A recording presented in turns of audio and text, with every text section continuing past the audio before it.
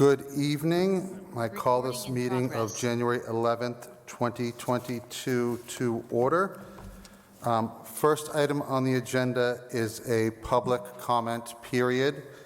The policy on the public comment period is available on our website. It allows the public to come in and discuss matters that are not on the agenda. This evening, we have a couple items that wish to be discussed. First, the swap shop. I see Fabia, would you like to, or I'm sorry, ma'am, yes. Please approach and we can talk about the swap shop.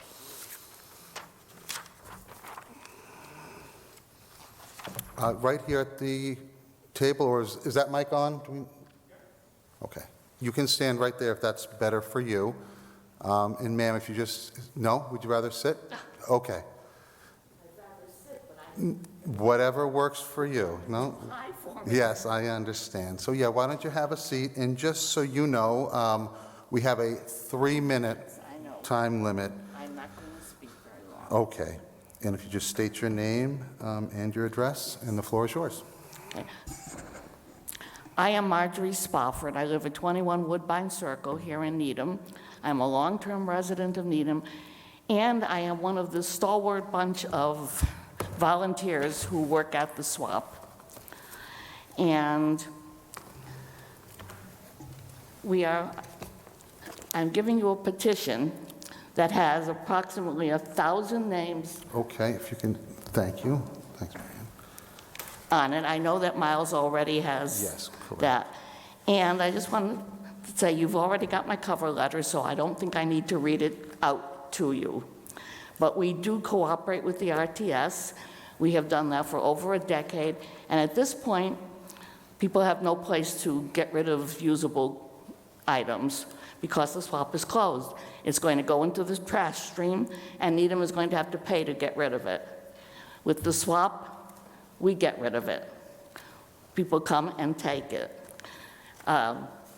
Teachers come, and lots of teachers come and get things for their classrooms, and the kids come and they go home with what they think is a new toy. People come. One of the things that I was really impressed with was a lot of people who are in need. They come there and they get things from the swap without the stigma of having to ask for charity.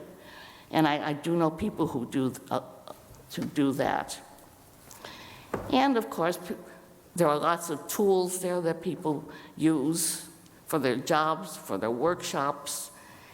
And of course, we get replacements for items that are broken. And if anybody happens to have a 4-pot coffee pot they don't want, I'm still looking. Okay. And in all these ways, and a whole lot more, we keep usable goods out of the trash stream, and we save Needham money. I thank you for your cooperation. Thank you very much. Appreciate your comments. Thank you. And we hope that we'll be able to stay open. Thank you. Fabia?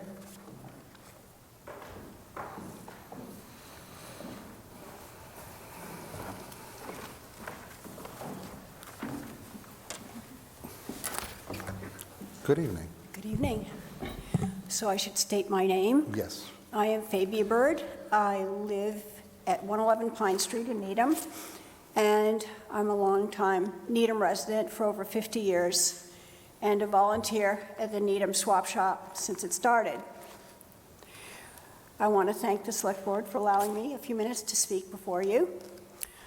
We have about 14 regular volunteers and about 8 alternates who donate their time to help the town recycle. I'm also submitting with my request letter a 2-page detailed outline of the activity and outreach of the swap shop, which we hope you will read. The request to Needham Select Board to reinstate Needham Swap Shop operation year-round. This year, town officials have decided on a new program to close the Needham Swap Shop for the 4 winter months, which eliminates 1/3 of our year-round activity and outreach. As many of you may not know, the swap shop is just as busy during the winter months as it is during the warmer months of the year. For 10 and a half years, we have worked successfully and cooperatively with the RTS during snow events. We have closed down when required for plowing or clearing of the RTS. In those cases, we might be closed for a total of 4 days out of the year, instead of closing down completely for 4 months. We are basically self-sufficient, shoveling our own sidewalk in front of the barn and areas of the parking lot, as well as putting down salt sand where needed for icy conditions. The need of the residents for reusable items is year-round. Recently, 2 residents have mentioned that they were relocating out of town and wanted to donate their household items and furniture to the swap shop for recycling. Unfortunately, we are not able to accommodate this need this year due to closure. Sadly, in many more cases, good items will be discarded in the trash instead of being recycled. Swap shop outreach is broad and helps many people. Not only do we recycle items locally to the Needham Community Council, Senior Center, Library, History Center, and town residents in general who are in need, we also recycle bikes citywide to Boston, to children in inner-city schools and low-income families whose children otherwise would not have a bike. Also, some bikes needing repair that we cannot use are recycled to Bikes Not Bombs, an organization which repairs bikes and donates locally as well as overseas to those in need. In addition, household articles from the swap shop have been shipped by Needham residents to relatives in several countries overseas. Items we can't use are also donated to Habitat for Humanity, an organization that builds houses for low-income families. The swap shop allows residents and volunteers to express kindness and generosity to others by donating needed items to meet the needs of others. This activity provides a psychological uplift to the Needham community and creates a happy town environment of sharing. We would like the Select Board to reconsider the 4-month winter closure of the swap shop and reinstate our full-time year-round operation. We have a full contingent of volunteers willing and available to staff the swap shop year-round. We would be happy to do it. Respectfully submitted, Fabia Bird. Fabia, thank you for your comments. We did, as you know, receive a recommendation earlier, but we'll take your comments under advisement, okay? Thank you. Next, to Joseph. Good evening, how are you? Good evening. I'm doing well. Yourself? Great. Just state your name and address for the record, please. My name is Joseph Barrios. I live at 20 Fisk Street, actually in Waltham, but I work at 29 Franklin Street, Needham Heights. And I come here today just as a man who works in a local retail store. We deal in some medical supplies as well. I have a lot of people who come in, immunocompromised patients, who are very concerned about the lack of a mask mandate for people coming into the retail area. You know, as a lot of us know, masks are more to protect other people from us than to protect us from other people. And we do get a lot of vocal people, anti-mask, anti-vax, not wearing a mask around somebody who has cancer, fibromyalgia, multiple sclerosis, AIDS, and it makes me fear for their safety and my own as an asthmatic. And so I just would like to push for a mask mandate in retail areas, indoors, with curbside obviously being a optional alternative, just for the safety of the general public. Thank you. Does your business currently have a mask required? Have they made that determination? I know Walgreens, for example, and CVS have that. So our company did not, Okay. and I have appealed to the I'm the union steward there, and I Okay. have appealed to the upper management, and they said it's not what the town mandates, and they don't want to move on it. And so I felt it was my responsibility to kind of move above them and see if I can push it at a higher level. Okay, thank you. The Board of Health is in charge of the the mandates and the mask mandate. I know they had a meeting on it. They are coming in this evening, and we will bring that topic up as we discuss it with them. But Okay. appreciate you coming in, and best of luck. Have a nice evening, okay? Thank you very Thank much. you so much.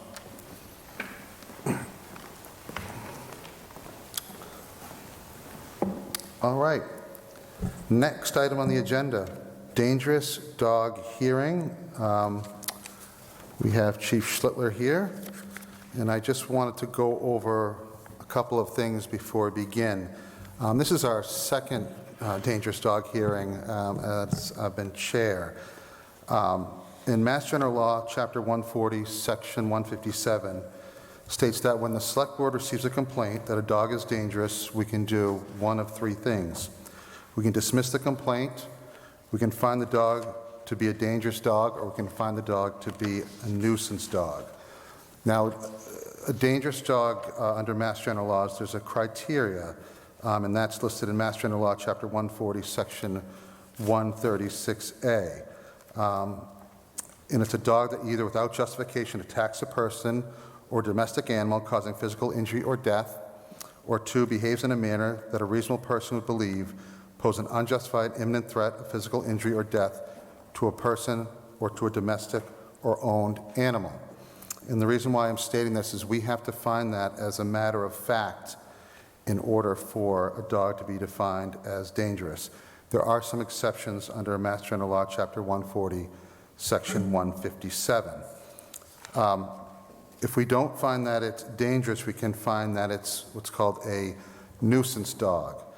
A nuisance dog is laid out in Mass General Law, Chapter 140, Section 136A, and it mainly speaks to barking, interference with persons' quiet enjoyment, or something that threatens attacked livestock. So it is a two-part process in this hearing. We first have to determine if the dog is a nuisance dog, a dangerous dog, or dismiss the complaint.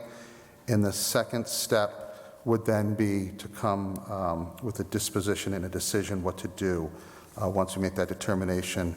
And again, those determinations are laid out under Mass General Law, and it gives us a list of what we can do, one being to euthanize the animal.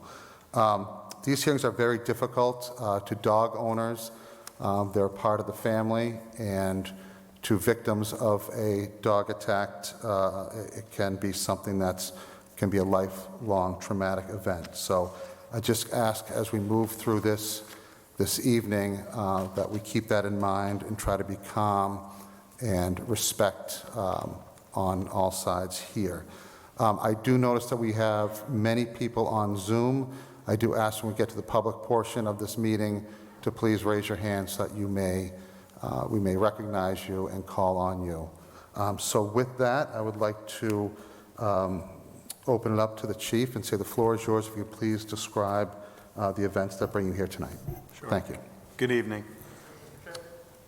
Yes, I'm sorry, Mr. Heat. Attorney Heat.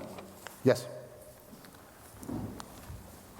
There is one procedural requirement that is unique to dog hearings, which is that the chair should swear in Okay. the complaining party. That's fine, thank you. So, raise your right hand, and we have just tell the truth, the whole truth, and nothing but the truth? So help you God? I do. Okay, thank you, you've been sworn in. Please proceed. Thank you. Mr. Chairman? Yes. Sorry to interrupt. I just want, is the dog owner present, either in the room or on Zoom? Yes, it's my understanding that they're here. Yes, thank you. Very good. Okay, thank you, Mr. Matthews. Please proceed.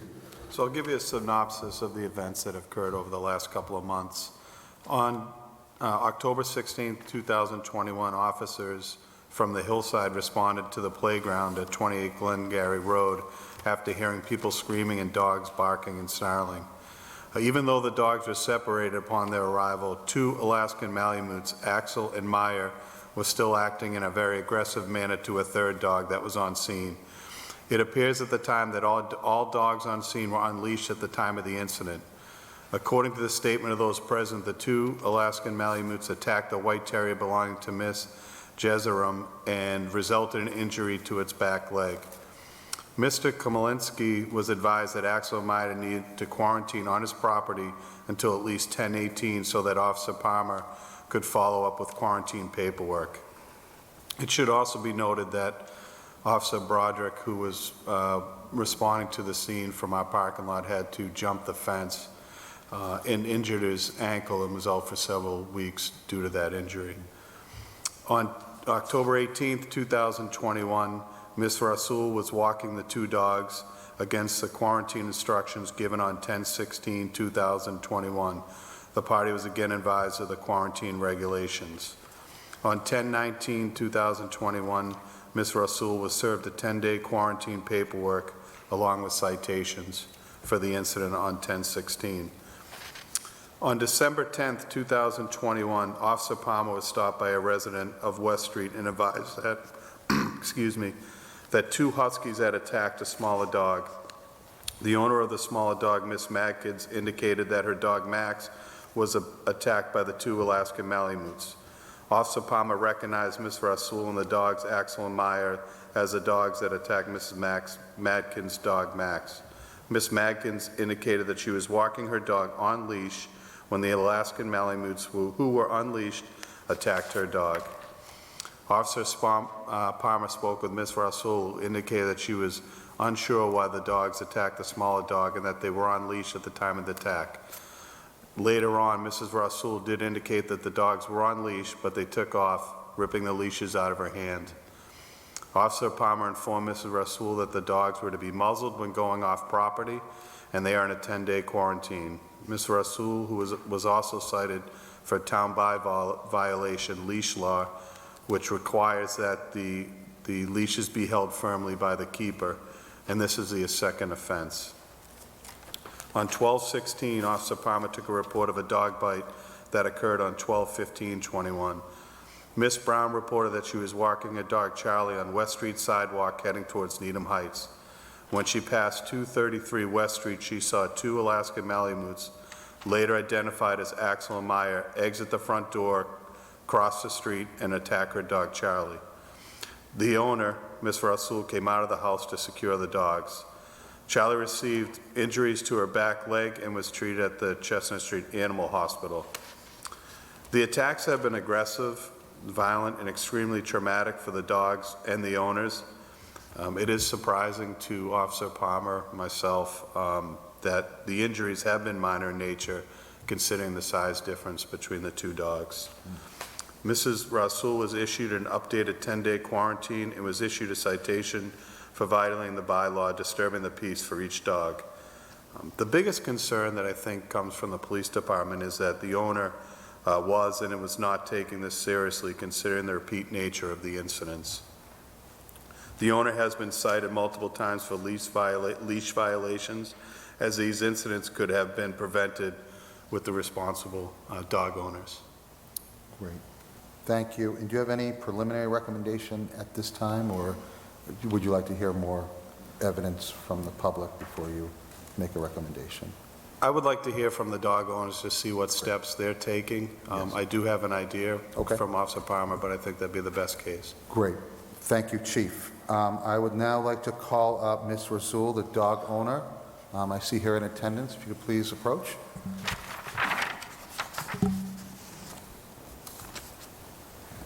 Good evening, Ms. Rasul.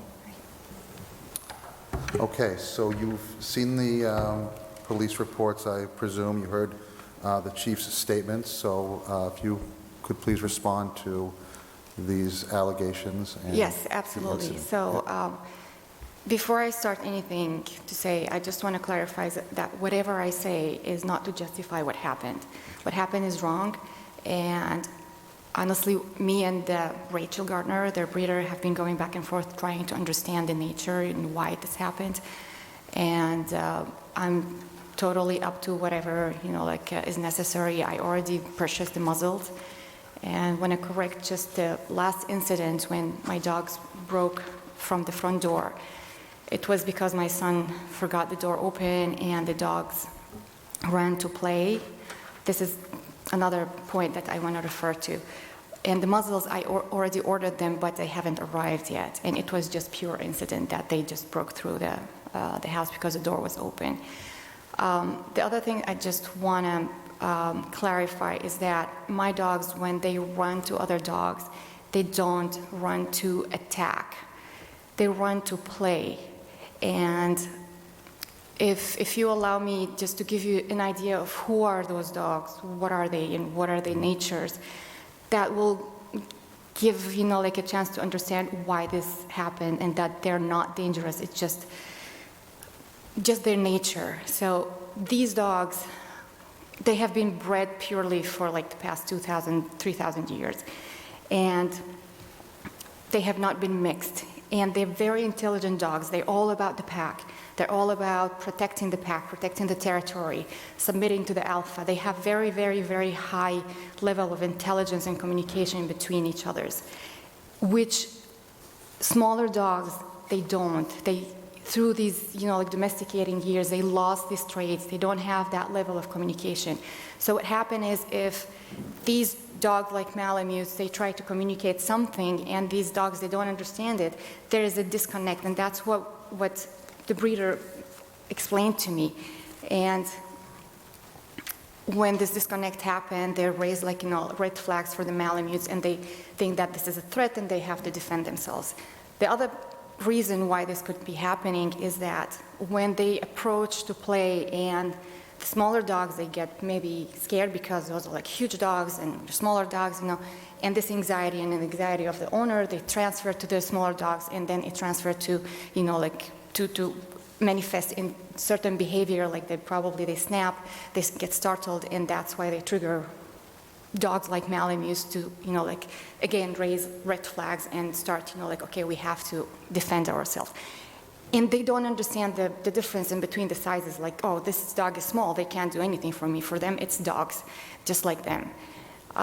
So I try to understand why this is happening, because Maya is really, really well trained.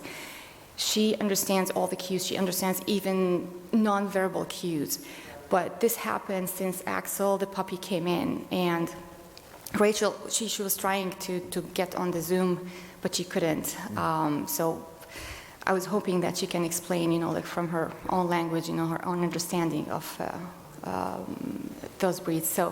So we kind of came to the conclusion that maybe Maya has been overprotective because we have a new puppy, we have a new addition to the pack, and she has to take a step over, you know, like to protect him. And when they both, you know, like she's teaching him how to play, how to behave, certain cues, and when these small dogs, they kind of, you know, like they don't behave or they don't understand, so, you know, like she kind of either wants to protect Axel, or I don't know what's happening. There is some disconnect that happens in that moment that we cannot see. And I myself, you know, like when the second incident in Hillside happened, and my dogs just, you know, like took off, you know, like from my hands, and they ran to play with the dog. So the owner was even saying, like, she was pleased, you know, like, oh, they're so cute, you know. And instantly, in a second, something that happened. So they don't go to attack. And that's what I'm trying to, you know, like, just clarify, that they're not dangerous, because I know that behavior has to be stopped, and I'm not taking them for walks anymore. And I understood that there's a pattern that, because Maya, before that, she was with us for 3 years, and we did not have any problem until the puppy came. And she goes to dog parks, and she plays for 2 hours, and nothing happens. She's very pleasant, she's very sweet, and I have my kids here, and kids who have, you know, like walk her, and a lot of kids that she's been with around, and, you know, like she's not dangerous. But it's just happening around those small dogs. That's this problem. Right, and I will just say before I open up, thank you, questions to the board, you know, under the Mass General Law definition of a dangerous dog, it is a dog without justification that attacks a person or domestic animal causing physical injury. So although to you might not deem it dangerous, this is the criteria that we must go by, and these are the facts presented in front of us that we must look at to make that determination. Yeah. With that, I'd like to open up to questions for the board, if there are any, before I go to public comment. Yeah. Mr. Matthews? Are the dogs registered now? Your dog's Yes. registered now? Yeah. Okay. And Vitaly Khmelnytsky is your spouse? No, he was my boyfriend, my ex-boyfriend. Okay. Yeah. But now, do you own the dogs together, Yes. or are these your No, dogs? those are my dogs. They're your dogs? Yeah. Okay. Okay. I think everyone can appreciate that people care about their dogs, and that's good. And dogs have personalities, and anybody that deals with them know. All right? But you don't get to blame other people or other people's dogs. Some dogs get along with everybody. Some dogs get along with some other dogs and some other people. And some other dogs don't get along with others at all. And a lot of things can happen by surprise, and people think they True. know, Very don't. true. Okay? The rules are really, really simple. We have about 11,000 houses in this town, most of them or homes, some of them, a lot of them reasonably close together, about 3,000 dogs. So we got a lot of dogs and a lot of people that care about them, and they're out on the streets, and they're in a lot of places where you wouldn't expect them. So the rules are very simple. You have to keep your dogs under control. You can fence your yard and let them out there, or there's some controlled place where it's licensed for them to go off leash, and that's the business of whoever's in charge of that place. But in the public spaces in Needham, if your dogs are out, they've got to be under a leash and under control at all times. Yeah. And you are responsible if there's a problem that comes out of I that. totally agree. And these problems, it escalates from here in terms of what the town government has to do if this continues. And it's not enough to say other people's dogs react this way and that. You must control your dogs and assure that these things don't happen again, or it will get worse. Thank you, Mr. Thank you. Matthews. Any discussion before we go to members of the public? Yeah, actually, Yes, some Mr. King. clarifying questions. You had Maya first, right? Yes. Okay. Which dog did the attacking? Because in the reports, both dogs are blamed, but only one is being pulled off, and one has blood on the mouth, and then, So we assume that Maya is the one that initiated the attack as protection for Axel, and Axel follows her as a puppy. okay, but who bit the other dogs? Who was pulled off? Oh, who bit? I don't know, because it was like, like the three of them, involved, and it was impossible to know which one, like the bit came from one. And could I make it just a comment? So you mentioned that you were surprised with how big those dogs are and how small those dogs are, and the injuries were very minor. And that actually goes back to the fact that it's a warning that what they do, they don't attack to kill, they attack to warn. But that, again, it's not justifying, but it's just, to explain your question. Okay. And Ms. Rizzo, as we move through the hearing, if you just address the comments to me instead of to anybody else, Oh, okay? okay, Thank sorry. you. You wouldn't know. This is probably your Sorry, first I didn't know. hearing. It's my And I first also don't time. want to be too intimidated, Yeah. but I know it's hard to go in Okay. front of a panel, but Okay. thank you. Is Alex altered? Sorry? Is he altered, fixed? Not yet, he's still 8 months. Yeah. Thank you. Ms. Cooley? And again, just trying to understand the environment here. Is your yard fenced My yard has invisible fence from the back, all from the back. in the back, but Yeah. not in the front? Not in the front, no. So if I understand, one of these incidents, it involved the dogs running across the street? Yeah, because the door was left open, because the door need to be replaced. It wasn't like shut down, like it was like defected, so I just replaced the door 2 days ago. And then the last question I have is, at this point in time, we don't have any incidents related to people? No. No. Correct. Okay, thank you. Thank you. Any further discussion? Okay. Mr. Nelson? Yes. Good evening. Good evening. Hey, everybody. Thank you for being here. I just had a question about the muzzles. I know you said that the muzzles were in the process of being delivered, and then that incident happened with running out the door. So since then, have they been muzzled, and what has the process been since that happened? Yes, since then, they have been muzzled and they have been walked by Evan Lubarski. He's right there, sitting there with his sister every day, muzzled. They put the muzzles and they walk them and they bring them back home. They're not going to Hillside anymore, just pass by, and of course, no off-leash. Okay, and then prior to, I guess, after the first incident, what, I guess, took as long as it did to get the muzzles between the first and the third? I just ordered them right away. So the incident happened, I think, on Saturday, and the third incident happened 3 days probably after. So they were just on the way being shipped, and I haven't delivered them. They haven't been delivered yet. They probably been delivered the same day or the day after. So the first incident I thought was October, and then the most recent one was December. Did I hear that wrong? There was two, I think, 6 days apart. Yeah. So there Oh, was- 6 days. 6 days apart, Okay. yeah. The last two I were thought- all both right. 6 days apart. Yeah, and I was, the police officer asked me to get the muzzles. They have to be muzzled on the second one. And then after 6 days happened the last incident. Okay, all right, thank you for that. Thank you, Mr. Noel. So your testimony is that between the second and third event, you had ordered the muzzles, they just had not arrived, is that? Yes, after the second incident, when I was ordered to get the muzzles, I ordered them, but they didn't arrive. And unfortunately, it happened before they arrived. Okay, thank you. Okay, this is a public hearing. Is there any member of the public who wishes to speak on this?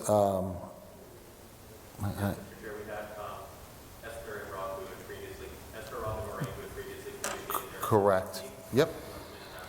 That would be terrific. Thank you, Miles. Okay.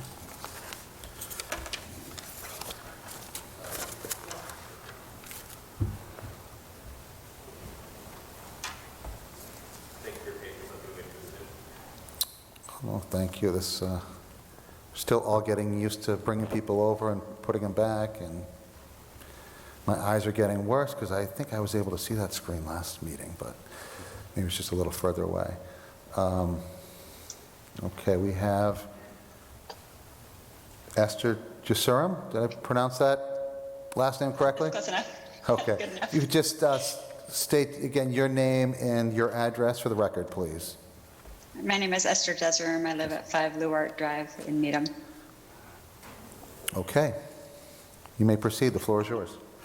So my dog Philly was attacked on October 16th, so that was the first reported incident. I've heard since then that there was actually a previous incident a few weeks before that that isn't on this docket, but it's definitely been a pattern. I will say that in support of the owner's testimony, Maya used to be, before Axel arrived, Maya was not an attacking dog. Maya would run to play, and my dog used to play with her.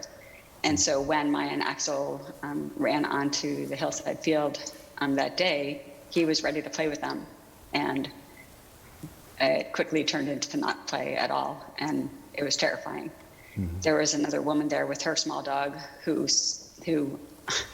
I heard the following week was very surprised to hear that my dog survived it. It didn't seem like warning. It was really terrifying, and since then, I can't walk my dog anywhere near West Street or Hillside. He's like 3 months after the fact, still terrified. Okay. I'm sorry. Thank you. Anything further? No, but I will say that I had been talking to Ms. Madkins, the owner of Max, and although it's not reported that the dogs have done any harm to people, she was pulled down by them when she picked up Max to protect him. They continued to attack and knocked her down. Okay. Thank you for that testimony. You're welcome.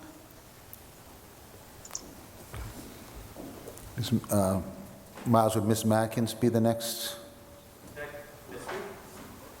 I have Miss Lisa Madkins under Rob O'Sullivan? I do have Rob. Okay, great.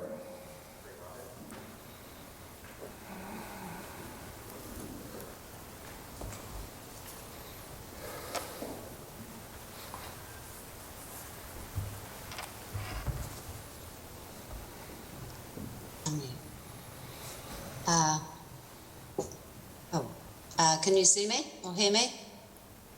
We can hear you, we can't yet see start with you. Sorry, yes. Sorry, yeah. Oh, hi there. How are you? Okay, Ms. Madkins, if you just state your name and address for the record?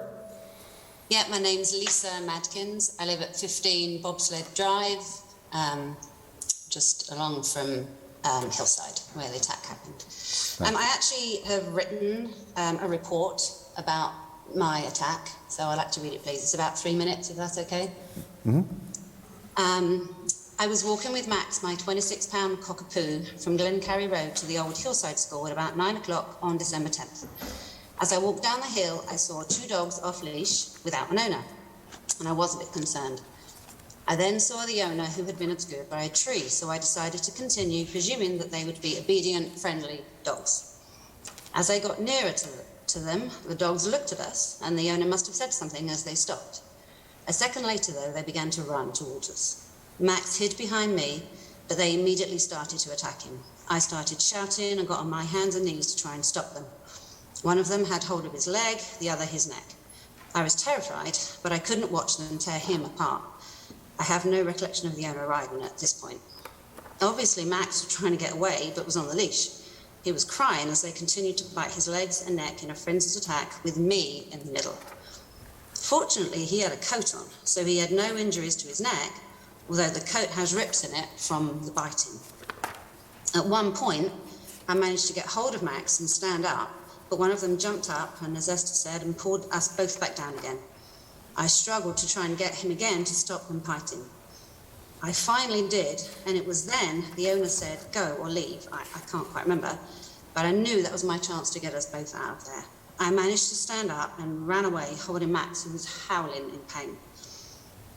When I saw the owner and the dogs were far enough away and they were leashed, I crouched down and put Max on the floor. He was shaking. I shouted to the owner and asked, who are you? The owner looked away but didn't answer, so I asked again, but got no response. She just walked towards the path that leads to Bobsled Drive, without even asking if Max or myself were okay.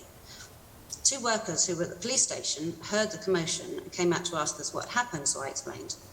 I called my husband to come and get us. I picked Max up and walked towards Glencarry Road again and placed Max on a wall of a house. He was visibly traumatized. After my husband turned up, the owners and dogs had walked back through Hillside and walked down Glencarry, obviously towards their house. My husband then went over to talk to the owner. She stated that the dogs were on the leash and they hadn't attacked before. She didn't, again, ask how Max or I were. While my husband was talking to her, a neighbour came out as he heard the commotion as well to see if we were okay. A police dog officer, Officer Palmer, then drove out of the station and spoke to me. He confirmed that he knew the dogs and the owner before, as they had attacked another dog a month or so before. And yeah, I think there was another one previous to that they didn't report. He also then spoke to the owner. I drove Max to the ER vets on Needham Street where he was examined. He had about 10 bite marks on his back legs, butt and tail. Fortunately, none of them needed stitches, but 2 of them needed a staple. He couldn't put any weight on his back left, which was where the worst bites were. I was really concerned he'd broken a bone or a tendon had been bitten or something. All day of Friday, he was shaking with the pain and trauma. By Saturday morning, though, when the meds had kicked in, Max managed to gingerly walk on the leg. The staples were taken out about 10 days later, and the wounds were completely healed about a week after that. Amazingly, no lasting physical damage was done, but again, Max now is very nervous around big dogs, and I would not go down to Hillside again. The vet bill was over $400, and at no point has the owner offered to pay this. Personally, I was and still am very traumatized by having to save Max from these 2 dogs. I can't walk down there or anywhere really near to Hillside for fear of seeing them. I had a very big cut on my right knee from kneeling on the concrete as I was scrabbling to try and get Max. And the sweatpants I was wearing had a massive hole in them too. And that my knee took about 3 weeks to heal, and it was really painful. So I had a lot of memories from it and trauma, to be honest. So that's my story. Right, okay, well, thank you very much for telling us about the incident from your own perspective, and I'm sorry about the lingering effects of this attack that it's had on you as well as your dog. It really has. Great, well, thank you for testifying. I know it's difficult, so we appreciate it. You're welcome. Is there Ms. Walsh?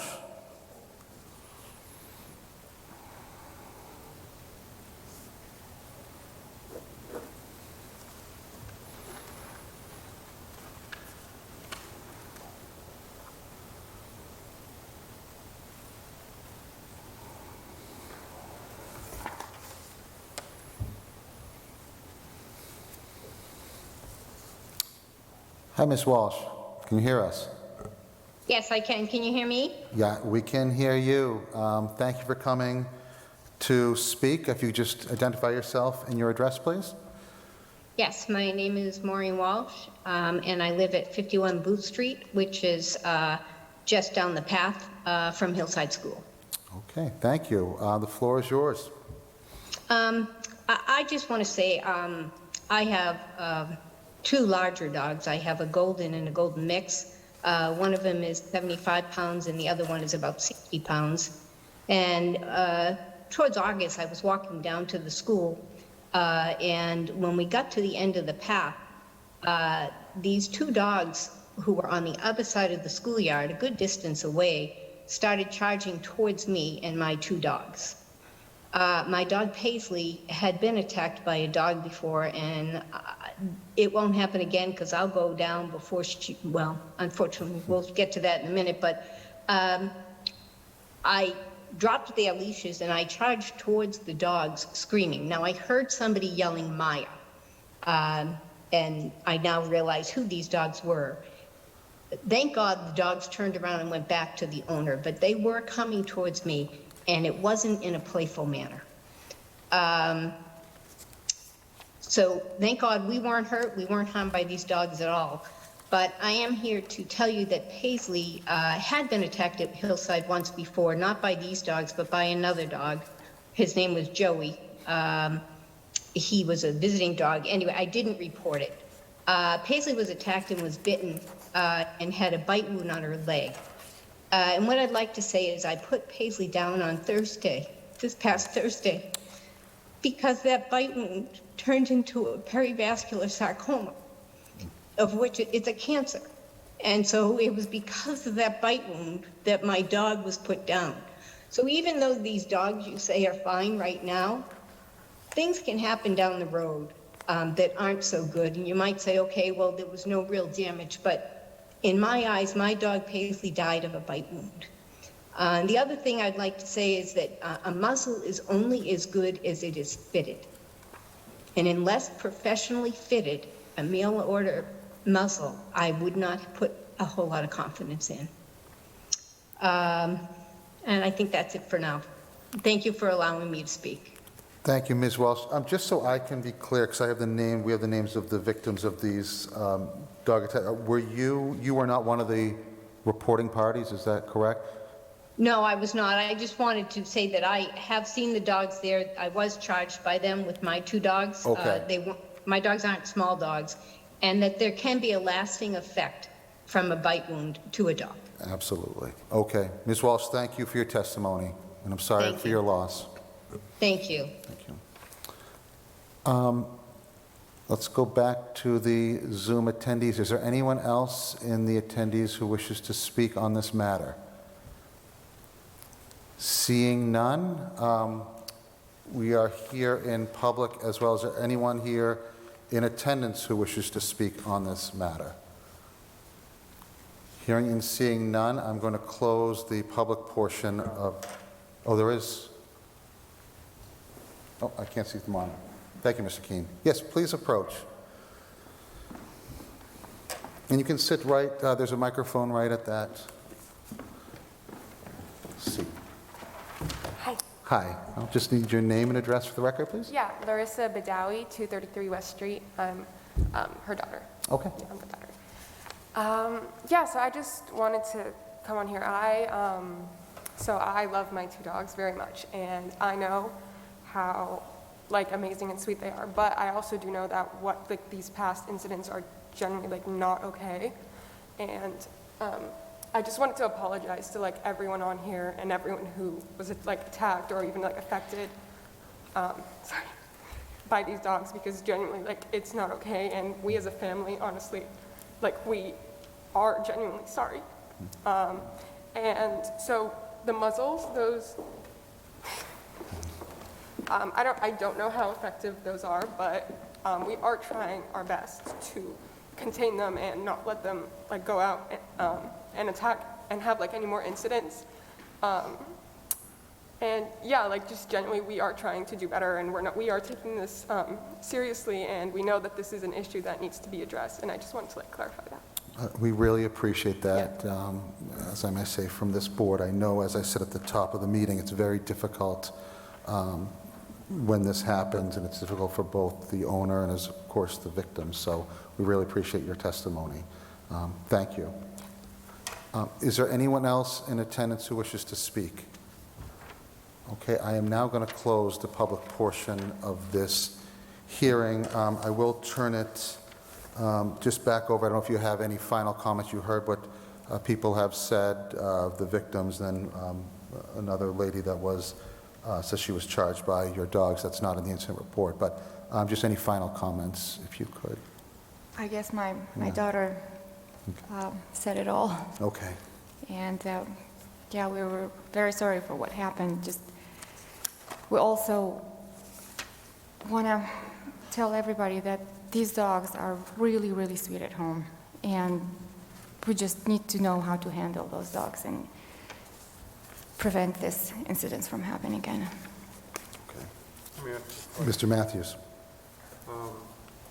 Do you think that it makes sense for you to try to keep both dogs, given some of these relationship issues that you've told us about? So I've talked to their breeder about this issue, and there has been a talk where I might find for Axel specifically a home, but she said I offered, to give her back to him, but give him back to her. But she does not have a space. She already has 6 dogs now, and she said it's going to be hard. Usually people, they look for puppies, small, 4 or 5 months. So it's going to be a little bit process. Or I've been contacting also a professional trainer for him, sending him for 2 weeks boot camp. Hopefully just, to control his reactivity, and we'll see if I couldn't find him a home, then at least he's trained, and we'll see the dynamics between him and Maya, how is it going, and we'll take it from there. But meanwhile, I'm not even walking them outside, they're just playing in the backyard together, and that's it. Thank you. Further discussion from the board? How old is Maya? Maya is 3, she's going to be 4 years in May. Were there instances before? No, until Axel came into the family, no. Further discussion? Just going to turn over to you, Chief. You've heard the testimony. You have cleared the reports that you summarized for us. What would be your recommendation at this time? Well, I've spoken with Officer Palmer, who is filling in for our animal control officer, but he does have an extensive background. He's a certified animal control officer, avid hunter, so he does have a lot of experience with animals. And he felt that it would be, if the dogs always be muzzled when off property, and then obviously the training, you mentioned the training, that some type of training be ongoing with both dogs. Obviously leashed if they were on property, that they be in a secured area. And obviously you indicated that you fixed the door, that was the issue. Yeah. But when I do look at this, I do, the one concern that I had, and we can sit here and say dogs, animals act a certain way, but a lot of this would have been prevented if the rules were followed in terms of being on leash and having the dogs controlled. True. And, there have been times in several reports that the dogs were always off leash. And a couple of times I saw them going by the window at the hillside. And, but, it's one of those things where, again, it's upon the dog owners to be responsible and to do the right thing, because as you could see, the impact that this has had on the other dog owners. And it's easy to say because they're bigger dogs and they're playing, but it's not that way to them.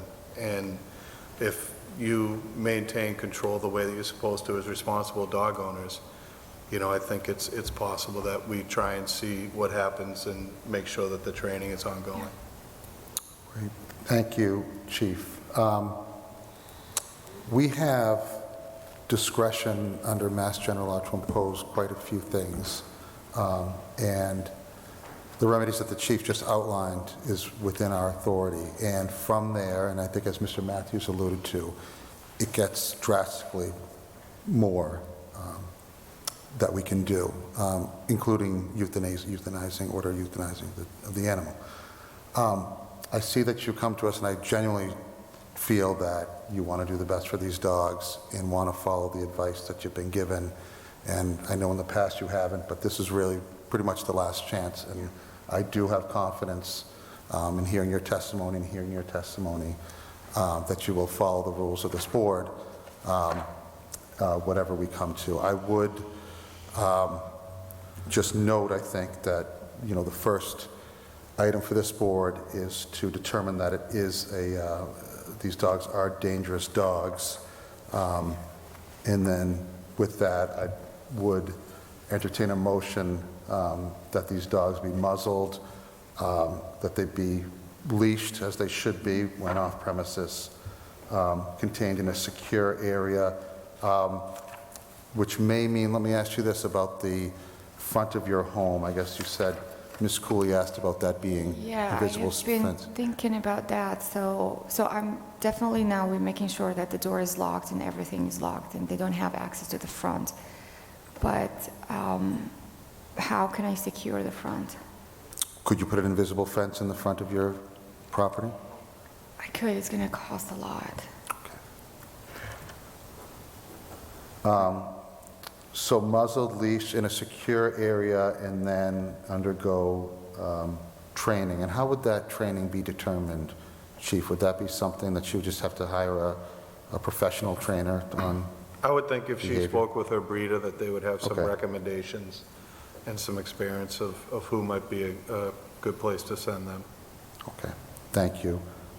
So is there a motion, then we can have a further discussion, is there a motion to determine, yes. Oh, Marcus? I can talk after the motion. Okay. That works. Yeah. Thank you. So is there a motion that we can determine that these dogs, Maya and Axel, residing at 233 West Street in Needham, are dangerous dogs? I'll offer that motion. Okay. Is there a second to that motion? Second. Okay. Discussion, Marcus? Yeah, so I just appreciate the testimonies from the owners and everyone else involved, and just know how serious this is and the emotional effect that it has on so many different people. And we as a board, as you know, take this very seriously and definitely sympathize and understand that as well. So when I'm thinking about the training portion, would it be of best interest to, give some kind of time limit, like a 2-week frame, to be able to reach out, talk to the breeder, and then come back to us and let us know, like, this has taken place, this is going to happen for 2 weeks, just so we're aware that strides are being made. With having the front an invisible fence being, rather expensive, I think the training kind of, going full speed with that and making sure that that is handled sooner than later would definitely feel a little better from my end. And then after that is being done, I think once the training has been completed and we feel like things are where they should be, kind of where to go from there is something that we'll determine, I believe. But I just feel like the training should happen sooner than later, and knowing that you're going to do your best and that this is the last straw. You know, I think coming to this point, coming before us, knowing how much you care about your dogs and how much, you know, we care about our community and your neighbors and fellow citizens that are here, and making sure that everyone feels safe to walk the streets over by where your dogs are and where you live. And as far as it, you know, being a trauma-filled situation for people and their experiences, doing the best that you can to, you know, rectify that and for us to kind of push forward and move forward with this. Great. Thank you for that, Mr. Nelson. As far as training and documentation, is that something someone would provide to the police and say, here, this has been accomplished? I will have Officer Palmer do regular check-ins with them every week or so, just to determine what stage they're at and what they're doing. Okay, great. I do contacted like a professional breeder already, and I'm waiting for his schedule just to free up. So he's gonna take Axel first for a whole week, and then he brings him back. Like he's gonna live on board like with him, 24-hour training, and then Maya is gonna follow. And then after that, we're gonna keep contacting him. You know, like he's gonna keep checking on us. You know, like to continue his training. So we're just waiting until his schedule frees up, so he can take, because he can't take more than 2-3 dogs at a time. Okay, and time is, as your time is of the essence, as quickly as you can do that for us. Yes. 2 points. One is training versus behaviorist. And I think you have a behavioral issue, not an issue with the dog needing clicking and not knowing where to sit.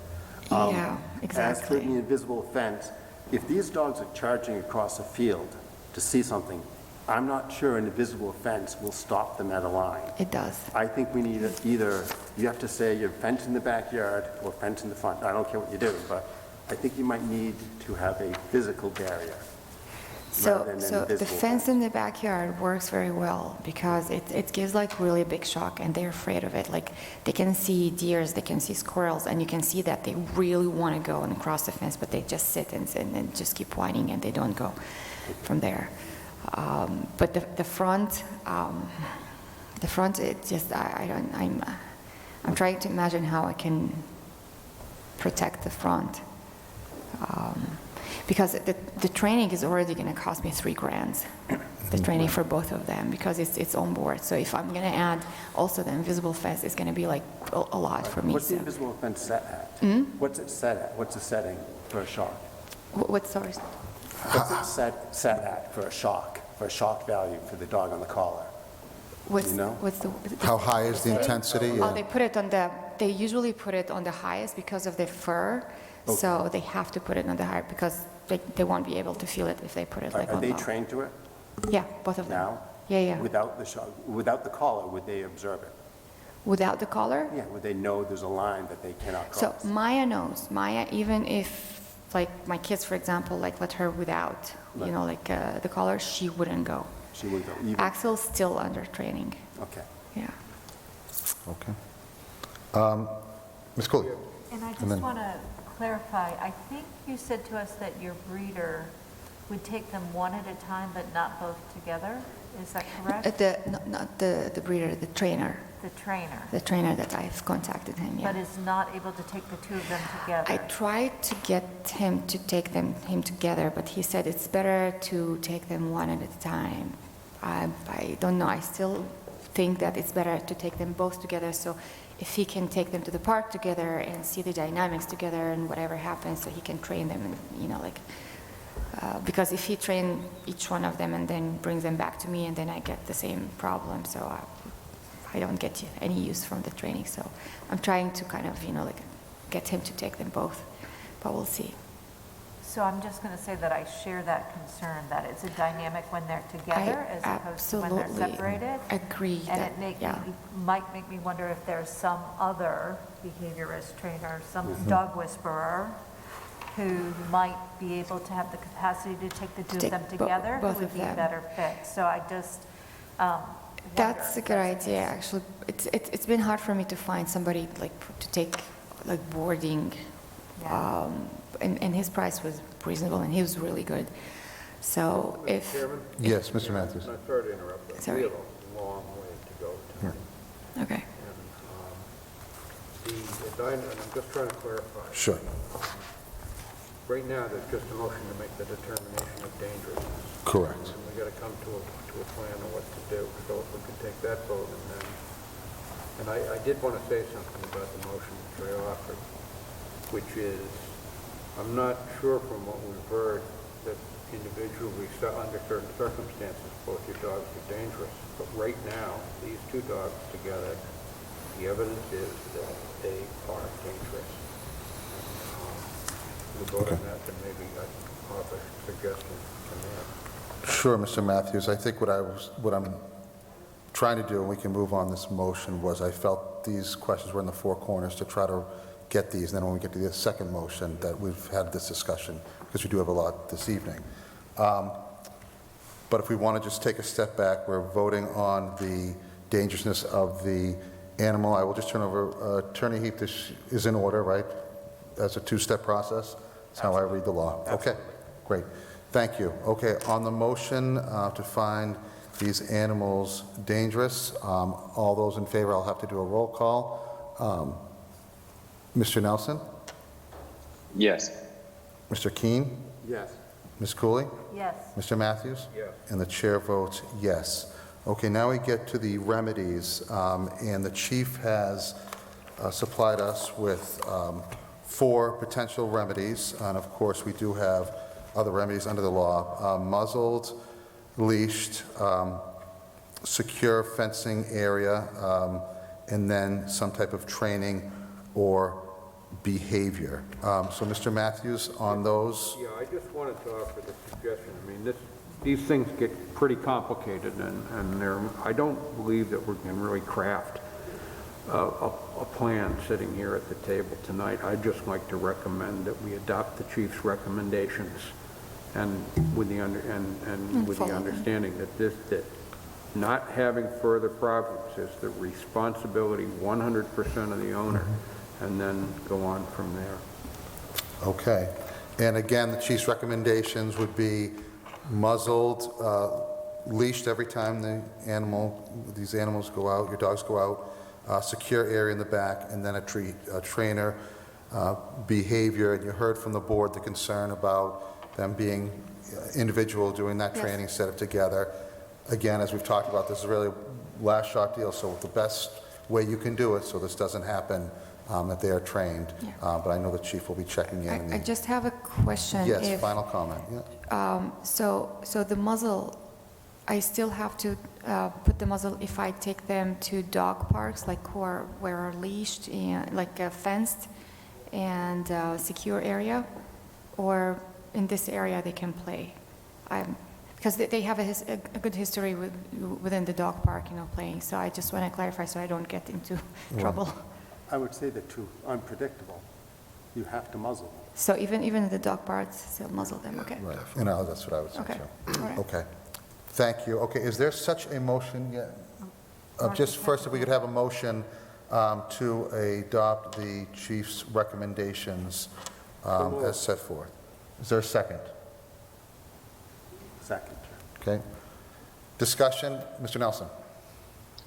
Yes, so with this being said, I just want to know if all of this happens and they follow the rules, but then we have another incident, what are we going to put in place to happen after that? I just want to make sure that the owners are clear what would happen next if we have this, some kind of incident after we agree to these terms. Right. Just so there's no, not a gray area, so they understand what the ramifications are. And I hope we don't have to get to them at all. But I just wanted everyone to kind of be aware. Right. So the owner would come again before this board in a similar hearing, and then the discussion would be about the remedy that could, again, be severe, including euthanasia of an animal. So that would be under our purview. And I think you've heard from this board in our discussion that we feel this is, the final straw here, and that anything, if this did happen again, it would be much harsher than we're trying to do this evening. Any further discussion? Yes. Mr. Keene, and then Ms. Cooley. This is your new life, and this kind of stinks. This is a lot you're doing for Axel, and I think you have a dynamic with 2 dogs. And if I were in your shoes, I think I would seriously consider rehoming Axel. but we'll do this. But this is going to be a lot for you to do for the rest of these dogs' lives. And, you know, you might want to ponder that. Thank you, Mr. Keene. Ms. Cooley? I was just going to say, I do agree that we should implement the chief's recommendations. I would just like to know what plan is finally decided when that's set. Fine. You can report back to this board, Chief. Thank you. Okay. We have a motion. We have a second. We come to the vote. Mr. Nelson? Aye. Mr. Keene? Yes. Ms. Cooley? Aye. Mr. Matthews? Aye. And the chair votes aye. So that has been disposed of with the following remedy. I know the chief will be checking in with you, and you can check in with the chief. We do wish you the best of luck going forward, okay? And we're sorry for this entire incident. Thank you. Thank you. Okay, next item on the agenda. Before we get to the COVID update, is there a motion for the appointments and the consent? So moved. Is there a second? Any discussion? Marcus? No. Do you want to vote? Yeah, for a vote. We have a motion, a second. Come to the vote, Marcus? Oh, sorry. I thought you No. wanted, sorry. I thought you had any questions. Yes. Kevin? Aye. Marianne? Aye. Dan? Aye. And the chair votes aye. Okay. Next item on the agenda, COVID update. Superintendent Kulikans? Okay. To McDonald, Tiffany Zeich. And I see Tiffany is joining us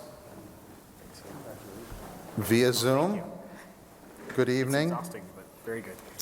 I was alerted, and how are you, Dan? Good evening. Good evening. Some good news. You know, we'd like to share some good news at this board. We try to do it once a meeting, so I'll tell you the good news tonight. And actually, Kevin brought it to our attention. Ellie Streeper, Needham High School senior, Boston Globe volleyball super team. Samantha Tam, Needham High School sophomore, Globe All-Scholastic in volleyball, and Noah Goldstein, junior, All-Scholastic boys soccer. So just And one good more. news to hear from. Yes, Tyler McNatt, thank you. cross country. Cross country, excellent. Yep. So great job with students, and congratulations to them. We have you here this evening to discuss COVID policy and update. And I see you have a presentation prepared.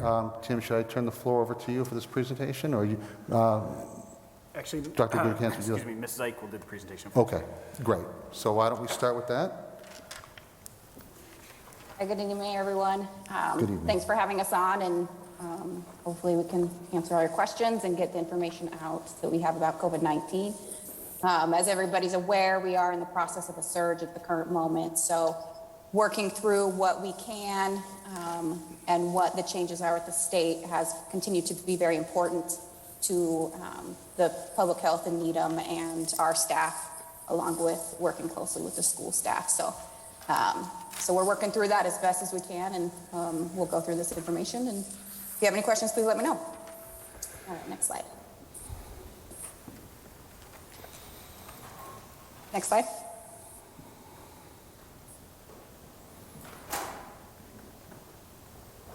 Oh, can you see that, Ms. Zeich? We can see it, but I see a Yep. red bar. Can you hear me? Yep, we can hear you, yep. Okay, Can you next see that? slide. Yeah, I can see it. I just Okay, am great. asking next slide, and it's not going anywhere. Oh, a little minor technical issue. Well, what would a meeting be without one? We'll just resolve. We're Oh, thank you. Okay, good, Mike? so- Okay. Continue. Perfect. Please. So most of this data is put together by our epidemiologist, Julie McCarthy, and we're so very grateful for her and her abilities and services. So as we go through this, just keep in mind that she's amazing. So in this, you can see we like to compare between the different towns just to see what's going on, what's happening. As you can tell, incident rate for everybody is increasing, percent positivity for everybody is increasing, and has been for the last few weeks, and will continue for hopefully only another couple weeks, but only time will tell. The communities with the little green masks are the ones that have a full mask mandate in their communities. So of the ones we look at, it's Boston, Brookline, and Newton. And then we have our fully vaccinated data, and as of 2 weeks ago, the state started providing us with the individuals that have boosters.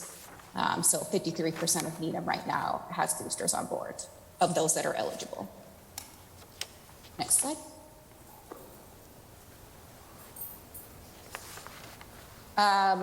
Here we have MA, Massachusetts percent positivity compared to Needham's percent positivity. Massachusetts is at a 15%. Needham is at a 9.8. We have never hit that percent yet since all of COVID, since 2020. So this is the first time we've gotten that high. You can tell our 3.95% was our highest previously. Over here, last December, I guess 2 years ago, December now, since it's 2022, was our highest peak was 3.95. Next slide. This is just our cases from November 15th through January. This is our daily caseload. November was pretty manageable, and then we hit December, and it's just skyrocketed from there. The state has reported that we can assume anybody after December 25th that gets positive is Omicron. So we're just assuming that that is the option with most people. Next slide. This is a breakdown that we do for ages within Needham and our positive cases. We do this one specifically breakdown to 5 to 11, 12 to 17, and 18 to 19, just to kind of give the school-age children, but also as far as the ages of vaccination rates that came available at certain times. So this is our case rate for December 15th through January 7th. Next slide. This is broken down by vaccination status for that same time period. Of the total 1,010, it comes out to be about 484-ish or something around that line of unvaccinated. So you have the unvaccinated that aren't eligible, you have the unvaccinated in children 5 to 11, and then you have the unvaccinated all other ages, and then our vaccinated cases were 527 in the rest of those. Next slide. This right here is our breakdown of vaccination rates within different age groups. So at the current moment, and the next slide is my favorite, but at the current moment, 5 to 11-year-olds within Needham, 81% of them are already vaccinated. And then you can see as it goes, 12 to 15-year-olds and on with the ages. And then the gray line is the boosters and what percentage of those age ranges have received a booster. Next slide. So right here, these are my favorites with the kid vaccinations. You can see that stark increase and sharp rise of the 5 to 11-year-olds fully vaccinated. And I'm very proud of the town of Needham for taking that on. There's been multiple partners, not only Needham Public Health, but also multiple different pharmacies and groups that have done vaccinations for these age groups that have gotten that so quickly. Next slide. Needham Public Health ourselves has done 4,144 vaccinations since October 1st of 2021. 800 of those were flu vaccines, and then the other 3,000 have been COVID-19 vaccines, with the large dose of first dose and second dose being our 5 to 11-year-olds that we have done, and then the 2,000 booster doses we have given, plus 120 additional doses, whether those be somebody for immunocompromised who needs a third dose, or somebody who needs their second dose or first dose still. Next slide. These are just the breakdowns of the boosters we've done in the different areas and communities that we have done. We continue to do them just about every Tuesday and every Friday. We're working with Olin College still to continue to provide clinics. And we just did another first dose clinic for 5 to 11-year-olds last weekend, and we'll do the second doses on the 29th, I do believe. So that's just a quick snapshot of the different places and how many times we've done some form of vaccination since October. Next slide, please. This is just the amount of states and towns and cities that we have provided vaccines to since October. We just like to notify people that, we aren't doing just Needham, and we're grateful to continue to help other communities and other groups as well get their vaccines on board. Next slide. So now we'll go into the state trends in cases and hospitalizations that we've been seeing based off the state data over the last little bit. So total cases versus total deaths, as you can see, the total cases are climbing. That's been total since June of 2020, but the total deaths are at a very slow increase, which is exactly what we hope to see with what's going on right now. Total deaths for the state, though, are at 20,106. Next slide. Massachusetts cases by age breakdown. You look over here at this, this little graph. It shows you the different ages and the different colors, but the table to the left also shows comparative from the 19th of December through the 5th of January comparative to around that same time frame last year and what they are. Last year, they weren't breaking it down by ages, so just anybody 19 and under, versus this year they are. Cases with the Omicron surge, this is not to be unexpected. This is what we're seeing nationally as well. So the case increases being seen all over. Next slide. Average age of the new cases versus deaths. So our cases since August of 2020, the average age has been around the 70 to 80-year-olds or older. And then our average cases within Massachusetts has been in the 30s. And that's pretty close to what we've seen in Needham as well with the mean average cases. This whole last at least 10 months has been in people in their 30s. Next slide. Then we have our total hospitalization rates by age comparative to this time last year. And it's a little bit different of a breakdown they do comparative to the cases. So you've got 0 to 11, 12 to 17, and that's, again, based off of the vaccination rate that they've done and when people were given. And so you can see that that has increased and will probably continue to increase over the next couple of weeks as well. I think there might be one more slide. And then closer look at hospitalization rates in 19 and under. So you can see all of them have had a stark increase over the last little couple weeks, and they will continue to increase. The goal, the state is going to start putting out a report about primary infection versus secondary infection. So those who come in with COVID and are admitted because of COVID versus those who come in for another reason and are found to have COVID. And so that data we look forward to because that will kind of tell us how severe the COVID is within Massachusetts and what we're seeing on that trend. I believe that's the last one. Oh, just kidding. This is just taken off the state website. This is the most important to me is on the right side of this, the percentage of fully vaccinated individuals that have received cases. So 3.5% of all people vaccinated in the state of Massachusetts have come down with COVID. Hospitalizations among those cases goes down to 0.08%, and deaths among vaccinated cases goes down to 0.02%. That hasn't changed over the last 2 weeks, and that's the number that we want to see remain very low or stay steady and don't increase, so we'll continue to monitor that over time. Next slide. This is the cases, it's that same information, just in a different view. You'll see the graph and the percentage of cases is going up at a starker rate comparative to the deaths and the hospitalizations of the vaccinated cases. Next slide. And then the vaccinated individuals and hospitalizations.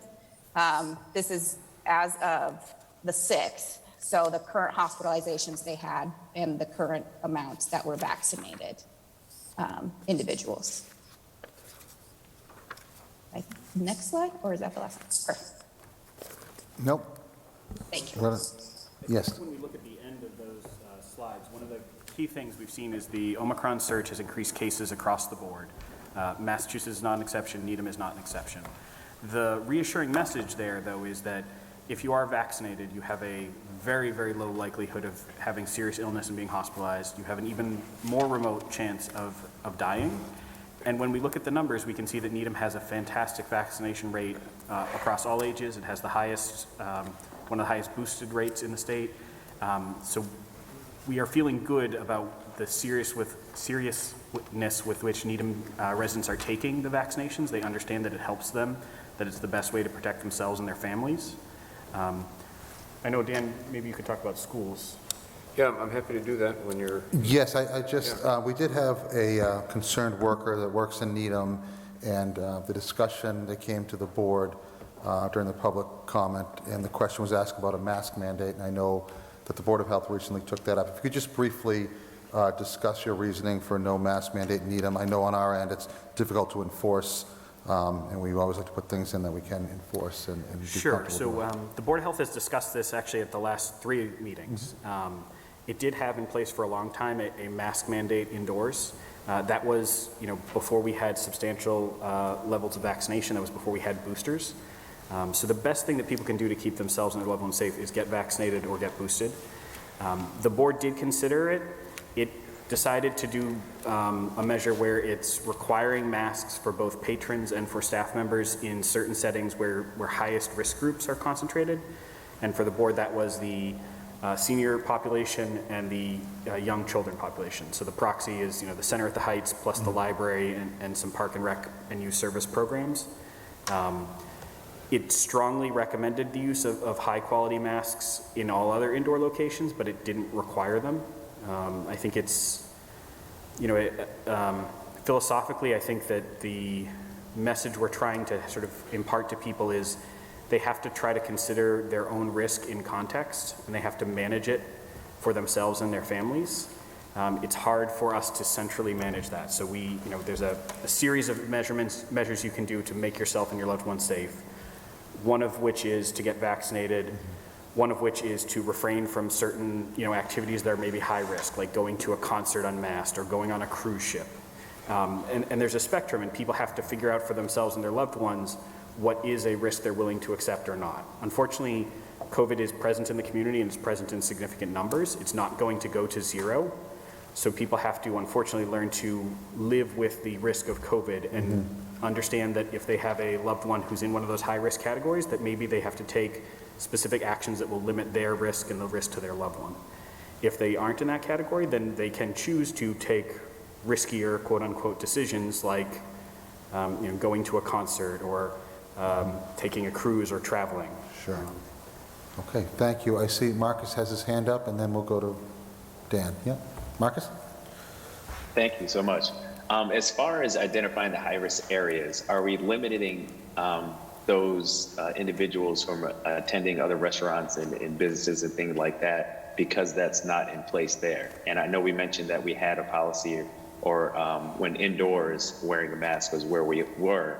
Now during this surge, I guess what is the, besides, I know you said about being able to enforce it is definitely something that's a problematic. But if we were able to have it before, now we're in the middle of a surge, what is the biggest knock against doing that and not limiting people from where they can go in that sense? Just wanted to throw that out there. Sure. So the volume of cases right now is a little bit like standing under a tsunami, but we have not seen indoor dining be a driver of transmission in the community. I think people have to sort of understand and conceptualize their own risk. This is my first week back from parental leave. I have a new baby, and my wife and I are not indoor dining because he's not eligible for vaccination, and we're making choices to make sure we protect him. But other people, especially if they're fully vaccinated and boosted, could make a choice to do indoor dining, and there is a risk, but it's a fairly manageable one. I think the Board of Health made a policy choice to not require it. There's a couple different arguments on both sides, and the board did talk about it, as I said, in November, December, and actually last week, and it's going to talk about it again at its meeting next week on January 20th. The challenge with enforcement is one of them.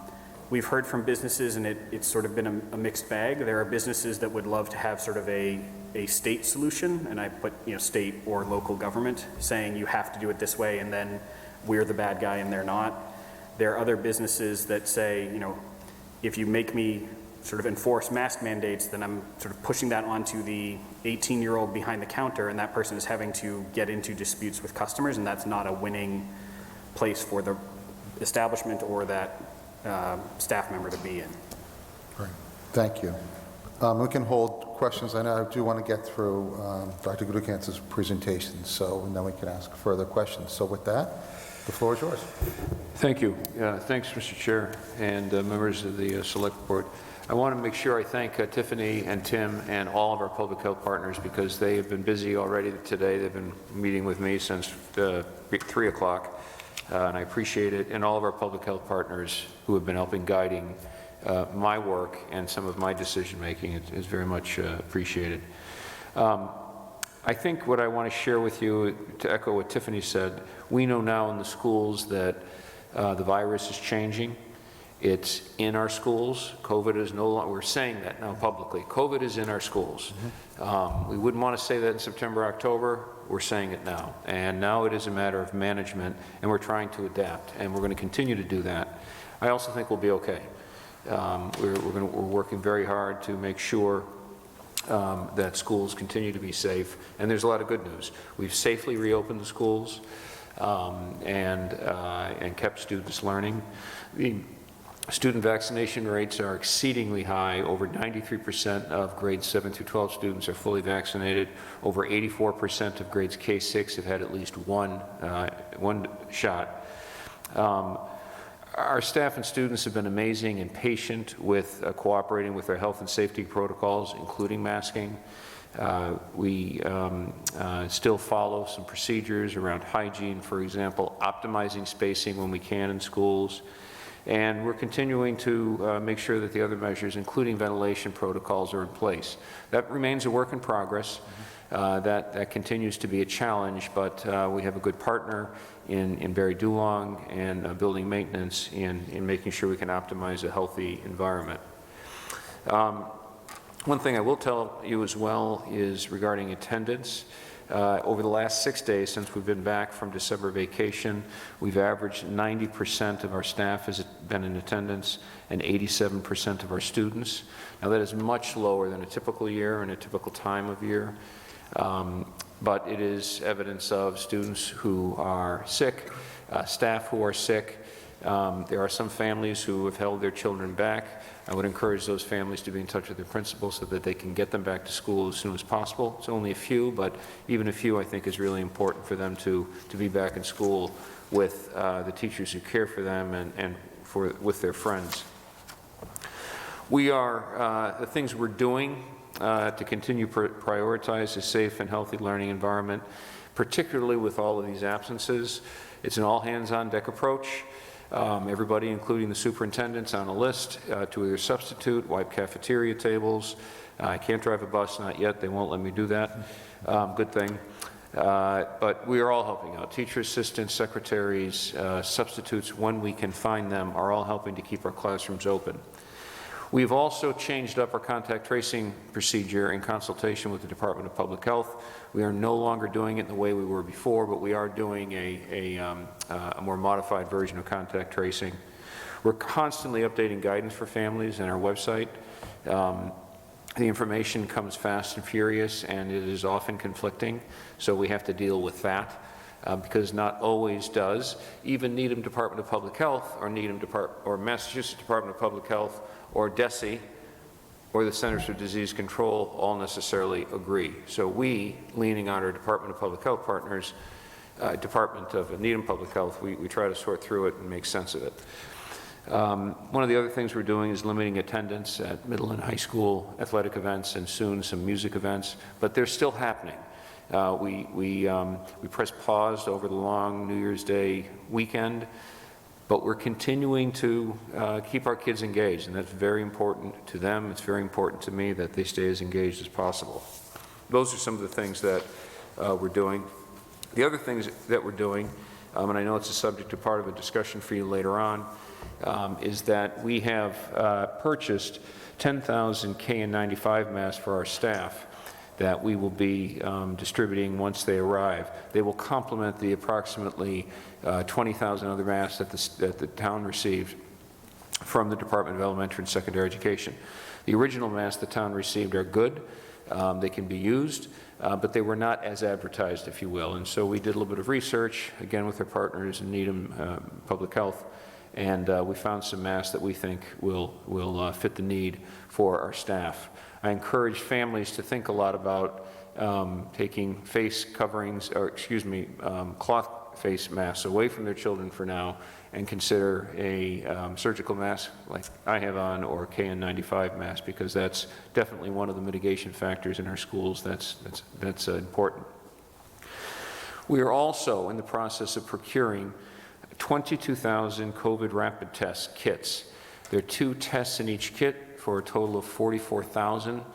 And the big idea here is that we want to put these tests into the hands of staff and families for at least 4 reasons. Provide them with a health resource that is increasingly scarce, strengthen our prevention efforts in the schools, aid in the identification of positive cases, and finally build confidence during a time of uncertainty and when frankly many families feel that things are out of their control. We want to put, if you will, the solution into the hands of people who can take action with it. Now this is a big lift. It's an expensive lift. And in working with the town manager, she's identified that there can be some federal COVID funds that could go toward this purchase. Now, I heard on the news earlier today, I have not heard the entire story, the governor is also purchasing test kits. So I don't know which will come first. I don't know exactly what will happen there. And do these mean that we can downsize our order? Does it mean we'll get our order first and those tests in the state will go elsewhere? I don't know. We will find out.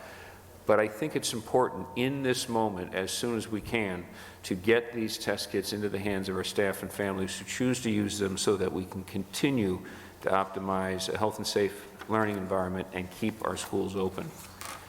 Lastly, regardless of testing and protocols and guidance and CDC and everything else, what I try to tell families and staff, the bottom line is if you feel sick, stay home. Because no amount of testing or distancing or masking or any other protocol is going to work if people can't pay attention to that simple piece of advice. You're sick, stay home in this moment. As far as your child is concerned and your student, we will take care of them. They will be okay. I know when my 3 daughters who are grown now were little and the 5th grader had to miss a recital, or the 7th grader a big affair at school, it was the end of the world. And the things ended. Things didn't end. They still had their friends. They still had the teachers who cared for them, and we took care of them. And we will do the same thing if your child has to be home for a period of time. Lastly, I just want folks and families and staff and students to recognize our nurses are working overtime just as public health nurses are, and to be patient and understanding with all of these changes and with the people who are trying to implement them as we go through this. So with that, Mr. Chair, I'm happy to try to answer any questions. Thank you very much, and I do want to thank you, Dan. Well, first I want to thank you for the snow day the other day, and my kids want to thank you, and all the kids want to thank you that it wasn't put on Zoom. So that was an easy one. That was an easy one. I know. That was easy and early. The town manager called me like 4 or 5 times and said, make this decision, make this decision. Yes, that was great. You know, this, in all seriousness, you've done such a great job. You look around the Commonwealth, you look around the country, and getting children back to school has been a struggle for so many communities. And I know you have a great relationship with the unions and the teachers, and I think that team effort in the town has really paid off, and I know the children are happy to be back in school because it's so important for them. Our teachers and administrators, secretaries, nutrition service workers, van drivers, custodians, the IT workers, without their collaborative efforts, we would not be where we are. They're the ones who've really made this work, along with, of course, our students and our families. But it's been a true team effort, and that's really where it's been happening with our staff. Right, and I think, yeah, kudos to everyone involved. You know, with this, and we've touched on it as we've gotten updates, there's so much fear, there's emotion, right, and everyone has an opinion on where this is going, what you should be doing, what you shouldn't be doing. Tim, I like how you said about risk, you kind of to manage your own risk, and we will see what happens as we move forward. And, the admission, it is in our schools, and we just have to, I think, we have to live with it and figure out the best way to live with it and keep moving on while protecting the very young who are not vaccinated, and of course, the elderly as well. So the governor did come up with some guidance today, and maybe Timmy can speak to it a little better than I can, but I guess from the gist that I watched and heard was that the instant test, the home test can be used, and he's really saying to people, you don't need to get that second PCR test to confirm that you have it, and it's actually, people are standing in lines who need it, actually probably do need it instead of just a confirmation or just to get back to work. So I think his reliance on the home test puts kind of another, reason maybe that it might be a wise decision to start ordering these home tests if that's going to be a standard as we move forward. But of course, the ultimate one is, if you, like you said, if you don't feel well, stay at home. There was a lot there. I know there's a lot of questions or discussion. I see Marcus. Question? Yes, thank you. And thank you, Tim and Dan and everyone else involved to, doing what we can to keep the kids in our community safe in that aspect. I just wanted to go back to Dan's point about the timeline, or not sure about the timeline, about the 44,000 tests that may be coming, the at-home tests, and what's coming from the governor. I would just say, in lieu of that and talking about risk, where are we with, hold on, as far as testing in schools, the pool testing and things like that, if it is going to be a longer wait for those at-home kits, what would we be doing, I guess, to do in place of that as far as risk is concerned, and testing more often? Is that on the table? I'm sure it's been talked about, but just kind of where we are with that.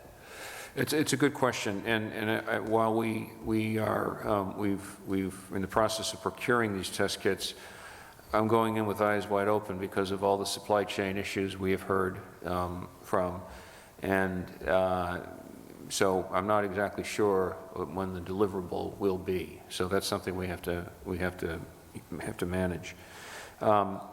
Regarding pool testing, we continue. That is a tool that can be out there. We've opted not to do surveillance testing, and as Kathleen Ward-Brown on the Board of Health has suggested, that surveillance testing in a time of such a presence of COVID in the community does not make sense. The other reality, though, is that even a practical reality, even if we decided tonight that CIC, which is the health partner that the state has assigned us to do our test and stay program, which I did not speak about tonight because there are a lot of details, but we are involved with a program to keep kids in school if someone is a close contact to someone who's tested positive, and that's been hugely successful. That contractor, if we decided tonight to implement pool testing, said that it will be 4 weeks before we get supplies and we get up and running.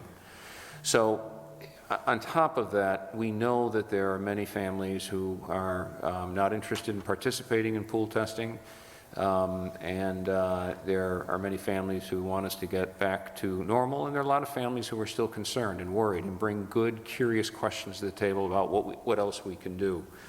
So I don't think that pool testing is an option in this moment. I, of course, worry about the participation, which has been not as high as it could be in some of our neighboring communities. Some have had better luck than others. I think we have to double down on the measures that we've been taking in the schools to ensure kids, and kids are great about wearing their masks. They're great about washing their hands. They're great about optimizing spacing when it's possible. It's not like it was last year. So we'll continue to do those things and hope and work to get those tests in the hands of staff and families as soon as possible. Great, thank you. Discussion? So just a follow-up to that. Yes, Marcus? Yep. Yeah, as far as other communities in which you've heard about people for pool testing and not opting into it, and from the school that I'm at and other schools, the testing is done on site, correct? Yes. And if it's done there, have families been opting out or choosing just not to participate in that? That's been pretty high. And that's what you're hearing from other communities? So just real quickly, that in order to participate in the state program, there are three aspects of the state program. Needham has chosen to participate in Test and Stay, test kids in school who may be a close contact, and keep them in school if they're healthy. The other program is diagnostic. A child feels sick in school and goes to the nurse to get a test. We opted not to do that. If you're sick, stay home. Or if you become sick, go home. That's what we've decided to do. Surveillance testing, you're right, is on a certain day of the week, students are brought down to the office and tested and then sent on their way. In all three cases, families had to sign one consent form in order to participate. And so, around us, and including in Needham, the consent rates are very high because families wanted to participate in Test and Stay. They wanted their kids to stay in school. However, some of those families who have signed for that don't want surveillance testing, so we'd have to go through a different process now to exclude them. I know that there are communities, and families have heard, there are communities that have high consent rates, and they're equating that with high participation rate, but that's not the case. You know, a good example is next door in Dedham. The Dedham Public Schools have a very high consent rate of over 80%. The same is true in the Newton Public Schools. But the actual participation rate on any given day for testing, in Dedham most recently, it was 44% of eligible participants, of eligible students participated. The same is true in the Newton Public Schools, a high consent rate of 85%. However, the last week in December, about 45% took a test. So that's the other part of this factor around surveillance testing. What information are you really getting that's actionable because you know that maybe the child sitting next to you is not participating in testing? That gets long and convoluted, and I have to defer to this gentleman to explain some of the intricacies of it, but that's the piece that I understand right now. Right, and I know you've had a long discussion, both the school committee and with the health department on this, and you've come to a conclusion that, to me, it makes sense in how you're proceeding. I don't know if you want to add anything on this, Tim, before. I think just briefly, we did believe that Test and Stay was the best use of resources to do what we thought was the most important thing, which is keep as many kids in school as possible, safely. One of the challenges is that when you're thinking about pooled testing, if you have a very low rate in the community, which we had in the summer and in the early fall, you are liable to get a lot of false positives. When you have a very high rate, like we have now, every pool will come back positive, and you'll have to do reflex testing and reflex testing and reflex testing. So essentially, you will have to almost test individual samples. One of the ways pool testing works is you put 20 people, and if you have manageable rates, only one of the 20 might come back positive, and then you quickly figure out who the one is, and that person can, isolate. But when you have such high rates in the community, every pool will come back positive. And you're managing then all those students. You have to pull them out of class. You have to test them again. Now, some schools, I know of a local private school, is creating pools of 2. But the state program does not allow you to do that because that's very expensive to create a pool of 2. You're essentially doing testing for that individual. Put another way. State wants pools that are larger because it's more cost effective. The last thing that some folks believe that because it's a state program, everything is provided. That is mostly true, but there is the management from principals, secretaries, nurses, and teachers to help organize the students because the contractors don't know the students, they don't manage them, they don't line them up, and they don't get them prepared for that. Natick Public Schools, recently the National Guard had to be deployed because they had so many positive pools. Well, there are only so many National Guardsmen to go around in the Commonwealth. I think personally it's a program that I know local superintendents are talking about putting aside, just given the scale of it and the enormity and challenges. Great. Thank you. Discussion? Yeah, Kevin. Thank you, everybody. Appreciate it. Thanks, Mark. Thanks, Marcus. 3 quick points. On the purchase 22,000 test kits, are you going to put in a mechanism so that people can report the results? Some cities are doing it that you call a hotline or something like that to report your results. And then the other question is, if you're not going to, can you track results that way? And then I'm also sensing, I'm hearing this from a lot of people, that with Omicron, the goalposts are moving. So Department of Health, what's the game plan? What can you tell people to how we're going to fight this? And it's interesting to hear about the masks, the KN95s, But like Joseph at the beginning of the meeting in public comments made a good point that retailers and businesses want leadership from the town. So we kind of need to do something, either masks are going to work great in the schools and we're getting how many thousand, 10,000.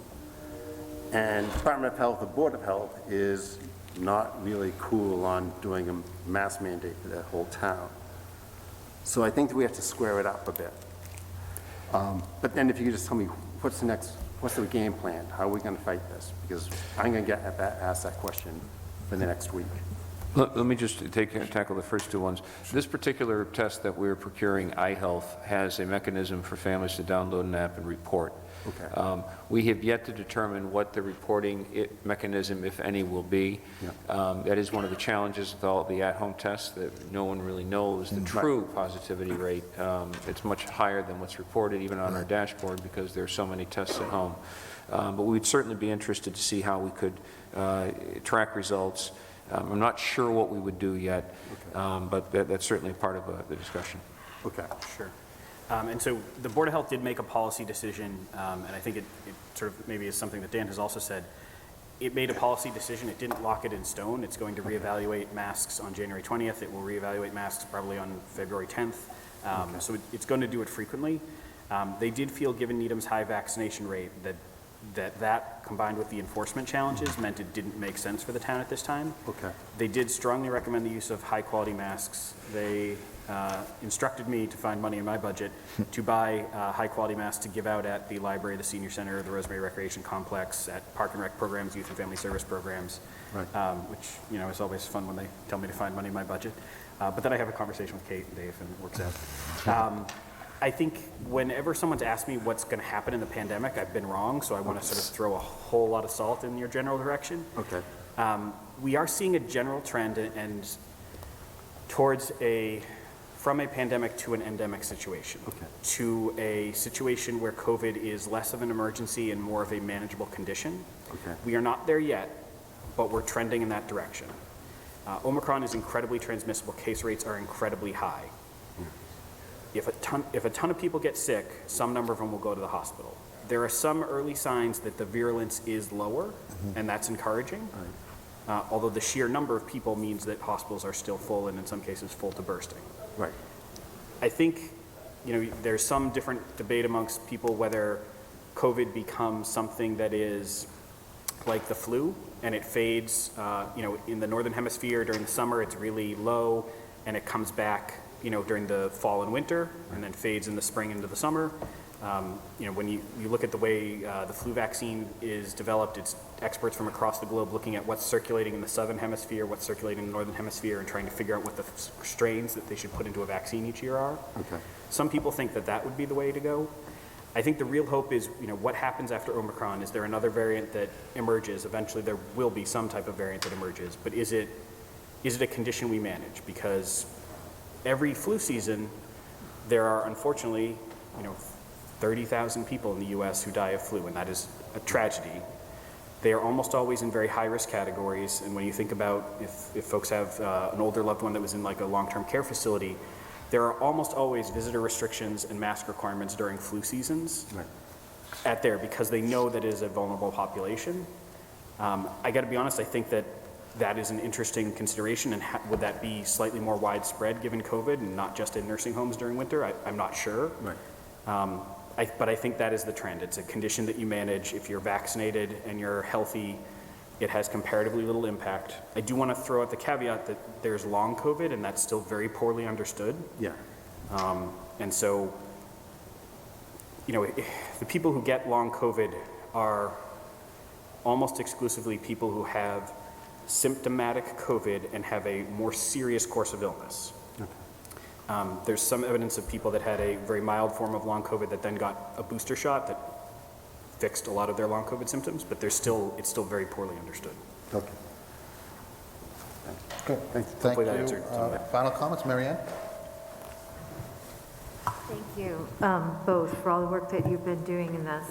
I just want to check my understanding of several things. Tim, in your slides, we had a couple of different pieces of data on different places.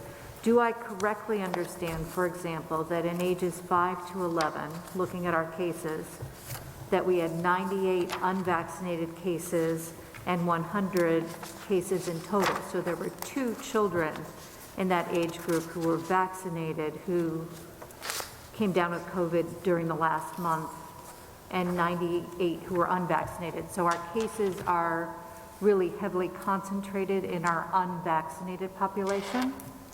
So I might defer this to Tiffany. Yeah, I can speak to that. Tiffany, yep.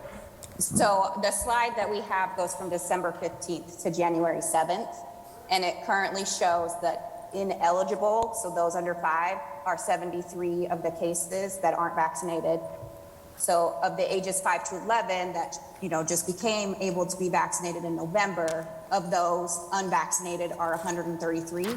And then all other unvaccinated cases we had in those days were 278. So a total of those are about 484 unvaccinated cases. Now all of the data I presented today has to definitely be taken with a grain of salt, because with home tests, we don't know the full positivity rate and the full case rate within Needham. With the vaccination status and the case numbers we have, there are 2 different systems that try to talk to each other and pull from one to the other. And it's not perfect and it doesn't work. So whether or not these are actual full amounts of unvaccinated, or if some of these actually are vaccinated, we don't fully know, because the case rate is so high right now at 1,000, we don't have time to go through each one and check their vaccination status. So take it kind of as it is. But currently, unvaccinated ages 5 to 11, we show 133 cases from December 15th to January 7th. Okay, my apologies. I was using the data in our packet, not the data that you displayed. So, okay. Dan, can you help me understand the 10,000 KN95s, which I do think is a great purchase? What is your plan for how those will be deployed? So a couple things. First of all, the masks themselves, if they're properly used, can be used more than once. That's one thing. They come in packs of 5, and our intent, as we are doing with the masks that we receive from the state, we're distributing them as needed. Now, this comes down to some personal choice here. Some folks are like, nope, I'm all covered, I've got my own, and this is what I want to wear, this is what I got off of Amazon, or what was recommended to me by my physician. And there's some face coverings, that's the Ravi face coverings, that's what they want, that they're all set. So they'll be available to staff. I think we'll have enough, especially including the supply that we have to get through the year. And if we need to get some more, we'll get some more. And remind me of the total number of staff. I didn't go back and dig out that number. 1,042, 1,052. So roughly, I think roughly that comes down to maybe like 1 a week for each staff member. It does. It does. Looked at it on that basis, right? We know, though, that when we distributed the KN95s we received from the state, that, maybe a third have been picked up so far. So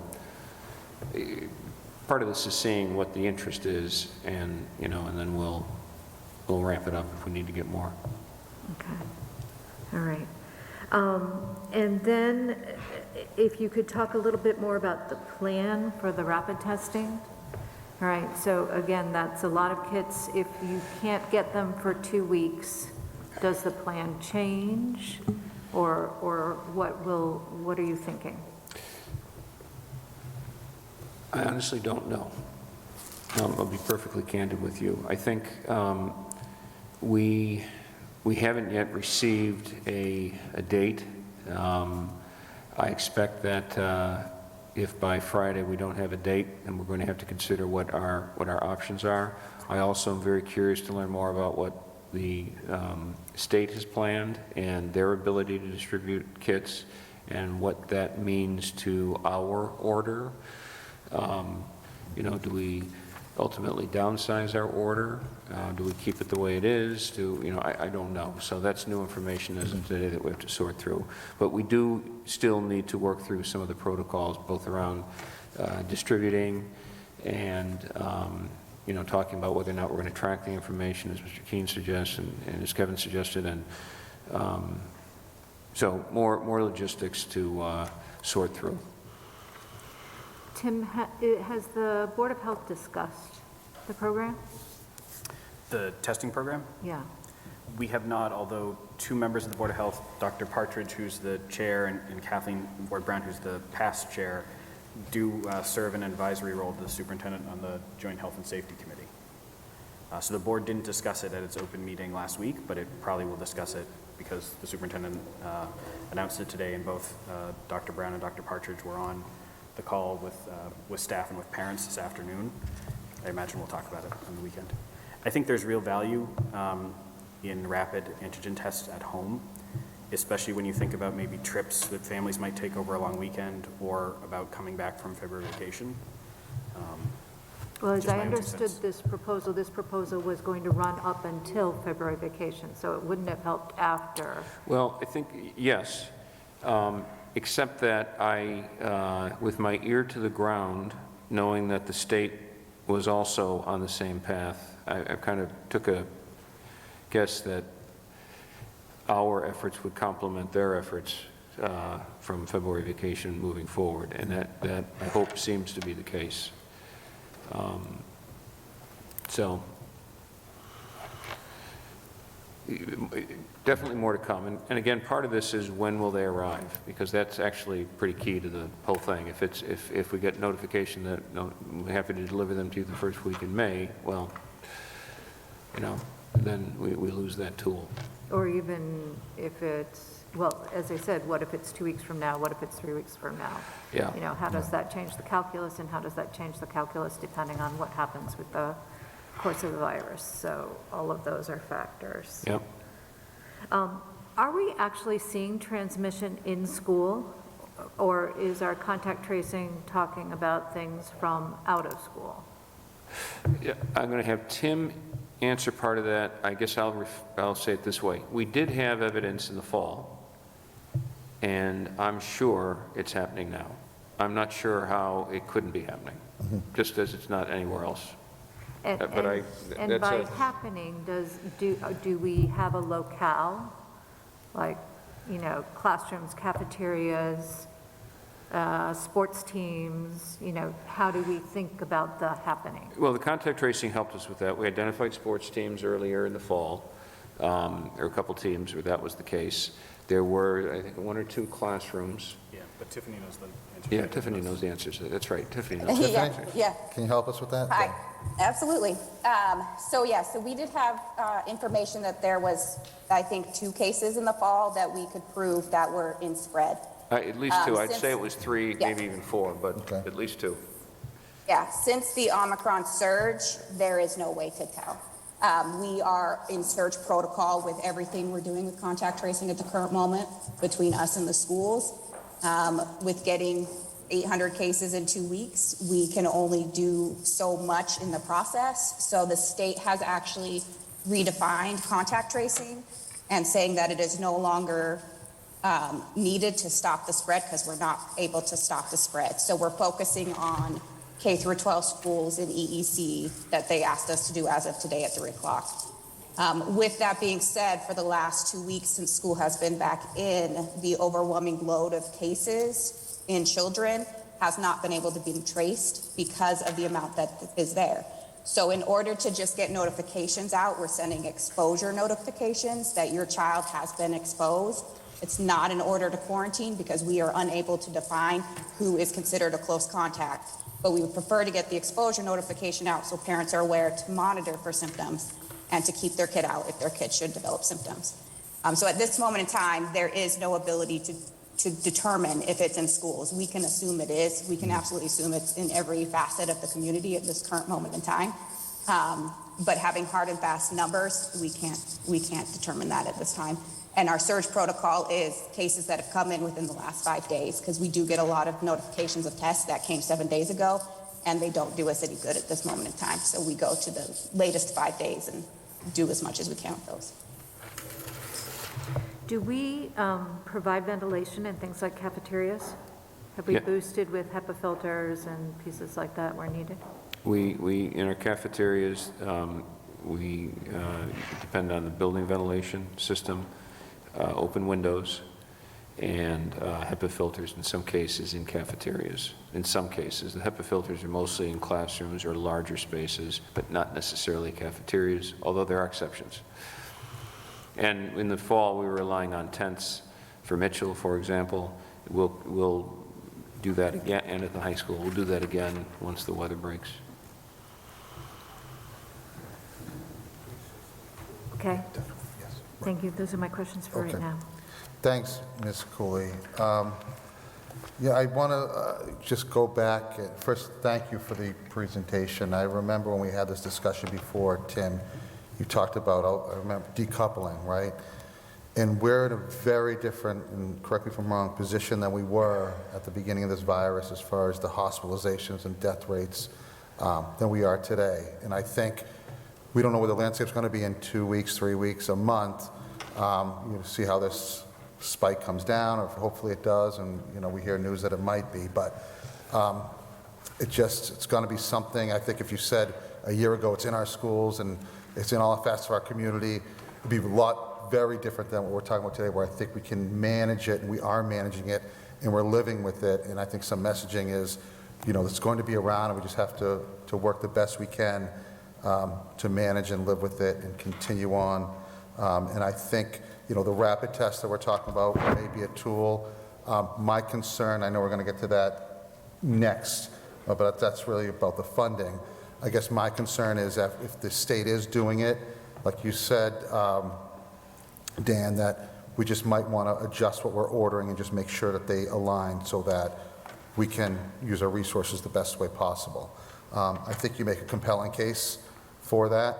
One of my concerns at the beginning, are we just doing this, it's very emotional. People think that's what you should do, but it seems that along with scientific evidence does support having this as another tool in our toolbox to make sure that kids can stay in school as we move ahead. But I guess we can just enter into, and I don't know, Tim, if you want to be here, our next item on the agenda, which is talk about the funding for that, for these tests as we move forward. So, Kate, do you want me to turn that over to you, or Dan, you want your proposal? Well, what I propose is that in consultation with Kate and Angelotti and Dave Davison, what I propose regarding this test is not cheap. It's a approximately $230,000 proposal. And I think, again, it is the right one at this time, and will have a broad impact and provide tools that families and staff need. By the way, this is also for town staff. It's for school staff and town staff. In talking with Kate and asking her about available ARPA, the American Recovery Plan Act, COVID relief funds, if you will, if there was anything available, she identified that there were funds available. Now, there are funds available, however, there are other things that the town can use the funds for. Correct. So providing funding for these is in lieu of something else that the town may deem important. And so I really have to defer that, obviously, to Kate and then to your decision-making if this is something that you were willing to do, knowing that it could defer or bump something else off that's eligible for ARPA funding. So I certainly hope that you can support that. I think it'll be good for our schools, for the community and our staff, town and school staff. And I appreciate being able to be here and talk about it. Right. And just a question, and this is not meant to be a loaded question at all. It's just to understand how determined you are for this program. So if we were unable to give the ARPA funds or did not vote to allocate the ARPA funds, I'm assuming there may be budgetary money that you could use for this. And I guess my question is, do you feel strongly enough that you would use that money for this? In other words, is this a nice to have, or this is something critical that you feel that you would even use your budget for? I think in my 16 years, it's the first time I've come to the Select Board requesting something like this. The circumstances are, of course, unique over the last couple of years. This goes beyond more than nice to have, I think. I think it can be an important, essential tool. Interestingly, the state feels the same way, and the governor has sought to do the same thing. Now, two things I want to mention. If we learn from the state's plan that the state says, basically, Needham, we have you covered beginning next week, I would look to, scuttle the plan. But I want to know what those details are and the timing are. If these tests get on a truck and head their way, we won't be able to do that. We won't be able to tell them to turn around. That is not the case right now. So I certainly want to go in eyes wide open and learn more about the state program. It's also possible we could modify that order based on what the state is doing or not doing. We just don't really know yet. So I want to continue moving forward. If you are unable to, you have other plans for the ARPA funds, which I completely understand and get. We held back last fiscal year and this year almost 40% of supplies and contracted services for our schools. It's equivalent to $1 million. We've been using some of that to fund some of our COVID-related expenditures around staffing, but we still have a chunk of it left. Instead of turning that money back to the schools, which are all asking for that money for additional paper, supplies, or maybe a professional development option, I would instead use it for these tests. Okay, thank you for that. Kate, if I just may, we have buckets that we've allocated this money to be spent, or suggested that this money be spent in. Thoughts on the reallocation of these funds? So the board agrees it's an immediate need. It's to keep kids in school, to keep the school system running, keep those who are not well staff-wise, town and school. I believe it's completely within the spirit of the American Rescue Plan, which is, how are we going to get through COVID and meet these COVID expenses? It would mean a reduction in our proposal, in the reallocation proposal, in the allowance that we're holding for water, sewer, drains programs, which would be kicking up in the next year. So it is a reduction in that for something $4.4 million number. That's not like Connie. But I believe it's consistent with the COVID-related aim of the federal statute. Okay. And this would be used on the town side as well? There would be, I believe it's three sets per staff. Is that where we were? There are 2 tests in a kit, right. And there would be sufficient kits for town and school staff. Right. Okay. And you feel a need you'd use it in the We town were side? actually already exploring it before I talked to the superintendent, but we have a lot smaller workforce. Sure. Thank you. Discussion on this item. Marianne? We need a motion. No, yeah, Marianne, and then I'll ask these motion. Yep. Are there any similar programs out there? Do we know what voluntary participation looks like, or do these end up on the black market? Or being resold or given away? I'm just curious. Is there any evidence from anybody else who's kind of tracked what participation is, particularly given what we see for participation in other programs? Yeah, the only thing, I know there's some schools that did provide testing before, Salem Public Schools, I believe. There were some other schools that provided tests before the vacation period for students and staff. I think that was a one and done kind of a thing, I believe. But I thought they required it to return, so it sort of had a different tracking and I don't know on how it. long it was either. It might have just been Yeah. that one kit for the return to school. Mm-hmm. I do know that when I explored this with the company, there are towns, the city of Lawrence, city of Marlborough, there is another municipality, a couple other school systems who happen to be in Massachusetts because they wanted to load a truck for Massachusetts. There's also another local Needham-based organization that's also on that truck. So that's one of the reasons I wanted to get on this, to see if we could get on that truck.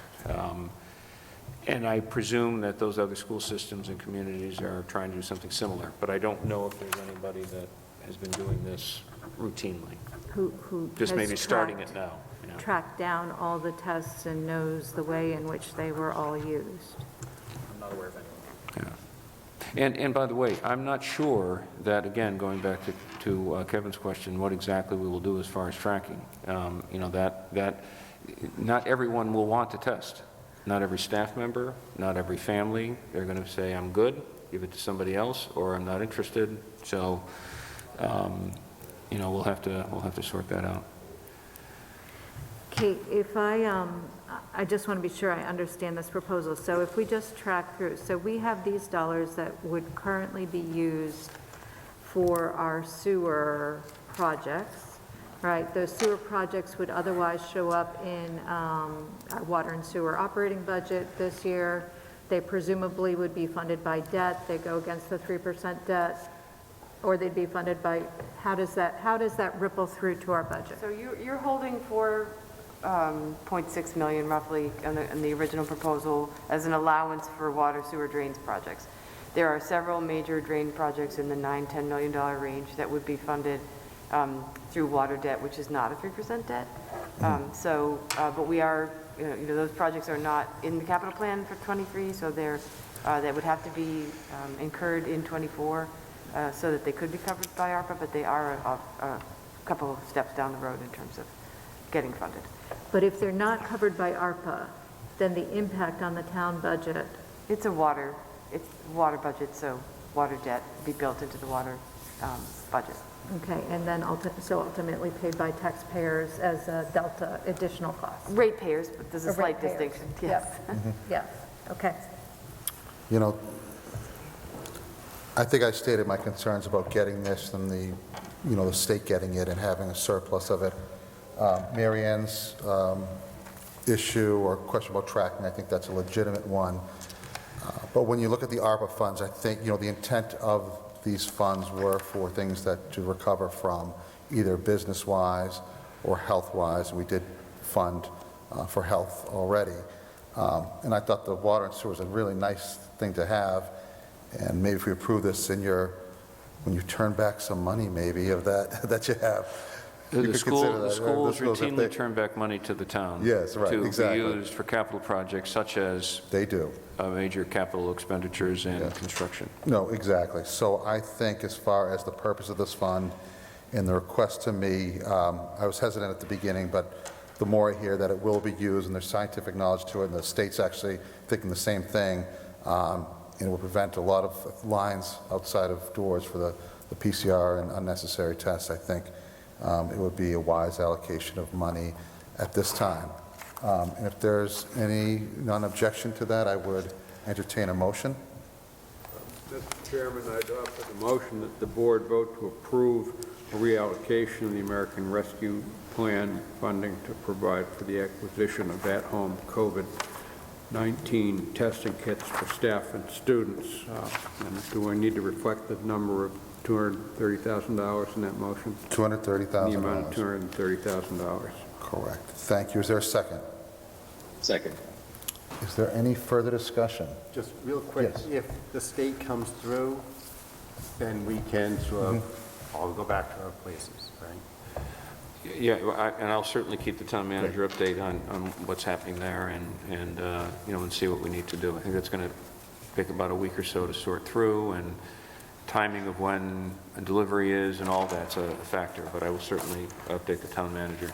And if we need to make a different decision, then you may need to make a different decision as well. Okay. Thank you. Mary Ann? I'm still trying to figure out how I'm voting on this, so I will say that. And the superintendent knows he and I have had a conversation. Without really understanding the plan, I have no idea whether this is scientifically valid in any way, shape, or form, or what it's actually telling anybody, or whether we're just buying rapid tests for our school-age population and only that part of the town population. I'm not sure what, in fact, this is. So I guess that leaves me concerned. I understand, and it's absolutely important that the children be in school. I am very glad that we're participating in Test and Stay. I think that's a huge program and hugely in the mission and support of ensuring that students stay in school. I think that everybody needs to understand that we have layers of protection, all right? And it takes all of those layers for people to be safe.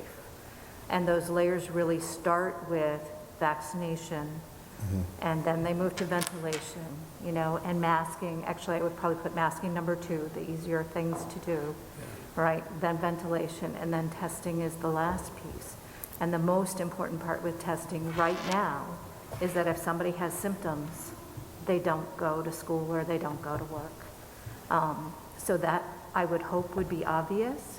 So to a great extent, I don't think this solves any parent problems. They're still going to have an issue if they need to be at work and they have a child who has a sore throat and a runny nose, right? That is where we are right at this moment. So I understand the challenge. I'm very sympathetic to it. I am not sure exactly what we're buying here, but I'm sure it gives somebody comfort. So I do hear all of that. That's just what I'm struggling with is, you know, we're looking at a use of funds that is temporary, very temporary, and a significant number of dollars. And if I had my druthers, I would deploy those funds to some kind of permanent fix that helps us for the long term, if that had been an option. But I don't think that's part of what we've looked at right here. You know, what could I have improved in ventilation in some space that would have made it permanently better for people, because this is not going to go away. So that's just what I'm struggling with. No, and I appreciate that entirely, and we did talk about it. I guess it seems to me the ARPA funds were designed intentionally to help us get through a temporary health emergency. I don't know if they were really designed necessarily, or even the other COVID funding, to make permanent changes, although maybe they will in behavior and perhaps in infrastructure, as ARPA allows you to do.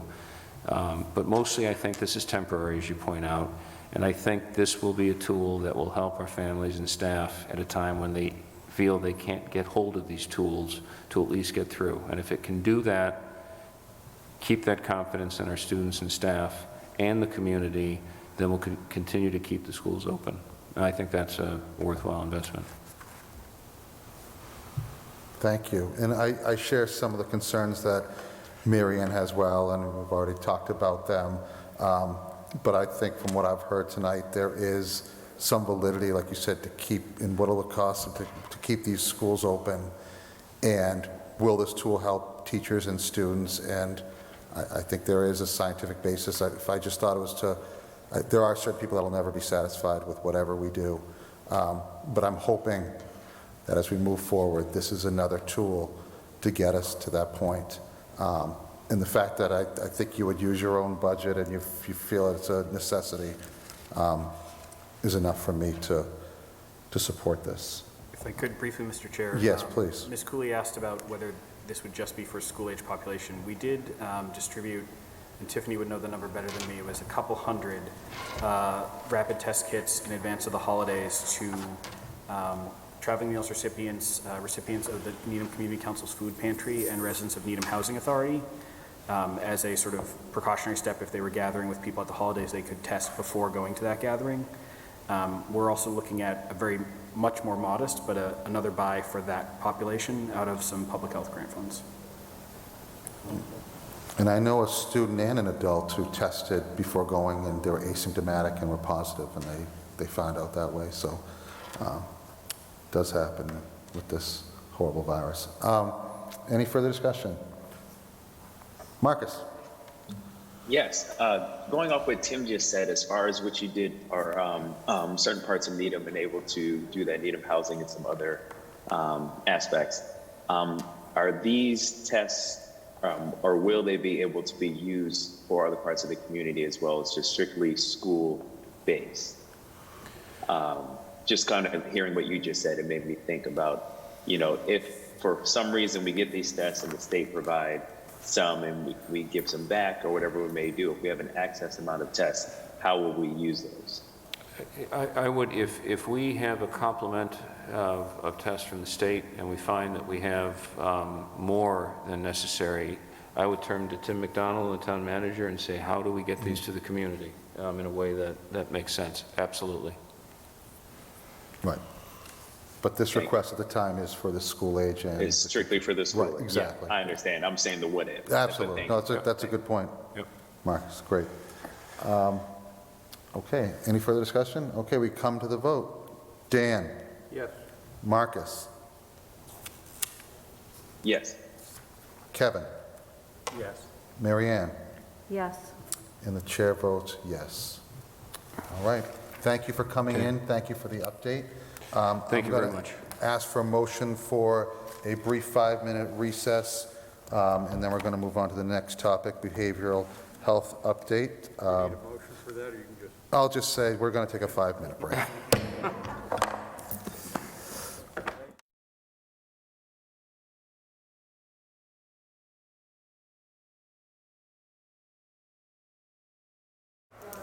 Okay. Okay, we are back with the January 11th, 2022 Select Board meeting. Next item on the agenda, behavioral health update.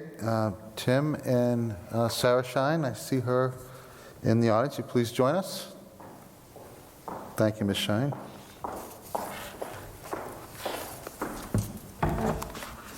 And we received information in the packet. You have a presentation that we have in our packet. And I will turn over. The floor is yours. Great. Thank you so much for having me today. So, as I'm sure you all have heard, we are in another crisis situation, which is the mental health crisis that's currently happening in our community and a number of other communities. So just wanted to share some information about what we're seeing here in Needham and ways that Youth and Family Services is stepping up to try to combat this really big problem that we're having. Next slide. So Youth and Family Services, we have 3 main focuses, more focus to our work. The first is being the clinical services that we provide. So individual counseling, family counseling, we're doing a lot more parent consultations. We have a substance misuse awareness program, a behavioral intervention, and a crisis response. And really what we're seeing is a huge rise in that crisis response. So families calling us, their children are in crisis, they don't know what to do, they're seeing a lot more behavioral disturbance than they have in the past, and trying to respond to those crisis situations pretty much on a daily basis. Next slide. So the other focus of our work is our programming. So we have a lot of enrichment programs, and what we're trying to do with some of these is really to try to touch the majority of the population. So we have a fairly small division, and we can't see every youth in need in our individual counseling. So we're trying to increase our reach by providing additional group programming. Youth mental health first aid is one of our focuses right now, and that's training adults how to respond to youth experiencing mental health challenges. We're also trying to get approved to be a teen mental health first aid site in which we would train other teens how to respond to their peers who are experiencing a mental health challenge.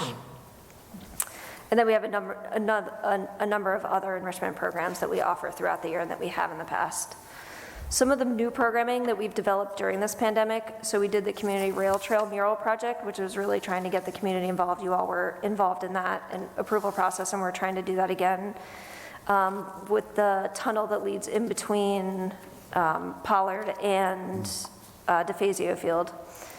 We've had some community-wide trainings, which we're trying to do more of. Again, I think that we're all in a new area in terms of mental health and what parents are experiencing and what youth are experiencing, and just trying to educate the community to be able to respond in the best possible way is what we're trying to accomplish with this. We helped to create a resource page for the community so that we can't respond to everything, so other ways that people can reach out and get services needed. A number of various support groups and therapy groups, and some racial equity work. Next slide. And then the last focus we have is community collaboration. So we can't address this crisis alone, and really reaching out to other community members to be involved in the community, to figure out what's happening, and to be specifically involved in some other crisis situations. So these are some of the groups that we're a part of. And again, really just trying to be aware and responsive in the community. So this is from the Metro West Adolescent Health Survey from 2018. This is really just to highlight, mental health was already pretty significant then, and now we don't have the numbers yet. I'm not sure what the timeline is for that, but May. But it was already very significant in our community. So trying to find a way to, okay, take this data, increase it significantly, and figure out a way to address all of these difficulties. Next slide. So this is some data that's come up with in regards to mental health. All of it is pretty concerning. Depression is up, anxiety is up, suicidal ideation is very concerning. It's just that people are struggling more with mental health than they have in the past. And again, there's a lot of trauma that's occurring. People are dealing with loss and constant anxiety, constant fear, isolation when a community is really encouraging isolation and separation, and what that means for especially the adolescent population and for children and how they can really impact their lives and their development. There's also pockets of the community that are being impacted more. We'll talk about some racial inequities. Also, the LGBTQ plus youth have been significantly impacted by this. And you're taking away potential supports that people have. Dr. Gutekunst had talked about the importance of keeping kids in school, which I strongly agree with, because a lot of the supports are in school. You have coaches, you have teachers, you have guidance staff. And so when that was taken away for so long, a lot of people lost that connection and the ability to have other adults as a support besides their family. So this could be really significant as well. Next slide. So these are some mental health disparities with various racial communities that we are really trying to combat, and we're really trying to outreach communities to make sure that people can access our services, that people are aware of our services, and that we can help people through whatever difficulty that they're having. Next slide.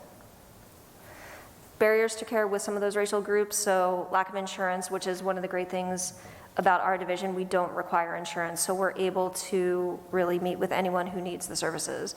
We're trying to break down any barrier to care that we possibly can, and so we're really trying to, again, outreach these communities, make sure that they have the ability to access care when needed, and make sure that they understand that the treatment is available within the community. Next slide. So some local trends that we're seeing, I would say the biggest thing is there's an increase in acuity in clients and new referrals. So oftentimes, September, October, we're seeing a lot more referrals than we had during the school year. It's a time when students are getting back to school, there's increased anxiety, new adjustments. We're seeing a tremendous increase in this than we've never seen before. And the acuity of calls that are coming in is also very significant. So we're seeing a lot more suicidal ideation, a lot more depression, and at a rate that we can't manage. So usually I can take in all the referrals that come in this time of year and kind of decide which students really need to be prioritized based on need, which students have difficulty accessing care in other places. But right now there are just so many of those that our whole system is very overwhelmed. And so we are trying to figure out and working really closely with the guidance staff in the school to figure out how to prioritize the kids we can, how to get others involved in various other treatment methods to make sure that they're being seen and that people have a pulse on what's going on. The impact of remote learning has been significant. Students falling behind academically, really being disengaged and disconnected. Socially impacted, they're losing some of those social connections, which is just so important in terms of development and in terms of mental health, and decreased access to mental health. So this isn't a crisis that's just impacting our office, but it's across the board. So when you have long wait lists at other facilities and students can't access services at those other facilities, they come back and try to get services within the town. And just none of it's possible right now. I think also during the pandemic, a lot of outside counseling services went to remote work. So they're doing mostly Zoom, especially during the surge, a lot of people are flipping to Zoom. And I can tell you from my own personal experience, it's really hard to do play therapy with a third grader over Zoom. And so we're trying to really make sure that all of our services stay in person because I think that that's really the need. So our response to COVID, we've significantly increased our mental health services to reach a greater community need. We've managed more crisis calls. We've increased our caseloads in groups pretty significantly, just trying to be creative in how we can see students who need the services.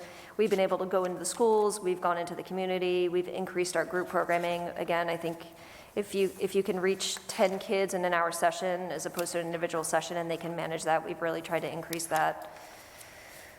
We've focused on just youth and families to any community member, so we put this out there to community. If anyone is in need of a phone call, some support services, short-term, we can help anyone in need. It doesn't have to be necessarily just a student. We've increased community connections. So during the beginning of the pandemic, when everyone was kind of losing connections, I think youth and family and a lot of other town divisions did a really good job about making those connections and how do we stay informed, how do we work collaboratively, because it was just so needed at the time. We've increased our youth mental health first aid training, so that training is really, really significant in helping train, again, any adult how to respond to a mental health challenge, a student, a peer, anyone might be happening. So we've worked really closely with the school system. We trained all the health and wellness teachers so that they're able to recognize signs and symptoms and connect those students to services if needed. We're really focused on equity and helping our residents and students access services when needed. And we are most recently sending all of our staff to some additional trauma training to be able to respond. And that's thanks to the Needham Exchange Club and Needham Flag Football who have helped to sponsor those events. We have a couple strategies in order to improve youth mental health. Early screenings is essential. So when we talk about treatment and hope, early screening, getting in treatment as quickly as possible is really the key to resilience.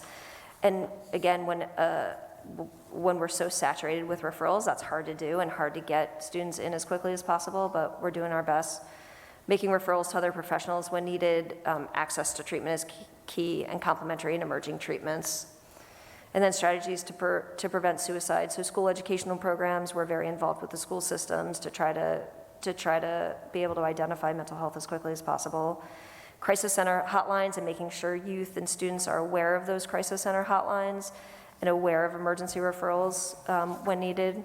Improve media portrayal, restrict access to lethal means, which we've worked with some parents around, and positive parent and adult relationships. We teach in youth mental health first aid. It really takes a positive relationship with just one caring adult to really make a difference. That doesn't necessarily have to be a parent, but just helping the community be that one person to a youth is really crucial.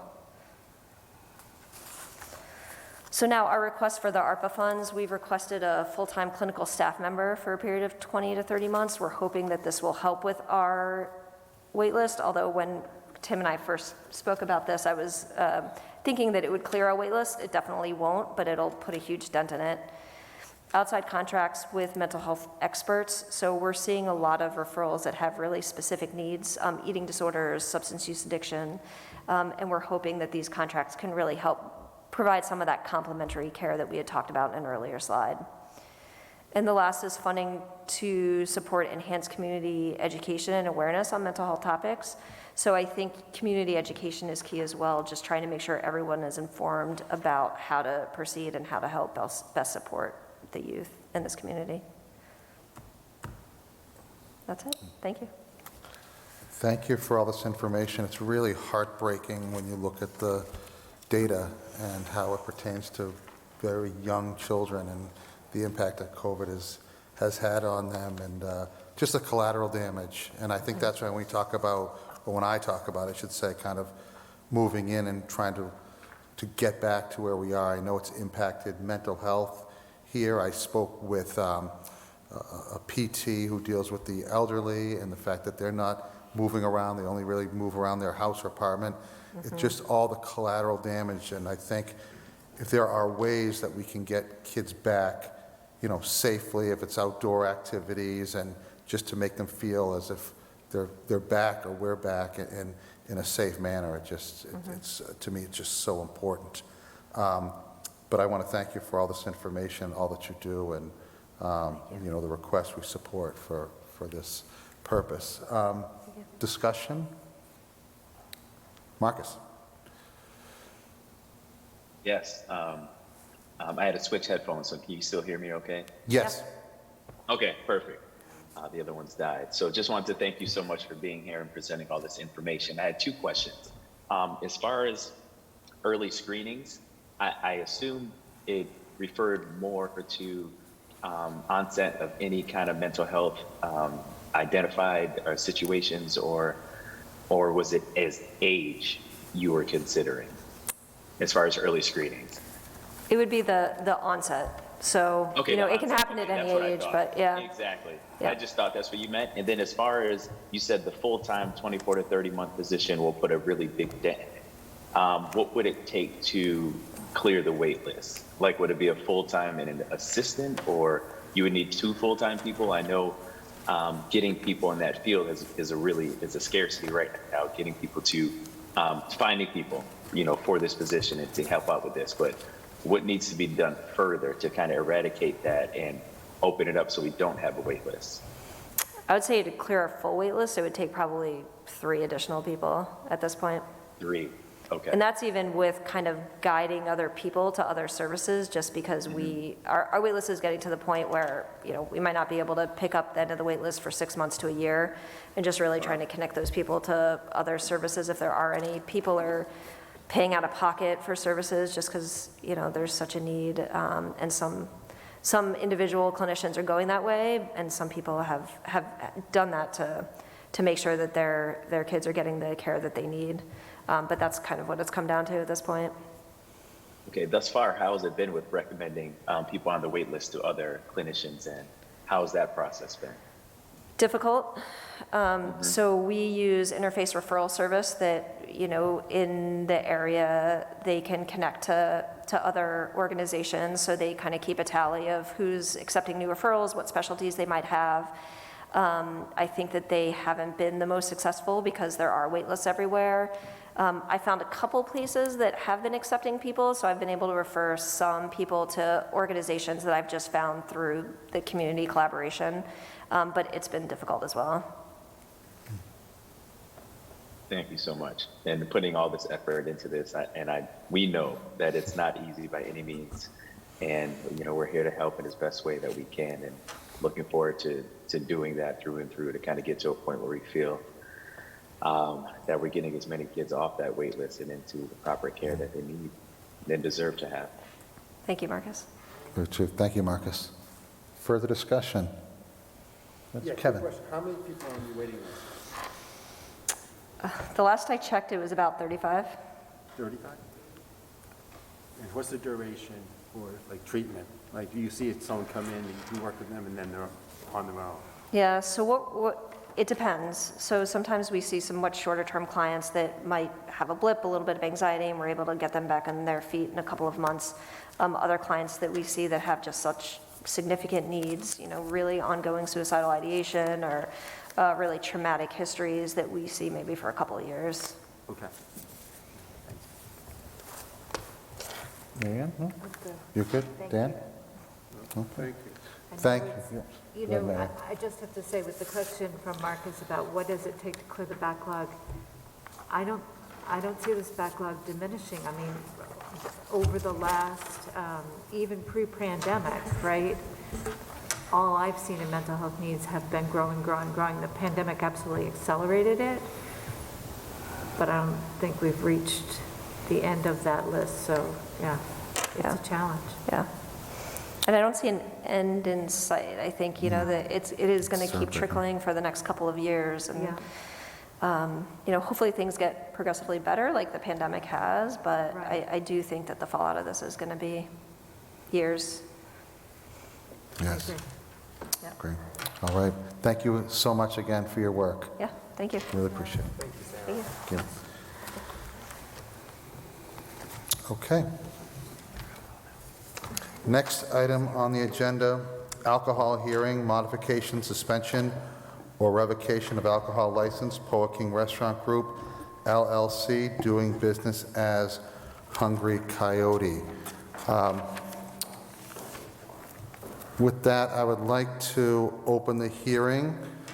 This hearing is being held pursuant to Mass General Law, Chapter 138, Sections 23 and 64, to consider potential discipline as a result of alleged violations of the Poa King Restaurant Group, LLC, doing business as the Hungry Coyote, located at 1185 Highland Avenue in Needham, and its licensed manager, Leona Leone. This hearing was noticed on the basis of the following potential violations. 205 CMR 2.05, parenthesis 2, permitting an illegality to occur on the premises, to wit, failure to comply with the summary suspension order of the Town of Needham Public Health Division dated December 31st, 2021. 205 CMR 2.05, parenthesis 8, maintaining the premises in an unsanitary manner as detailed in the summary suspension order. In Mass General Law, Chapter 138, Section 12, operating without a licensed manager or appointing a new licensed manager without the approval of the Select Board. Now, is the licensee, I understand the licensee is here via Zoom with a translator, is that correct, Leona? And the translator is Janet Medina, do I have that correct?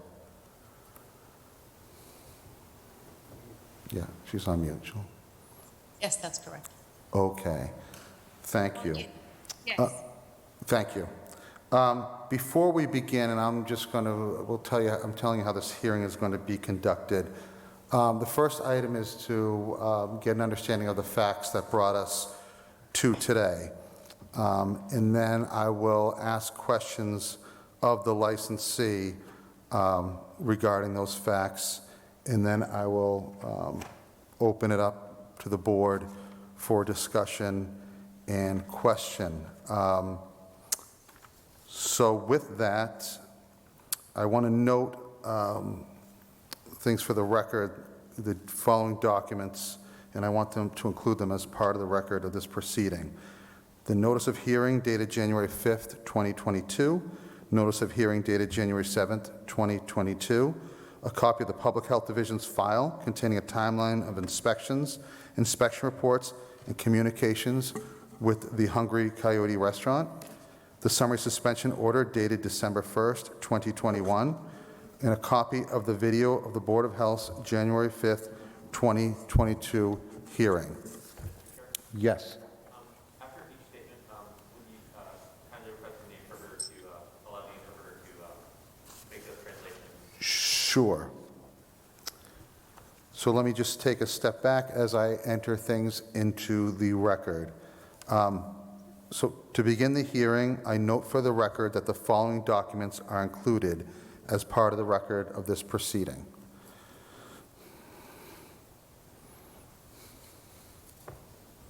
Voy a anotar de que esos archivos se tienen que inscribir en la Junta como parte del procedimiento. Primero hay que colectar todos los hechos y luego va a explicar todo el procedimiento, cómo va a seguir esta reunión. Notice of hearing dated January 5th, 2022. Una noticia de una audiencia con la fecha del 5 de enero de 2022. Notice of hearing dated January 7th, 2022. Una noticia de audiencia con la fecha del 7 de enero de 2022. A copy of the Public Health Division's file containing a timeline of inspections. Una copia de la División de la Salud Pública con una línea de tiempo de inspecciones. Inspection reports and communications with the Hungry Coyote restaurant. Comunicación y informes de inspección con el restaurante Hungry Coyote. The summary suspension order dated December 31st, 2021.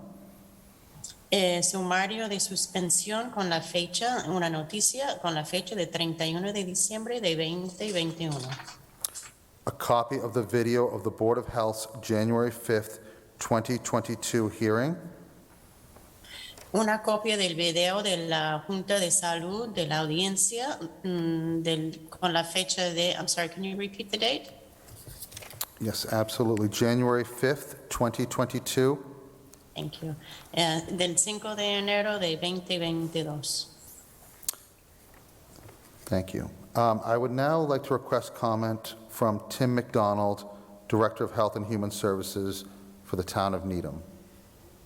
Ahora voy a pedir comentario del director de salud pública para el pueblo de Needham, el señor Thomas. Thank you, Mr. Chair. The Board of Health did hold a hearing last Wednesday, January 5th, to look into the matter of Hungry Coyote continuing to operate without a permit and for the reasons behind the decision not to renew the permit for Hungry Coyote, which expired on December 31st. Entonces, el señor Tim McDonald está declarando de que la Junta de Salud sí llevó a cabo una audiencia el miércoles de decidir de no renovar el permiso por las razones de haber seguido operando sin permiso con la fecha de caducidad de 31 de diciembre de 2021. At that hearing, there was a review of the reasons why the Hungry Coyote permit was not renewed, including some deficiencies and corrections that were needed. En esa audiencia se revisaron todas las razones por las cuales no querían renovar la licencia, incluyendo unas deficiencias y unas correcciones que no fueron hechas. The manager on record from a food department perspective, Francisco, did indicate that he is working towards compliance. He did stay open on Thursday and Friday, but he was closed yesterday and today. El gerente de comida, o sea, de alimentación del departamento, Francisco, sí mencionó que está trabajando hacia cumplimiento. Estuvo abierto el jueves y viernes, pero ayer y hoy estuvo cerrado. Just to clarify, the order was to close on January 1, is that correct? That is correct. Para aclarar, la demanda era cerrar el 1 de enero, ¿es cierto? Es correcto. And it's your testimony today that he was open past the January 1 date, is that correct? That is correct. Y su testimonio hoy está diciendo y declarando de que estuvo abierto pasando la fecha del 1 de enero, ¿es correcto? Sí, es correcto. Please continue. Mr. Mendez, Francisco Mendez, the manager of the store, did have a subsequent meeting with Town Council, myself, and Public Health Division staff, where he indicated he has made significant progress in rectifying the areas that were deficient. And there will be an inspection tomorrow, and it's the Public Health Division's hope that all of the deficiencies will be corrected and that he could receive a new food permit. Entonces el señor Méndez, el gerente, había tenido una reunión conmigo, con yo mismo, con la Junta, con el personal, y ha declarado que ha hecho un gran progreso en corregir las deficiencias o los incumplimientos. Habrá una inspección mañana y podrá ser que le darán una licencia nueva. Thank you, Tim.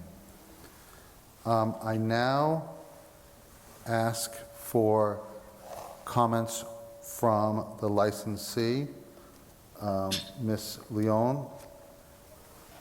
Ahora pido comentario de la licenciataria, la señorita León. And I'm corrected, Leona Leon is the manager of record. The licensee is Poa King Restaurant Group.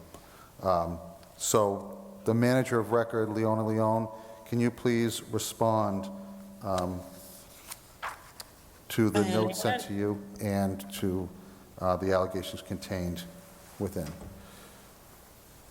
A Leona, así como gerente en el archivo, ¿usted podría, por favor, responder a las alegaciones y también a las noticias que le fueron enviadas? Sí, lo que puedo responder es que entiendo que no fue cerrado el restaurante. Pensamos que era injusto por las razones que estaban cerrando. Entendemos ahora que tenemos que cumplir con la ley del Departamento de Salud. Hicimos todo lo que pudimos, estamos haciendo todo lo posible por volver a estar en buen contacto con ellos. Tal vez fue falta de comunicación entre ellos y nosotros. Y estamos otra vez de vuelta en la misma página y ya entregamos todo lo que nos han sugerido y pido disculpas por parte de nosotros por lo sucedido. So, yes, I understand now that the restaurant should have been closed. In the beginning, we thought that it was unfair, that we thought that the reasons were unfair for the closure, but we now understand that we have to comply and obey to the laws of the Department of Public Health. We have done everything possible now to bring everything up to compliance. We had a lack of communication, but we have since then been in communication, and I ask for forgiveness on our behalf for everything that has happened. Okay. Thank you. Any further comments? ¿Más comentarios? No. Okay. Thank you. I do have one question, Ms. Leon, before I turn it over. I'm actually going to turn it over to Attorney Heap and then the board. Yo sí tengo una pregunta, señorita Leona, y luego lo paso al abogado Heap y luego a la Junta. So as you know, you're the manager of record. In what degree have you been present at the restaurant and working as manager? Como usted sabe, usted es el gerente de archivo y en qué grado ha estado presente en el restaurante y trabajando en el restaurante como gerente.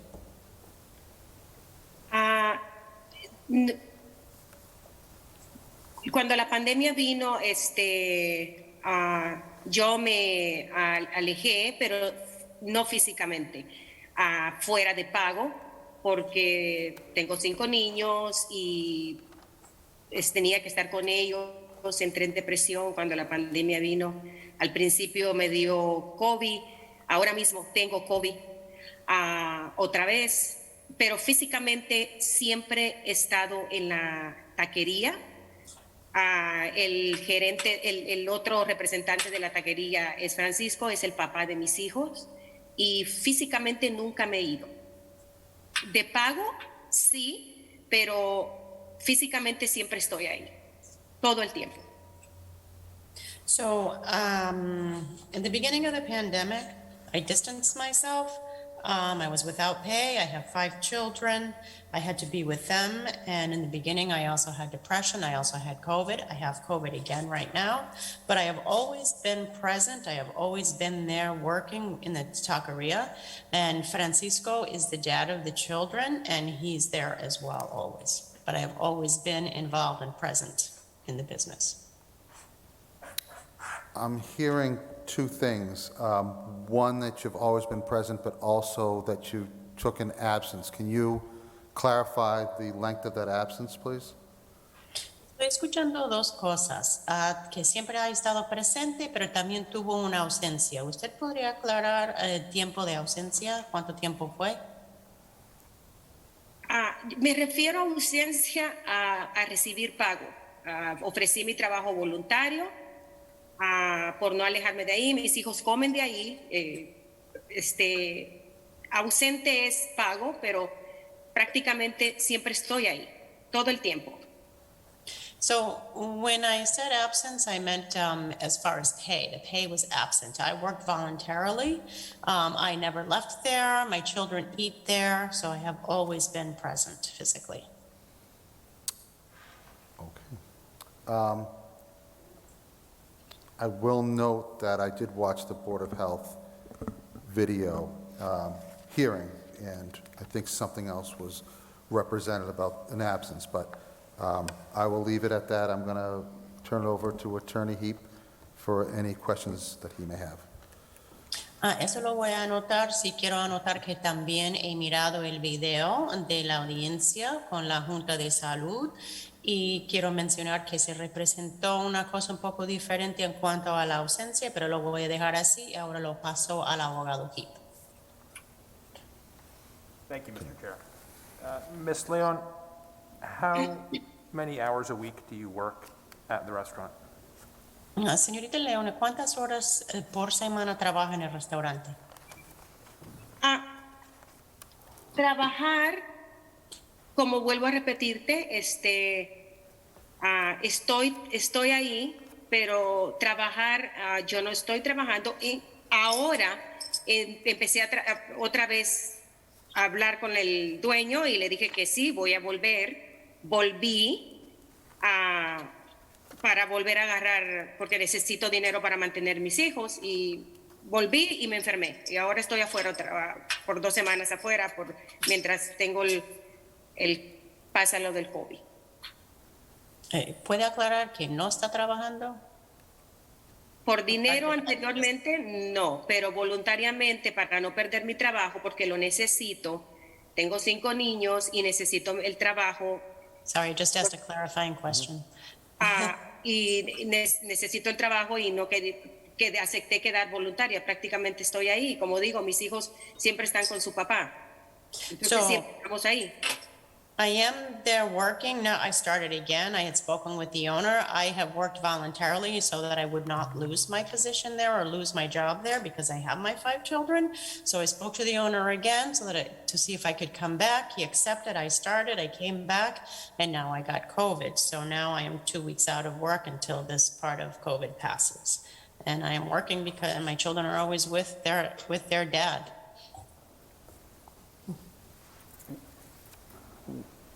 When did you come back to work? ¿Cuándo regresó al trabajo?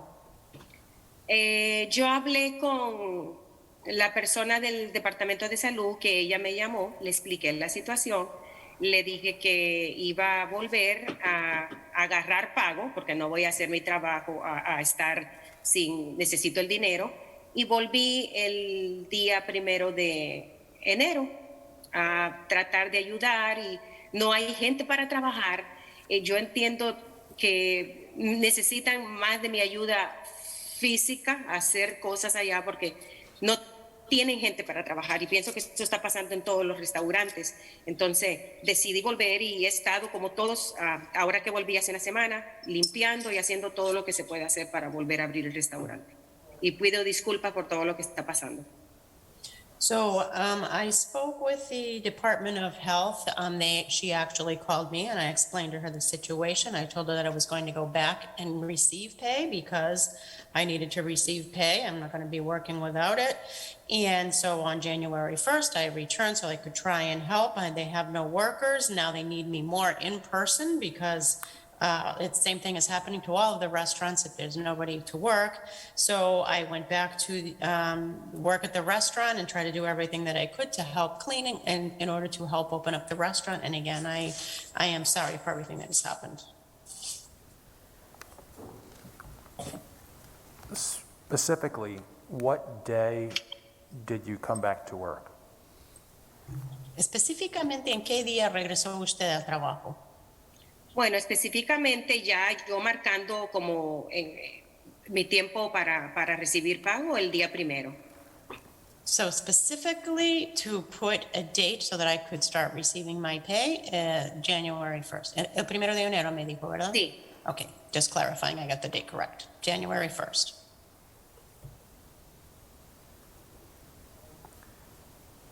And January 1st is the day that you began to receive compensation for your work at the restaurant? Entonces, el 1 de enero es el día en que usted comenzó a recibir pago por su trabajo? Sí. Yes.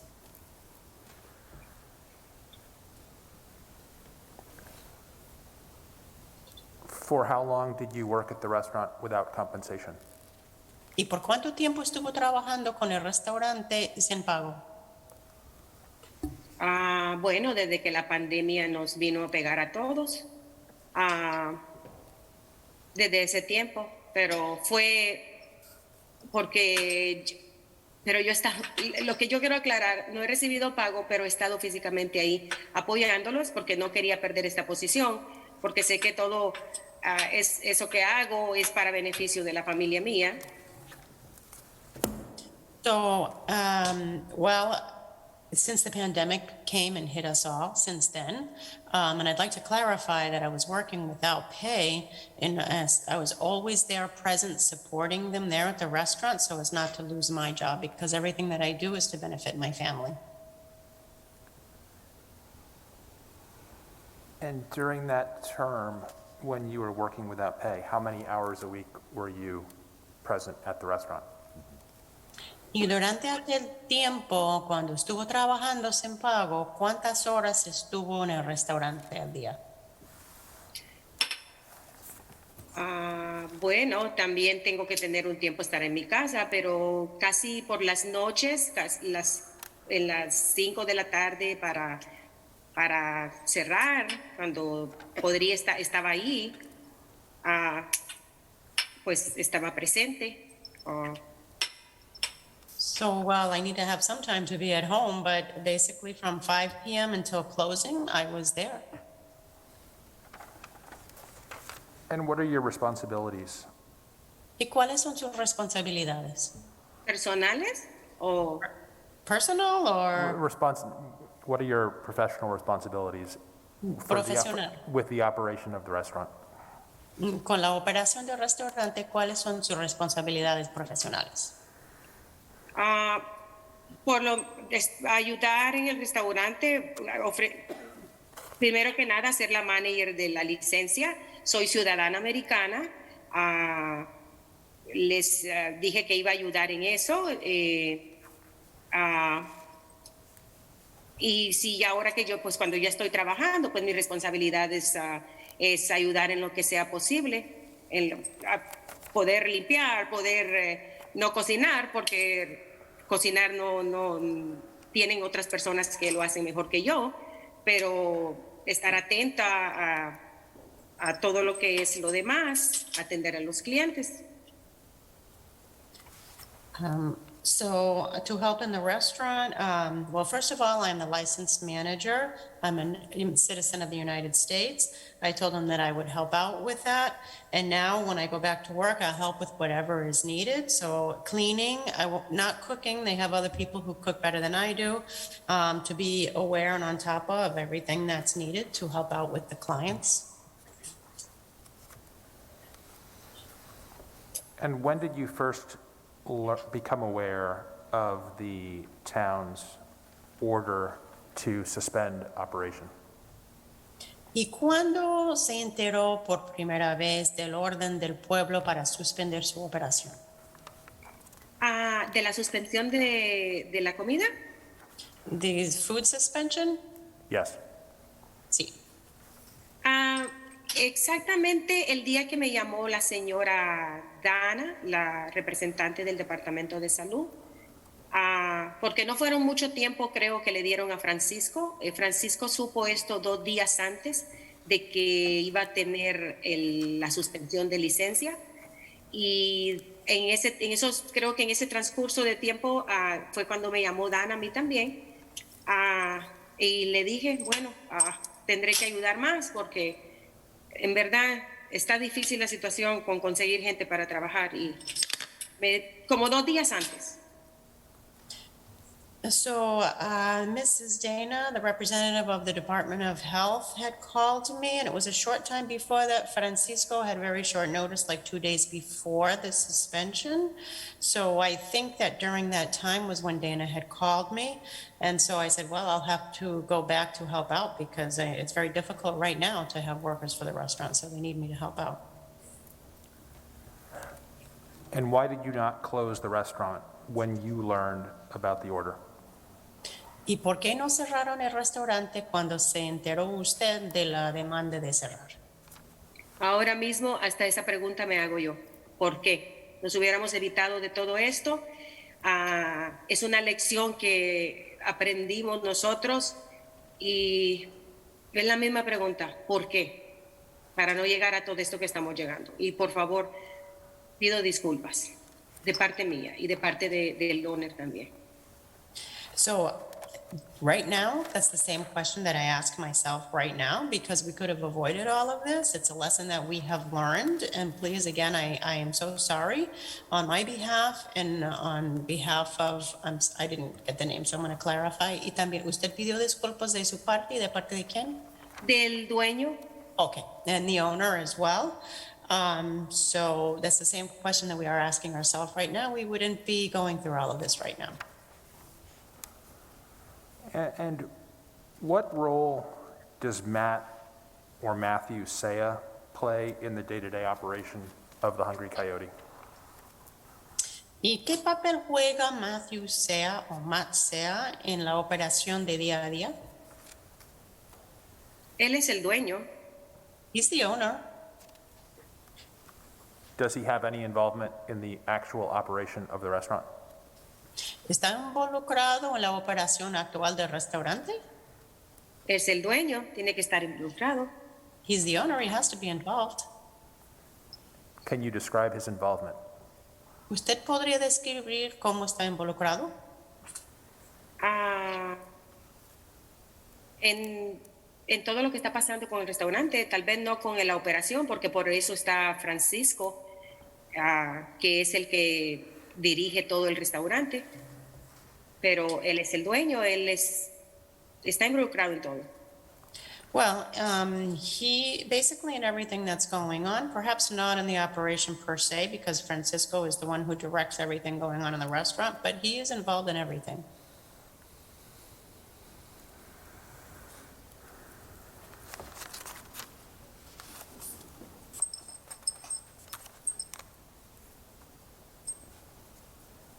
And I actually have one question for Tim, if I could turn back to Tim. Y tengo una pregunta para Tim. Tim, you spoke about the events since the summary suspension order had issued. Usted había hablado desde el tiempo de que se emitió la orden de suspensión sumaria. Can you describe generally the sequence of events or inspections that led to the issuance of that order in December? ¿Podría usted describir la secuencia de acontecimientos que llevó a esa inspección y los eventos en diciembre? Yes. The Public Health Division staff frequently inspect restaurants. When there are violations of the food code that are noted, the frequency of inspections usually increase if they're not immediately remedied. There were, I'm sorry, I'll wait for that. Thank you.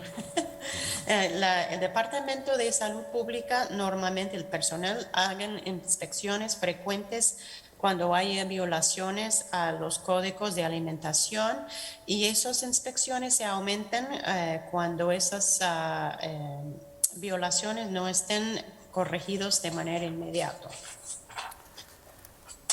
There were inspections leading up to a signing of a memorandum of understanding where the restaurant manager, Francisco, outlined or signed for his responsibilities about the steps he would need to take to make sure he could retain the food permit and correct the deficiencies. Entonces también hubo una memoranda de comprensión que Francisco había firmado donde él dice de que comprende todos los pasos que tiene que llevar para poder mantener la licencia de alimentación. That memo was dated December 3rd, 2021. The topic of Hungry Coyote and the challenges with recent inspections and the violations of the food code was discussed by the Board of Health at its December meeting. Hay una nota de 3 de diciembre de 2021 y el tema es del Hungry Coyote. Los retos y violaciones fueron platicados. I'm sorry, what did you say? Challenges and violations discussed? And I'm sorry, I didn't get the end. At the Board of Health's December meeting. Thank you. En la reunión de diciembre de la Junta de Salud.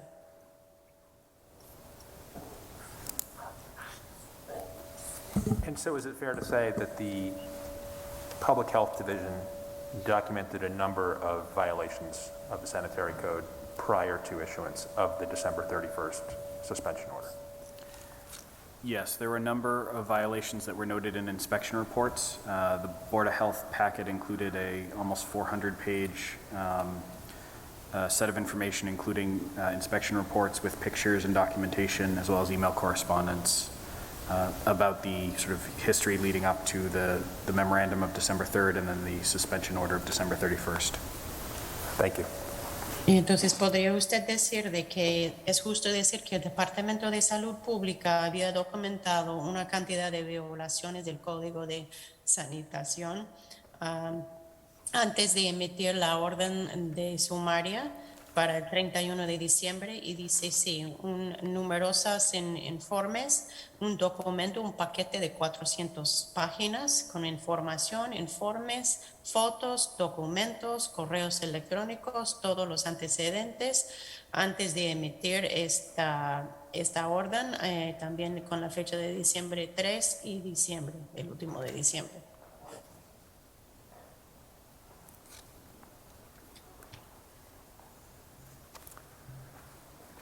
Thank you, Mr. Chair. That's all my questions for the moment.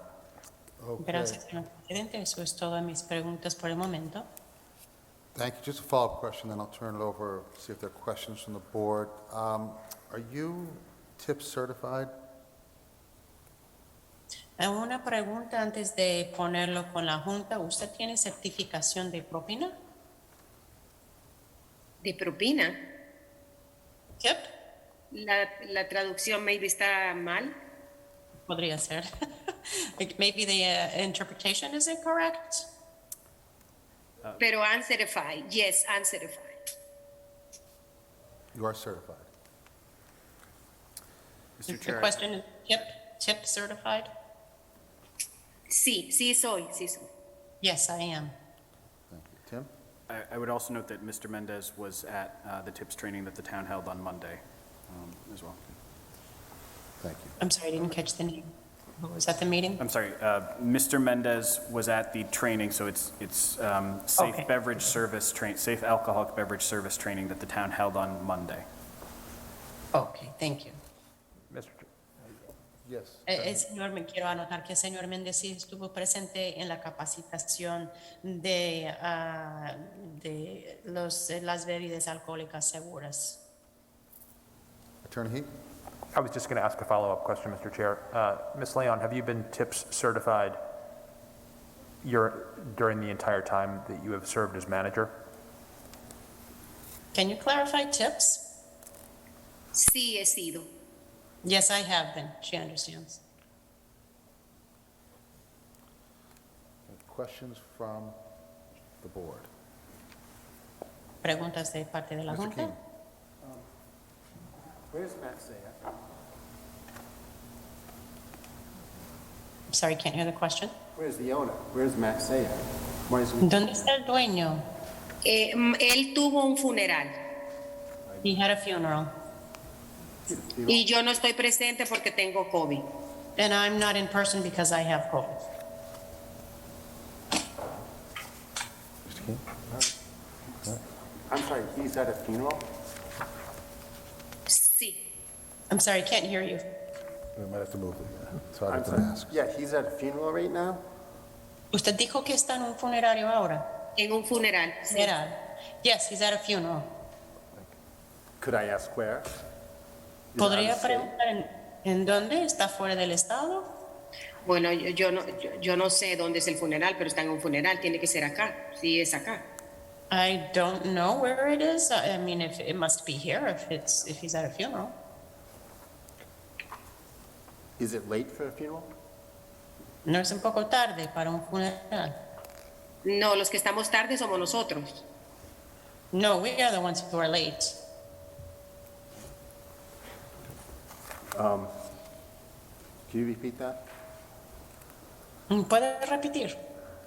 Que los que estamos tarde somos nosotros. El meeting de nosotros era a las 7:30. Y yo así como enferma como estoy, todavía estoy acá. De verdad, So what I said was that the ones who are late are us. We are the ones who are late because the meeting was at 7:30, and even though I'm sick, I'm still here waiting.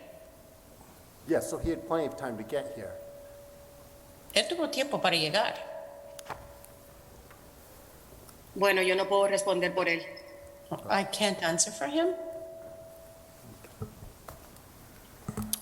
Any further questions Yeah, on this before I have a close? couple. Yes, Mr. Matthews. So, Ms. Leon, the business is closed to the public right now, is that correct? Señor- Ok. Está cerrado el negocio al público, ¿es correcto? Está cerrado el negocio desde el domingo. It has been closed since Sunday. And as manager, will you assure that it stays closed until your food permit is reactivated? Y como gerente, ¿usted podría asegurar que se mantiene cerrado hasta que se reactive su permiso de alimentación? Sí, como gerente que volví ahora a hacer, le doy mi palabra que va a estar cerrado hasta que nosotros entremos estemos en la misma página todos con el Departamento de Salud, y va a estar cerrado hasta que ellos nos digan y disculpen otra vez por todo este inconveniente.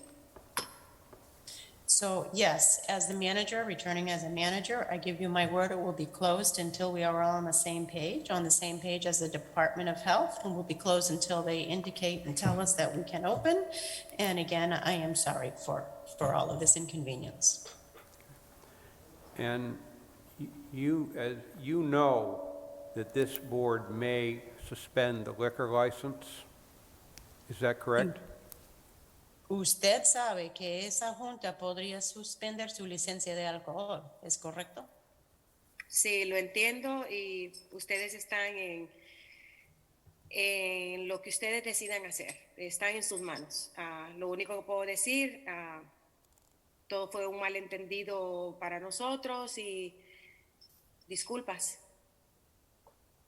So yes, I understand, and it is you who will decide. It's in your hands. All I can say is that it has been a misunderstanding on our behalf, and again, I'm sorry. Apologies. And this is my question. Y esta es mi pregunta.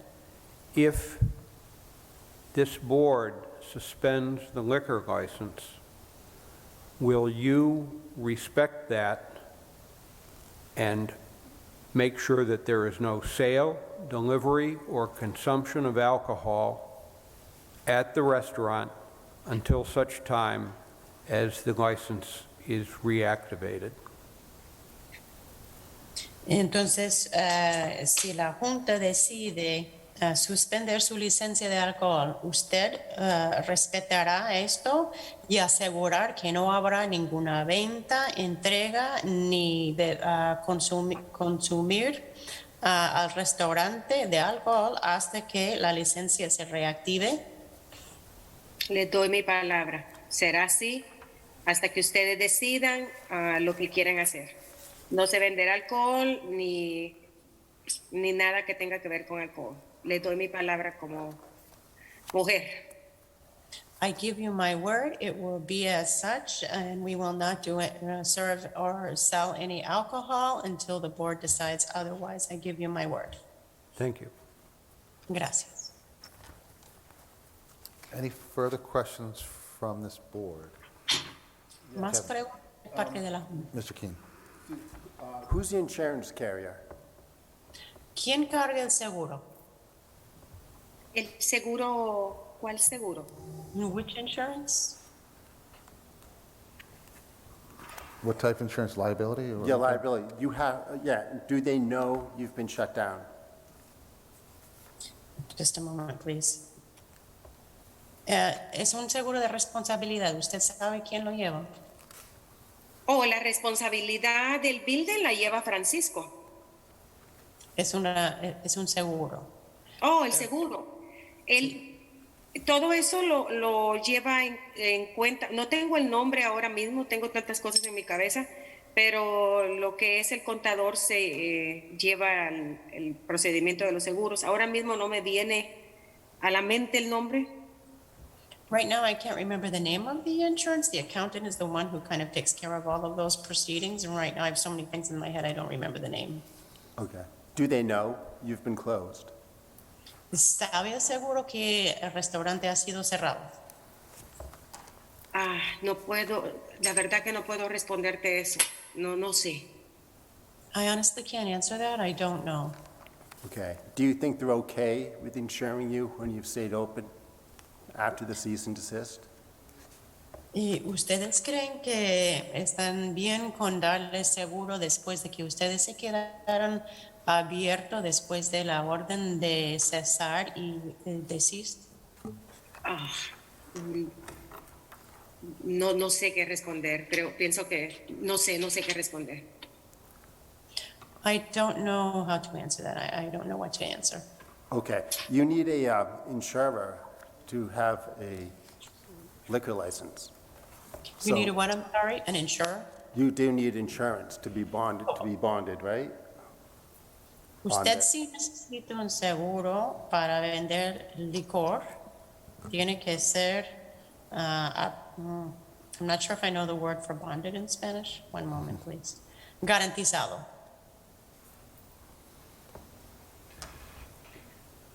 ¿Puede repetir la pregunta? Can you repeat the question? Okay. You don't have insurance right now. No And I'm tiene thinking seguro. you need it in order to have a liquor license. In fact, I know you need it to have, it's a requirement to have a liquor license with the town of Needham. Usted no tiene seguro en este momento. Usted sí necesita seguro para tener una licencia de licor. Es un requisito para el pueblo de Needham. Ya, absolutamente. Necesitamos el seguro para abrir, para la licencia. Yo entiendo. Yes, I understand. Absolutely. We need insurance in order to have a license. Correct, okay. And so in a way, you're 3 steps away from even having a liquor license. Your insurance company doesn't know what you're doing. You haven't told them. You're effectively uninsured, and you need insurance for the license. So you got a lot to do. Entonces usted está a unos pasos de usted no tiene seguro, no les ha dicho, no saben qué es lo que están haciendo. Usted necesita el seguro para tener la licencia y usted tiene mucho que hacer. Sí, entiendo. I understand. Okay. Thank you, Mr. Keene. Ms. Cooley? I just have one question, I think, in addition to the other questions I've heard. What % of your business is related to alcohol sales of all of your business? Yo tengo una pregunta que en adición a todas las otras preguntas que se ha hecho. ¿Qué porcentaje de negocio está relacionado con la venta de alcohol, de todo el negocio? Bueno, cuando vino todo esto de la pandemia, en verdad el alcohol no es una venta, mucha venta, es más la comida. El alcohol, las personas no visitan, casi no están visitando los bares, no mucho el porcentaje. Well, since the pandemic came along, the alcohol has not been a big seller. It's mostly the food. The alcohol, well, the people aren't visiting the bars. So really, it's a very small percentage. It's mostly the food. Pero la necesitamos. But we need it. Thank you. Any further questions from this board? ¿Más preguntas de parte de la Junta? I just have one follow-up. It's been unclear about the time spent at the restaurant. I have notes here saying that there was a break taken after COVID and due to depression, and then another comment that you've been there from 5 to close for the entire time of the operation. Yo tengo una pregunta más, una pregunta de seguimiento. No se ha quedado claro el tiempo que usted estuvo presente en persona en el restaurante. Tengo aquí anotado que hubo un descanso o ausencia después de COVID debido a depresión y luego usted también había dicho de que está ahí desde las 5 de la tarde hasta que se cierre todo el tiempo. My question is, in the past 6 months, how many hours average have you worked per week? Entonces la pregunta mía es, en los últimos 6 meses, ¿cuál promedio de horas ha trabajado usted por semana? Trabajado, de trabajar, de agarrar dinero, no, pero de estar ahí mucho tiempo.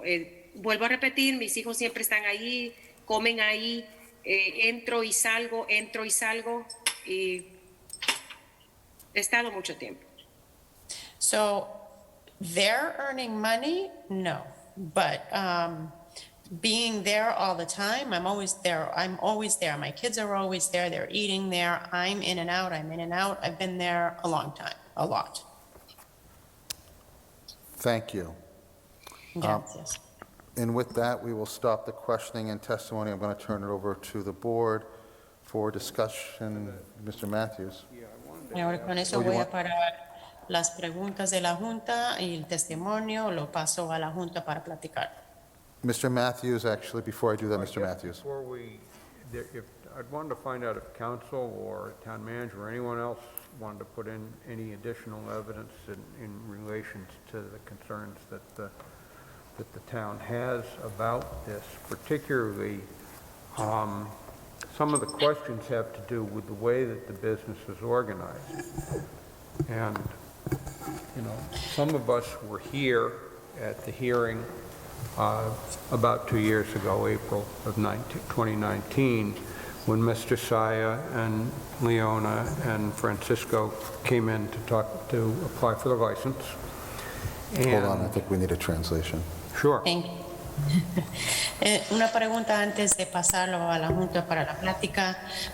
Yo quiero saber si el consejero o el gerente quieren presentar más pruebas o evidencia relacionado con las preocupaciones que el pueblo haya tenido, especialmente la forma en que se lleva o esté organizado el negocio. Por varios de nosotros estuvimos aquí 2 años atrás, abril de 2019, cuando se presentaron el señor Sea y la señorita Leona y Francisco para solicitar la licencia para abrir el negocio.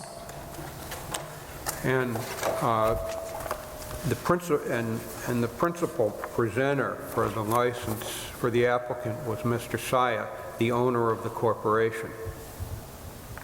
Y el solicitante principal, el que hizo la solicitud para la licencia, fue el dueño, el señor Saya. And there were questions about the application. Y hubo preguntas en cuanto a la solicitud. But Mr. Saya assured the board that and his word was we, except we, the applicant group, Mr. Saya and Francisco and Leona, accept full responsibility and accountability to make sure that the business runs properly and according to the law. One moment. Entonces, el solicitante principal, el señor Cia, aseguró a la Junta, y la palabra que él utilizó era nosotros. Nosotros aceptamos, el grupo de nosotros, Francisco León y el señor Cia, aceptamos responsabilidad completa y contabilidad completa de llevar el negocio según las leyes, de acuerdo con y según las leyes. And the board voted to approve the license based on those representations. Y la Junta decidió aprobar la licencia basado en esas representaciones. Now, looking back, we see that Mr. Saya's corporation has no officers. Y ahora mirando hacia atrás, vemos que la corporación del señor Cia no tiene oficiales. Although Mr. Saya is the registered agent, aunque el señor Cia es el agente inmatriculado, and he signed papers in various capacities over a period of time on behalf of the license. Aunque él había firmado varios papeles en ciertas capacidades tras el periodo de tiempo por varias cosas de la licencia.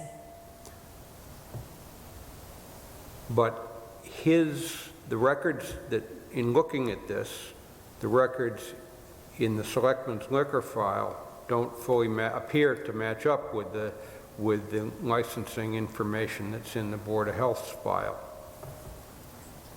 Pero mirando esto, el archivo que tiene la Junta de Selecta, los archivos no hacen juego con el archivo de la Junta de Salud. And Ms. Leon is the responsible for management of the work that goes on in the business, inside. she's responsible for the premises and what goes on there. Pero la señorita Leone sí está responsable como gerente de del trabajo de negocio, está responsable por lo que sucede o sea, adentro del negocio, en la propiedad.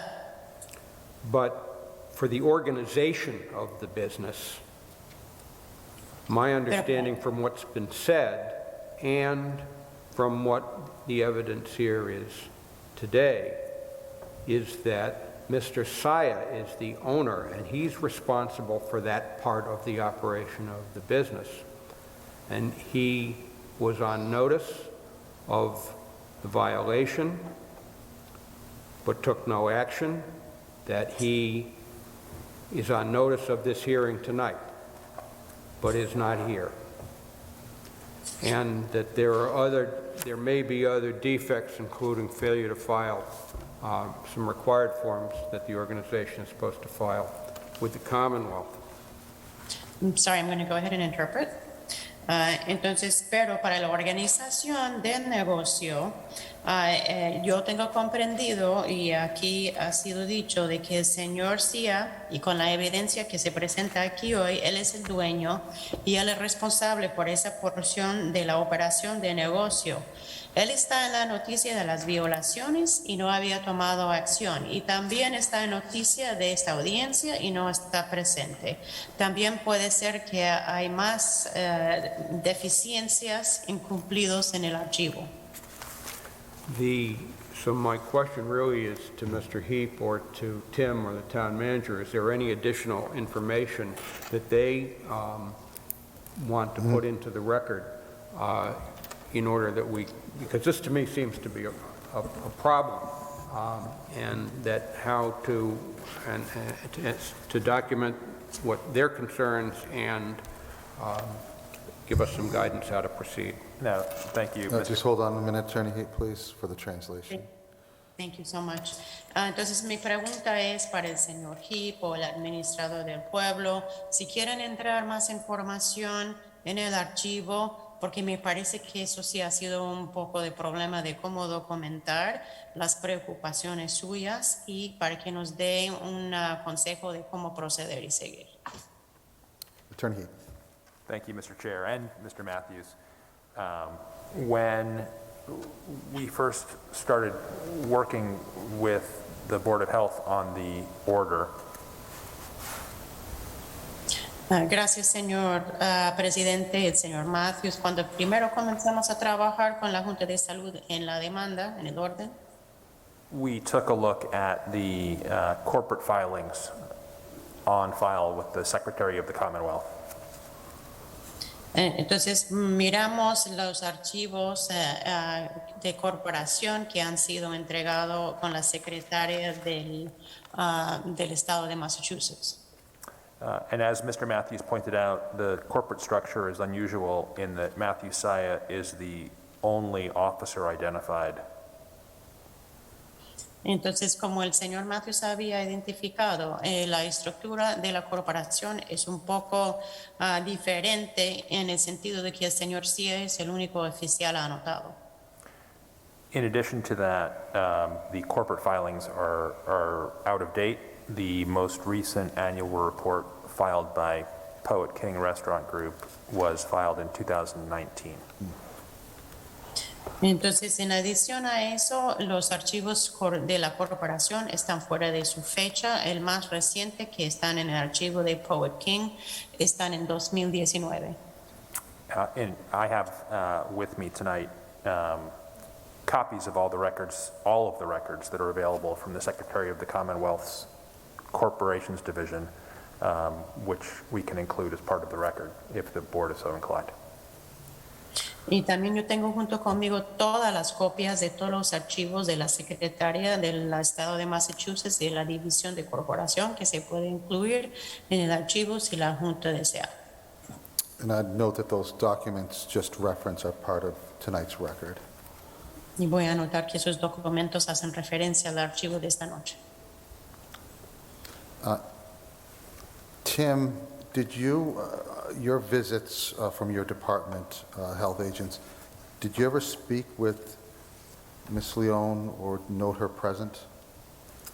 Y Tim, en las visitas del Departamento de Salud o sus agentes, cuando visitaron ahí, usted o ellos alguna vez hablaron o han visto a la señorita Leone ahí presente? So inspections are done by the staff within my division, Assistant Director Tara Gurge, Diana Acosta, our environmental health agent, Monica Pancare, or other part-time inspectors. The inspection reports always note the staff members they interacted with, especially who was the manager on duty. So I can't, unfortunately, comment on specific ones, although we can go back to the record and look up any particular inspection dates for that information. Entonces, las inspecciones toman sitio con mis asistentes del departamento y nombro varios agentes que lo hacen tiempo completo. Entonces, y esos representantes tomen nota de quienes están ahí en el restaurante, quienes están presentes, con quién tienen interacción y con quienes platican. Entonces, yo no puedo responder, pero sí se puede visitar estos archivos con tal fecha y mirar los archivos a ver qué tienen apuntado ahí. Attorney Heath? I can just add to that. I posed the same question that you asked of Tim to one of the inspectors who noted that she had never witnessed Ms. Leon in the premises during the inspections conducted this past December. But no information beyond that date. Yo puedo añadir, yo hice la misma pregunta de Tim a uno del que se acaba de hacer al señor Tim. Yo también hice esa pregunta a uno de los inspectores y esa persona anotó que nunca había visto a la señorita Leone en las ¿Puedo hablar? que hicieron en diciembre. ¿Puedo Can I hablar? speak? May I speak? Yeah. Sí. Yo he visto a Mónica 2 veces y la conozco.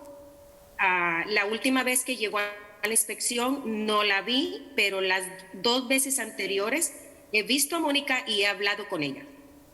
So I have seen Monica twice and I know her. The last time I didn't see her at the inspection, but I have seen her the 2 times before and I spoke with her. Thank you. Gracias. I'll just start off here. You know, I've enjoyed my meals in the past at the Hungry Coyote, and we all want businesses to succeed. However, there are rules that must be followed. It is a position of trust to have a liquor license. And the facts that I've heard tonight and in the record support, in my mind, violations. Entonces, gracias. Yo quiero comenzar diciendo que he gustado de las comidas en el Hungry Coyote y siempre queremos que los negocios tengan éxito. Sin embargo, hay normas y reglas que hay que seguir. Hay un elemento de confianza en tener una licencia de licor, de alcohol. Los hechos que he escuchado y los archivos apoyan en mi mente que han habido violaciones, infracciones. The first and second violation, 205 CMR 2.05 parenthesis 2 and 205 CMR 2.05 parenthesis 8 have been clearly laid out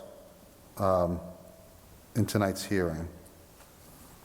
Just wanted to clarify, 205 CMR 2.05 parenthesis 2. Okay, and then the same numbers. 205 CMR 2.05 parenthesis 8. Thank you.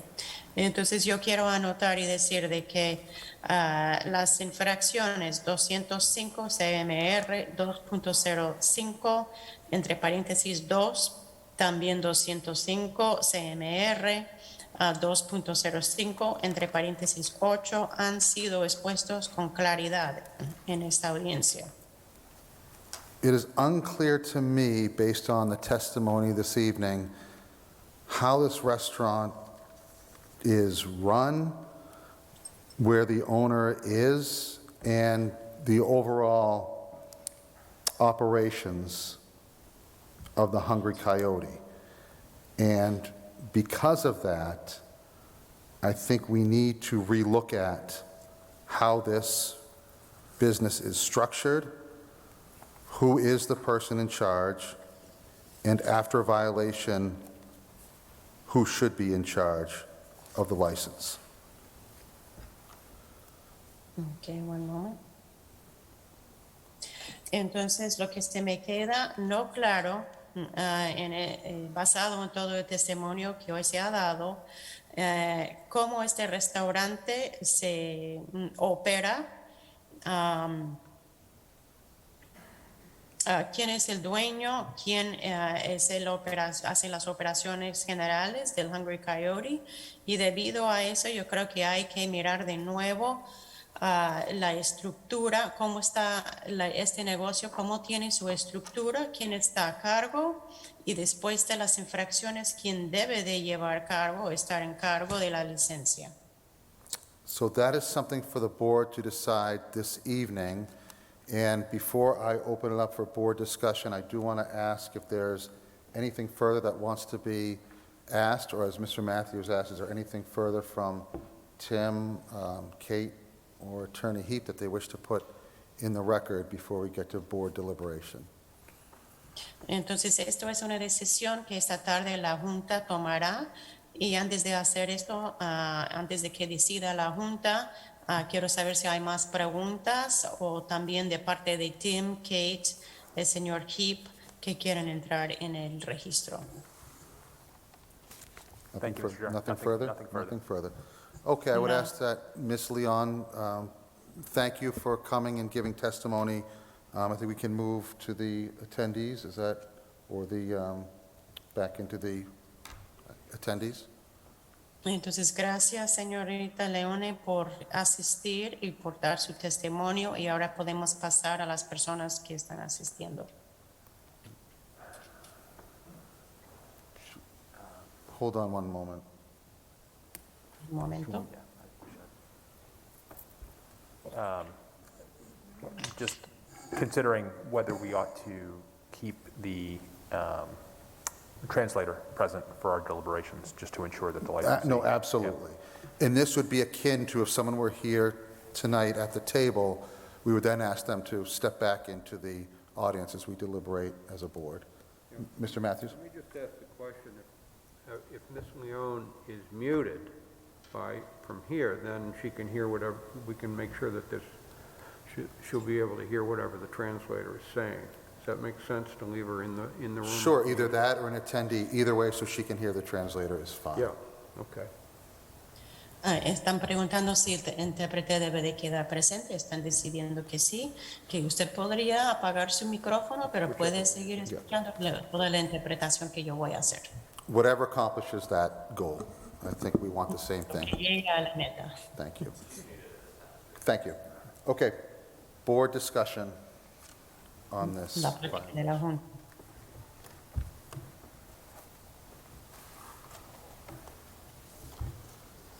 Okay, Marcus? Yes. Thank you for being here tonight, and appreciate everybody's time and patience as, you know, our meeting is running definitely a little long. So I guess what I'm having the most trouble with understanding is the accountability portion of the restaurant. Do you need to translate, or should I? Yeah, they'll translate. Just Okay, pause all it. right, Thanks, all Marcus. right, just making sure. So we have to continue with First consecutive. It's not set up for simultaneous, unfortunately, so you'll still hear me. Entonces, gracias por estar aquí y gracias por su paciencia. Lo aprecio mucho. Sé que ya estamos muy tarde con la reunión, y yo creo que lo que tengo más problema para comprender es la porción de contabilidad con el restaurante, en el sentido de responsabilidad. And I'm having a hard time understanding just the way some of the questions were answered when it comes to, you know, how often you've been in the restaurant the last 6 months, and, you know, the hours of the day being 5 to 9, or, you know, being there all the time. There just hasn't been a concrete answer as far as us knowing exactly how the day-to-day operations run, and that's what's cause for pause on my end.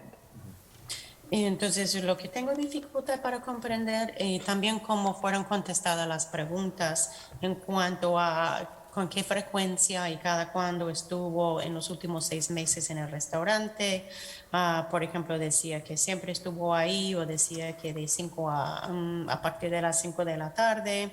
Entonces, no ha habido una respuesta concreta en cuanto a la operación, a las horas de día a día. Entonces, eso es lo que me tiene un poco, no me queda claro.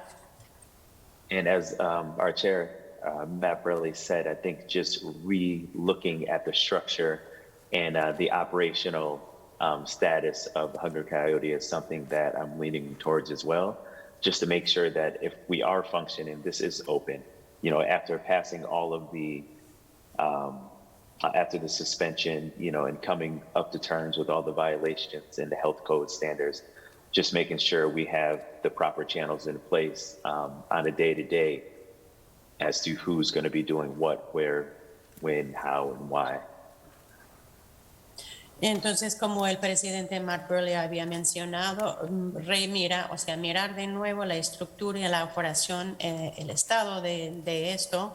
Yo sí recomiendo que si esto va a funcionar después de aprobar la suspensión y después de pasar y corregir las infracciones y los asuntos del Código de Salud, que tengan los canales apropiados en cuanto a la función día a día, o sea, para saber quién va a hacer qué cosas, cuándo, cómo, de qué forma y tal.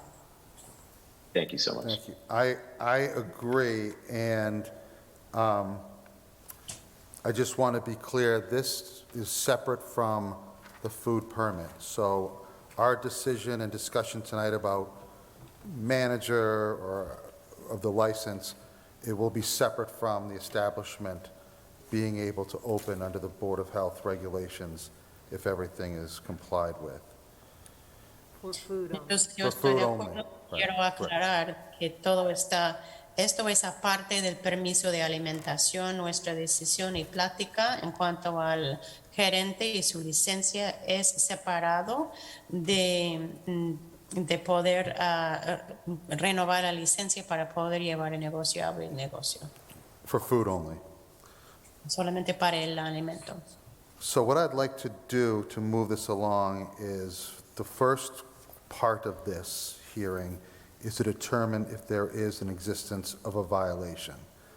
And I'd be looking for a motion that there is evidence of violation or violations from the board, and then we can move to discussion on that.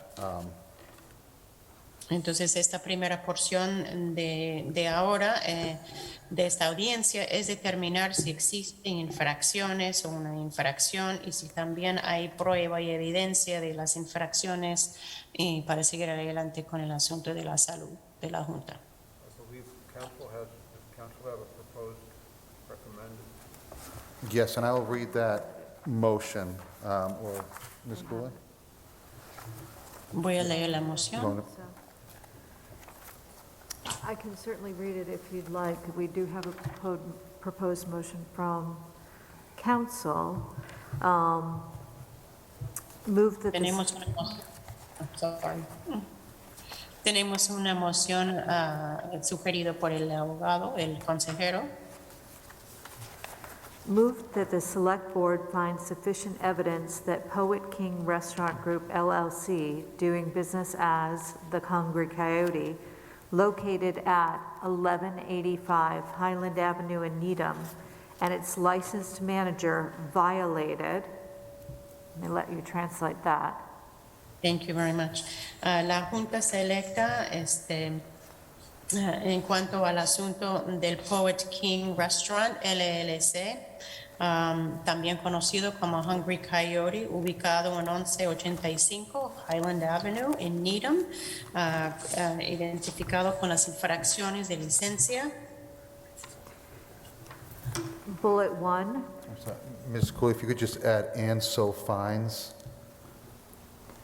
Moved, violated, and so fines. Yeah. Okay. FINDS, sorry. Violated and so fines, and I'm going to name 3 bullet points.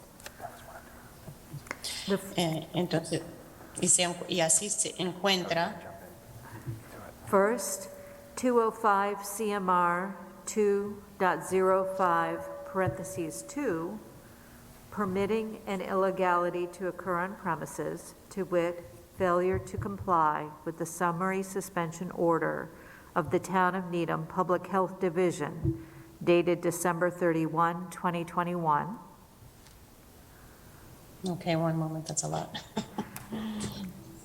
Entonces, el primer punto, 205 CMR 2.05 paréntesis 2, permitir que sucedió un evento ilegal de acuerdo con un incumplimiento en cuanto a la orden de suspensión sumario de parte del pueblo de Needham y la Junta de Salud Pública. Point 2, 205 CMR 2.05 parentheses 8, maintaining the premises in an unsanitary manner as detailed in the summary suspension order, and.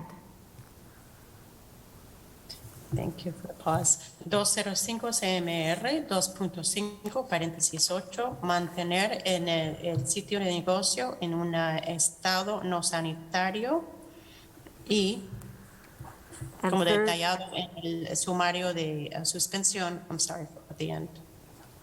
Third, Mass General Law C-138, Section 12. Las leyes generales de Massachusetts, C-138, sección 12. Operating without a licensed manager. Operando sin un gerente con licencia. If a violation is, no, that's it, that's the motion. So those are the three things that we would find are in violation right now. That's the Esa es motion. la moción. Esas son las tres cosas que veríamos que están infraccionados en este momento. Is there a second?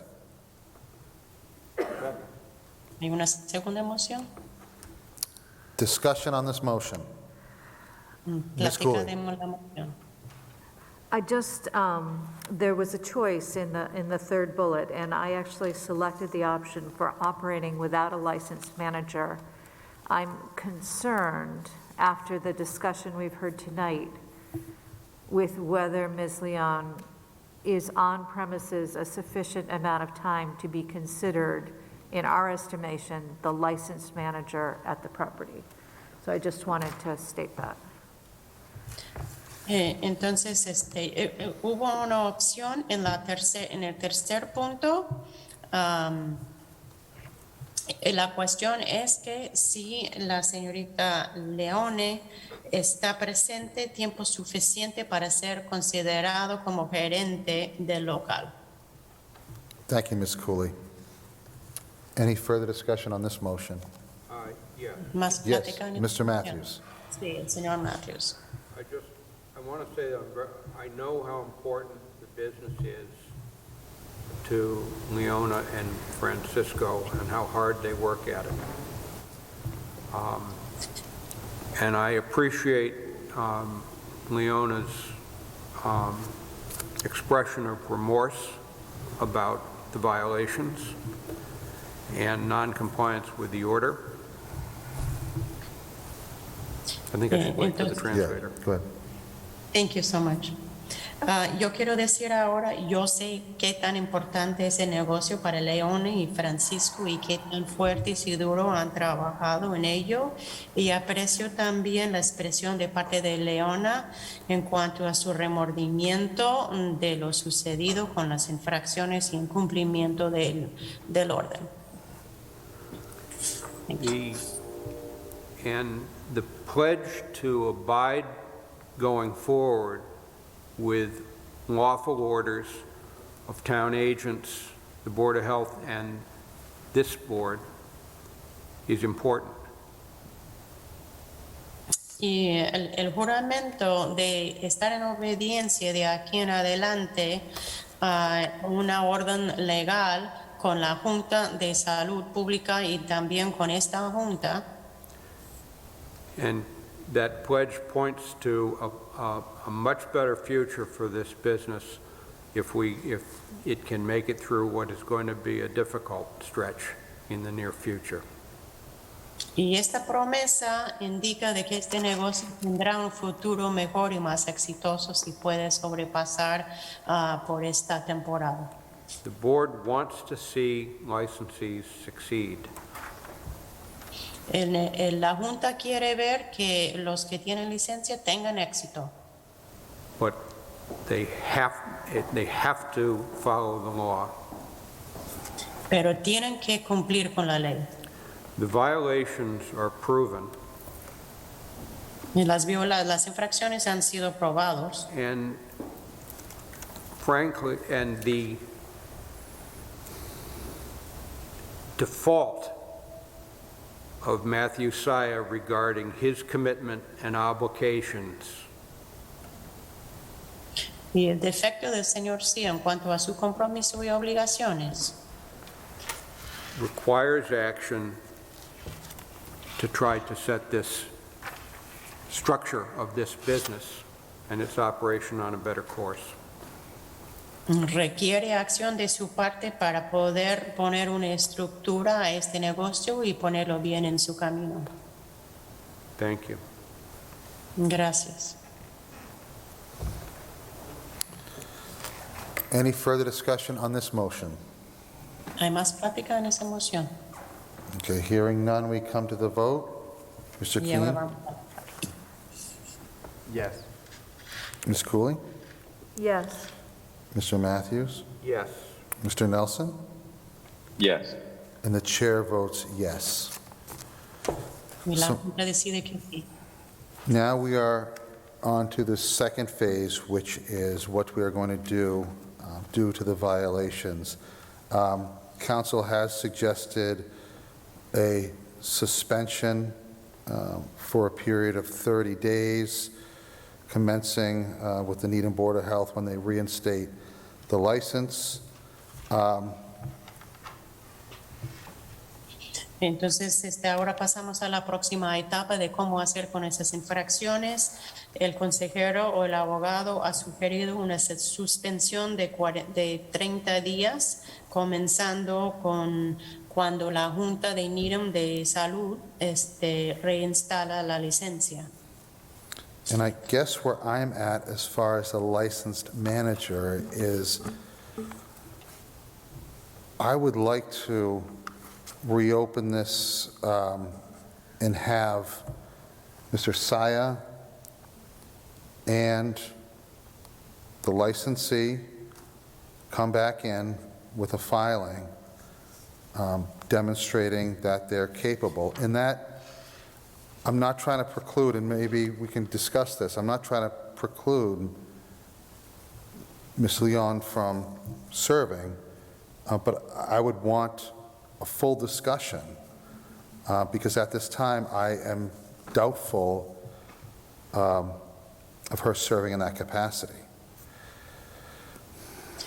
Entonces, supongo que donde yo estoy en cuanto al gerente con licencia, me gustaría ver que el señor Cia y el concesionario vengan a presentarse con la Junta para platicar, porque yo no es para excluirle a la señorita Leona, pero tengo dudas en este momento a su capacidad de seguir como gerente. So I'd just like to hear from other members, because at the time, I think that from the testimony we've heard and the evidence that we have, it's unclear who can be the licensed manager. And I guess the question is, do we want to preclude Ms. Leon from being the licensed manager or move ahead with something that may give another opportunity? I'll just wait for the translation. Me gustaría escuchar de los miembros de la Junta, porque basado en el testimonio, la evidencia que se ha dado hoy, no queda claro quién puede ser el gerente con licencia en este momento, y no es para excluir a la señora Leone o para continuar con otras oportunidades. Mr. Matthews. Yeah,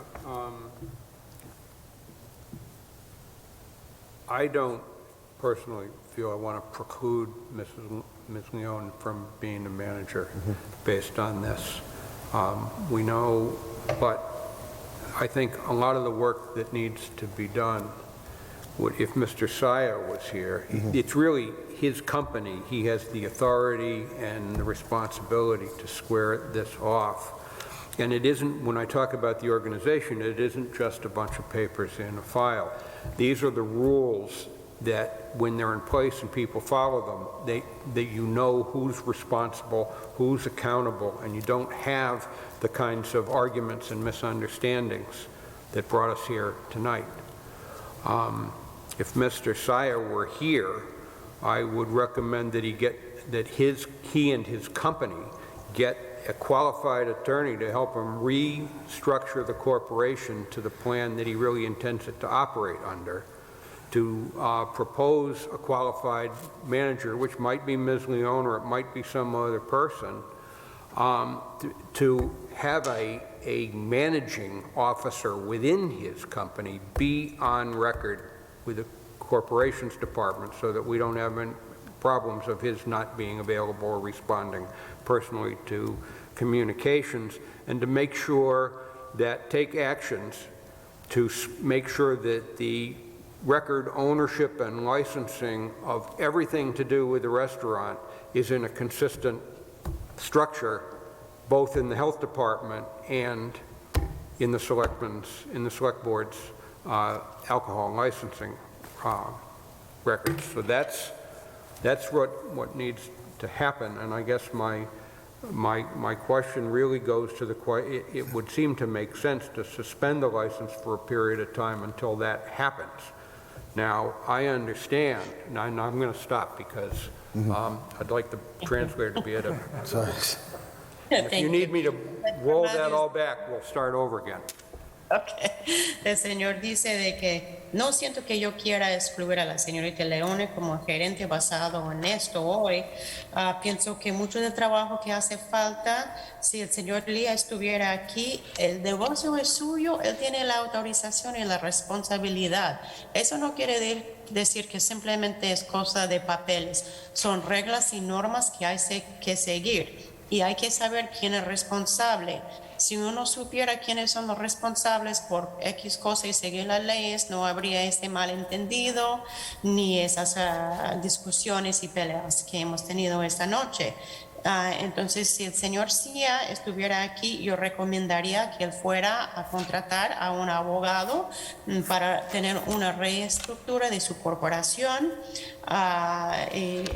tener un gerente de propiedad calificado, sea la señorita Leone o podría ser otra persona, y también de tener un oficial registrado en los archivos en el departamento de corporaciones para que no haya problema con comunicación con él, si él no puede estar presente o si no responde a nuestras comunicaciones, y que también tome acción y que asegure que tenga la licencia y todo lo necesario para tener una estructura de su restaurante que sea consistente esta estructura y de acuerdo con el departamento de la Junta de Salud y de la Junta Selecto y también la Junta de Alcohol.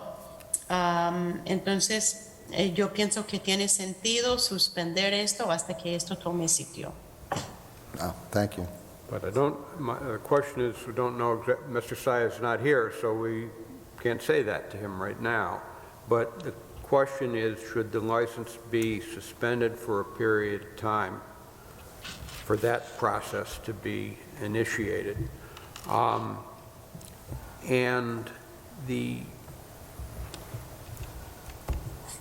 I know how important that in the long term, that the liquor service is an important part of the business. Translate? Sure. Entonces, pero esto, como el señor Cia no está aquí, no se lo podemos decir. La pregunta mía es que si se debe de suspender la licencia por un periodo de tiempo para que esto se podría comenzar, o sea, este proceso. Y yo sé qué tan importante a largo plazo es el licor para el negocio, es importante. But if Francisco and Leona concentrate, get the food license back and concentrate on rebuilding and making sure that their food service business runs the right way, while this licensing, the amendment applications, which are really going to be required, take place, and they had to be approved here and at the ABC, but so it's going to take time anyway. That might be a good way to go. Concentrate on the food service, and in the long run, if you've done everything else right, the business should be able to get the liquor permit restored. Entonces, la cuestión sería, si Francisco y Leone fueran a concentrar en, servir la alimentación y concentrar en corregir las infracciones en cuanto al servicio alimenticio, tener todo correcto. Mientras eso sucede, podrían estar trabajando en la enmienda, la solicitud de enmienda, porque eso tendría que tomar sitio aquí también con la ABC. Eso toma tiempo, entonces eso podría ser una buena manera de hacerlo, de que mientras se concentran en corregir las violaciones y conseguir la licencia de alimenticio, de alimentos, luego podrían concentrar en lo del licor. Thank you, Mr. Matthews. So the sense I'm getting is, and I know council has given us some advice on a suspension period, but I think the idea would be to suspend the license as suggested for 30 days, and then secondly, indefinitely suspend it until they can submit documentation supporting Leone's ability to hold the position, or I think a change of manager, and I think both of those would have to occur after we had a hearing on the application. Does that make sense for the board? I just have a concern. Sure. Sorry, could you interpret real quick? Yes, Thank you. Thank you. El sentido que yo tengo, y el abogado ha dado unos consejos, la idea es, primero, suspender la licencia por 30 días, segundo, suspenderlo por tiempo indefinido hasta que puedan someter pruebas de apoyo en cuanto a la capacidad de Leona de tener la posición de gerente o de un cambio de gerente, y ambos tomarían sitio después de una audiencia. ¿Tiene sentido para la Junta? Y alguien ahí tiene una pregunta. Thank you. Yes, Mr. King. Okay. If this is a suspension, that sort of means we're going to resume it. But can we resume it with Poet King out of filing, perhaps defunct? So I think, do we have to do more of a reset than just saying we're suspending for 30 days, and then how do we move forward if Poet King doesn't exist? So I guess the way we suggested, one of the set of motions we suggested included an indefinite suspension until such time as the licensee comes back and satisfies the board that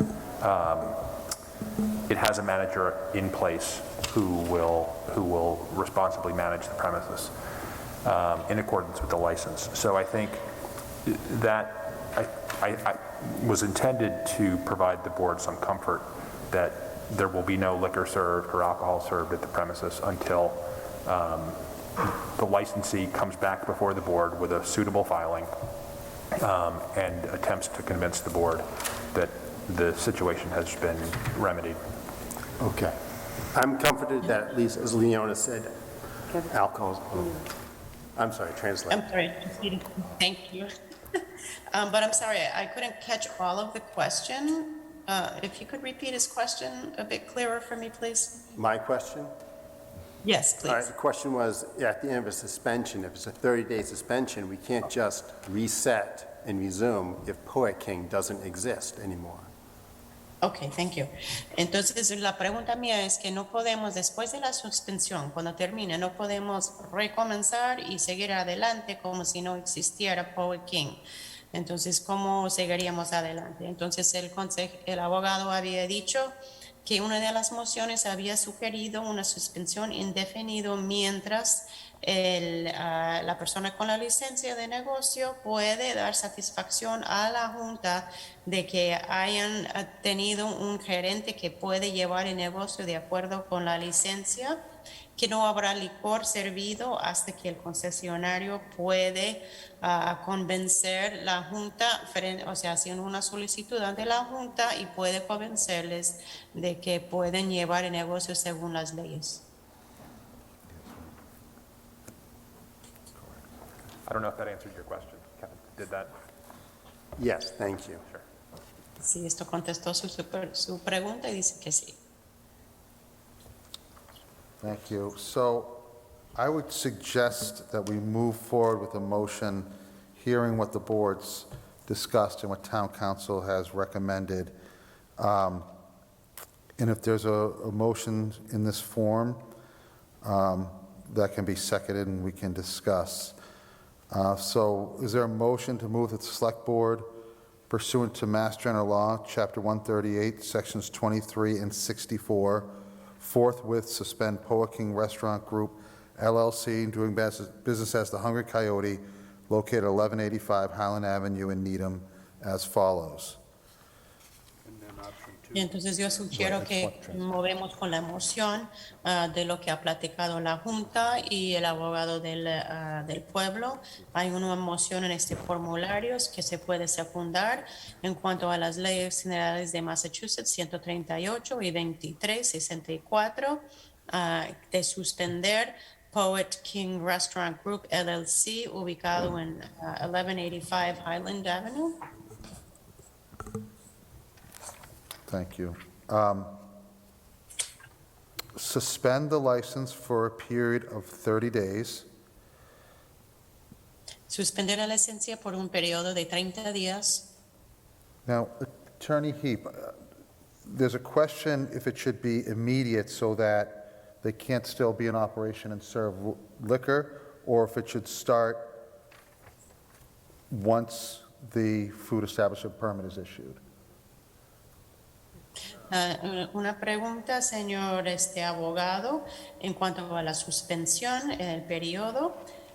No queda claro si debe de ser una suspensión inmediato para que no puedan servir licor o una vez que, I'm sorry, can you repeat the second half of that question?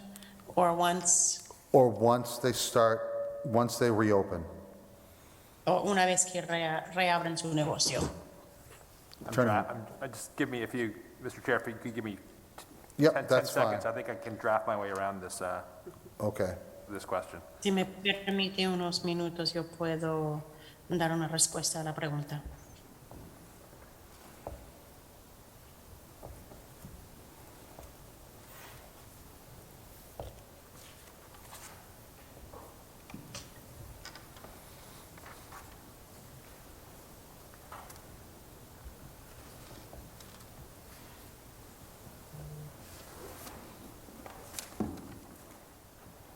Would you say effective immediately until?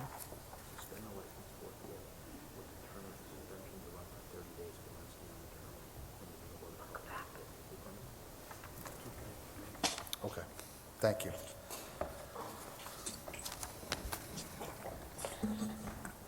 All right, I don't want to do this, but I'm going to do it just because there's been a lot of discussion. We had the translator. So here's what I would like the form of the motion to be. Move that the Select Board pursuant to Mass General Laws, Chapter 138, Sections 23 and 64, forthwith suspends Poa King Restaurant Group, LLC, doing business as the Hungry Coyote, located at 1185 Highland Avenue in Needham, as follows.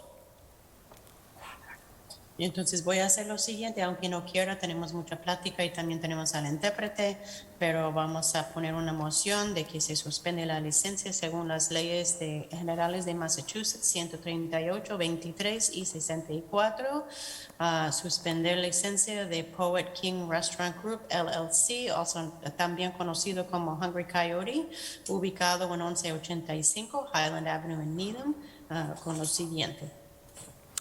Suspend the license forthwith with a term of the suspension to run for 30 days Suspender la licencia de aquí en adelante por un periodo de suspensión de 30 días, commencing when the Needham Board of Health reinstates the licensee's food establishment permit comenzando, I'm sorry, can you repeat?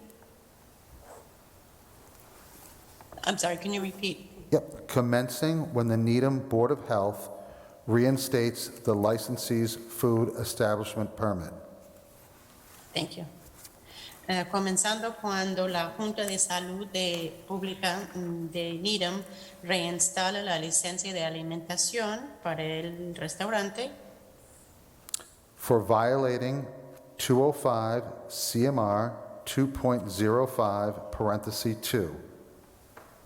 por infracción de CMR 205 CMR 2.05 entre paréntesis 2, Permitting an illegality to occur on the premises, to wit, failure to comply with a summary suspension order of the Town of Needham Public Health Division, dated December 31st, 2021.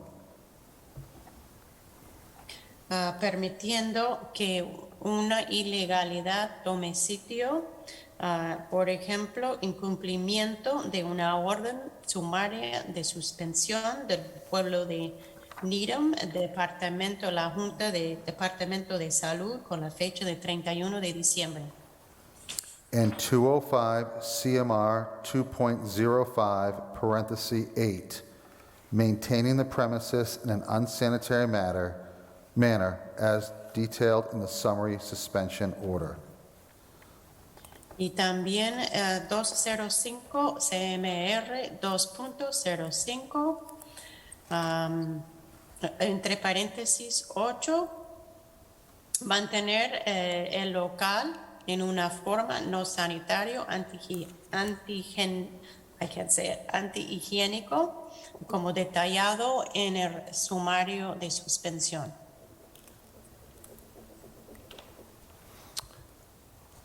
Indefinitely suspend the liquor license until such time as the licensee submits documentation supporting Leona Leon's ability to hold the position of license manager. Suspender por tiempo indefinido la licencia de licor hasta que el negocio puede presentar pruebas de que la Leone puede mantener el puesto de gerente. Or until such time the licensee submits an application for a change of license manager to the Select Board. O hasta que aquel tiempo que la persona con licencia entrega en la Junta un cambio de gerente a la Junta Selecta. And the Select Board approves the licensee in that role. Y que la Junta Selectiva aprueba la persona con licencia en este papel. And the licensee submits all required corporate filings to the Secretary of State's Corporations Division.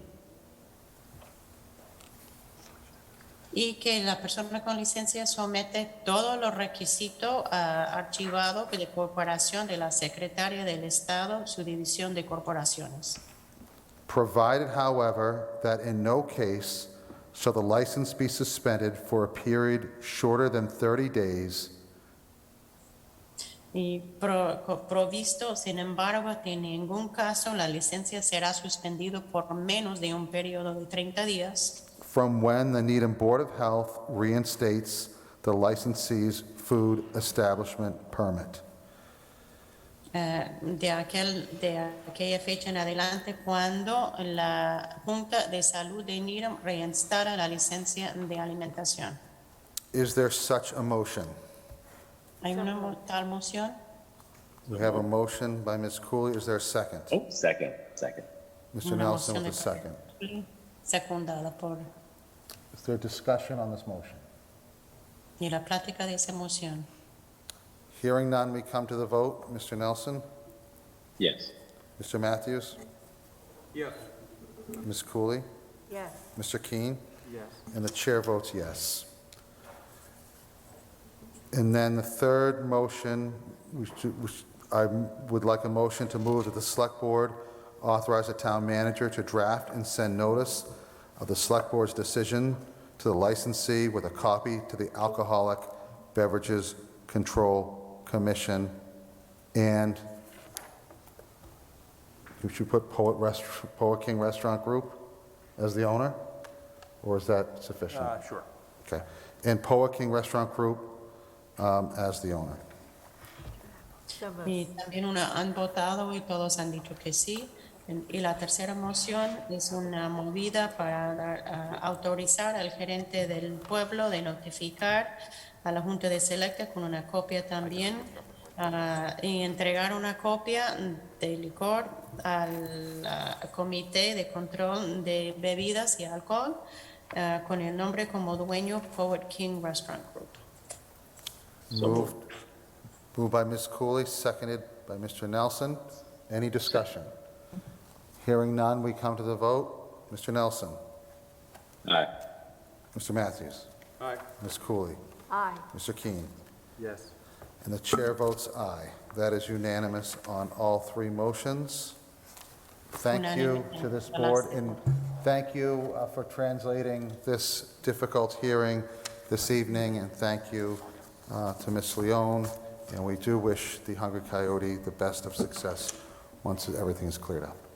Entonces esto lleva una vota unánime a 3 mociones y muchísimas gracias por traducir esta reunión tan difícil y también muchas gracias a la señorita Leone y deseamos éxito al Hungry Coyote.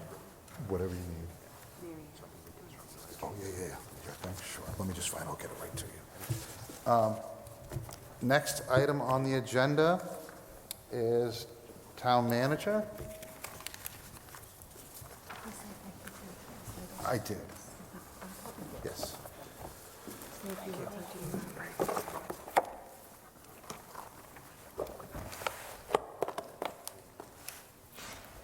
Get the capital plan here. Thank you. First item is the budget I'll consultation. try to be brief, Mr. Chair, And given the everyone has hour. their terrific book. Our budget is due the end of the month, and we'll be presenting our recommendations to you at your next meeting. I wanted to give you a sense of the things that the departments had requested and give you a sense of those. We use 2 different forms. It's called the DSR-4, Department Spending Request 4. These are for items that are new and would make improvements to the budgets. And the DSR-5, Department Spending Request 5, are items that are financial warrant articles that are included in the warrant. So they're both mentioned in the budget document, but only the DSR-4s end up in the operating budget. The DSR-5s end up in the warrant as individual warrant articles. What we will be doing is looking at these recommendations, putting them into separate categories of full-time equivalent staffing increases that are just hours of existing positions, and also those that are services that don't actually increase the headcount of the town. And we'll then be aligning those with the budget priorities that the board set at one of your previous meetings. In particular, this would involve staffing in public works and park and recreation, building maintenance, and the continuity of operations of town government. So I know there's a lot of them there. Many of them have been in the queue for a long time, and they're finally getting to the point of being able to be recommended. And others are likely to be recommended in the future, and some of them are even identified as future recommendations, so that the board would have a sense of where the departments are thinking that their staffing needs are going to be in the future. So we'll be putting this together and presenting it to you in 2 weeks. If you had anything in particular that you wanted to talk about, please just give me a call, and we can take a look at where balancing the revenue available for appropriation with the many needs, and by no means are all of these being recommended by us. So just We couldn't afford it, We right? couldn't afford it, exactly. But it's interesting when you think of all the requests that a town has from all the departments and having to sift through them and prioritize them. It's a tall task. Okay, could you just walk us through, just briefly on a timeline for the members as far as in our next meeting, like you say, you'll be presenting this in more detail, and then after that, Sure. to the board? So with respect to the operating budget, the charter allows the town manager to provide a preliminary balanced budget that we bring to you. It then is provided to the Finance Committee by the end of the month. The Finance Committee has been deliberating on the department spending request since December. They meet every week. They'll presumably meet virtually every week between now and town meeting. They will finish up their budget hearings, and an initial preliminary budget was where their thinking is due in the middle of February, and then their final budget is due for printing in the warrant in the middle of March. Then the warrant goes to print, and the operating budget, it's the Finance Committee's operating budget that goes to town meeting. That will be presented to town meeting in the first week of May. And the financial warrant articles are actually the next item on your agenda. Those that the board agrees will be included in the warrant for conversation by town meeting. Great. Thank you for that. Quick summary. That's terrific. Thank you. Of a lot of hours right. on the part of all boards, and particularly the Finance Committee. Yeah. Thank you. In the past, we had provided the board with these documents along with the bread and butter documents, which is another several hundred pages. And we thought it would be useful for you to see what, in addition to the level services that the departments are bringing forward from FY22 to FY23, what they have identified as their priorities for performance improvement. That's great. And we, in good years, we can do a couple, and in tough years, we can't do any. So it doesn't move very fast, but that's basically local government to a T, right? Terrific. Thanks for that item. change. And then the other item, it's time to open the annual town meeting warrant. It feels like town meeting just ended and we're always starting the next one. We would close the warrant on February 8th, and between those, I believe the 7th, the first Monday in February, any citizens petition articles are due to the select board. So we may see some of those. The preliminary list of warrant articles is very preliminary, but to give you a sense, human resource articles, these are all the contracts that are still settled, need to be settled, and elected officials' salaries.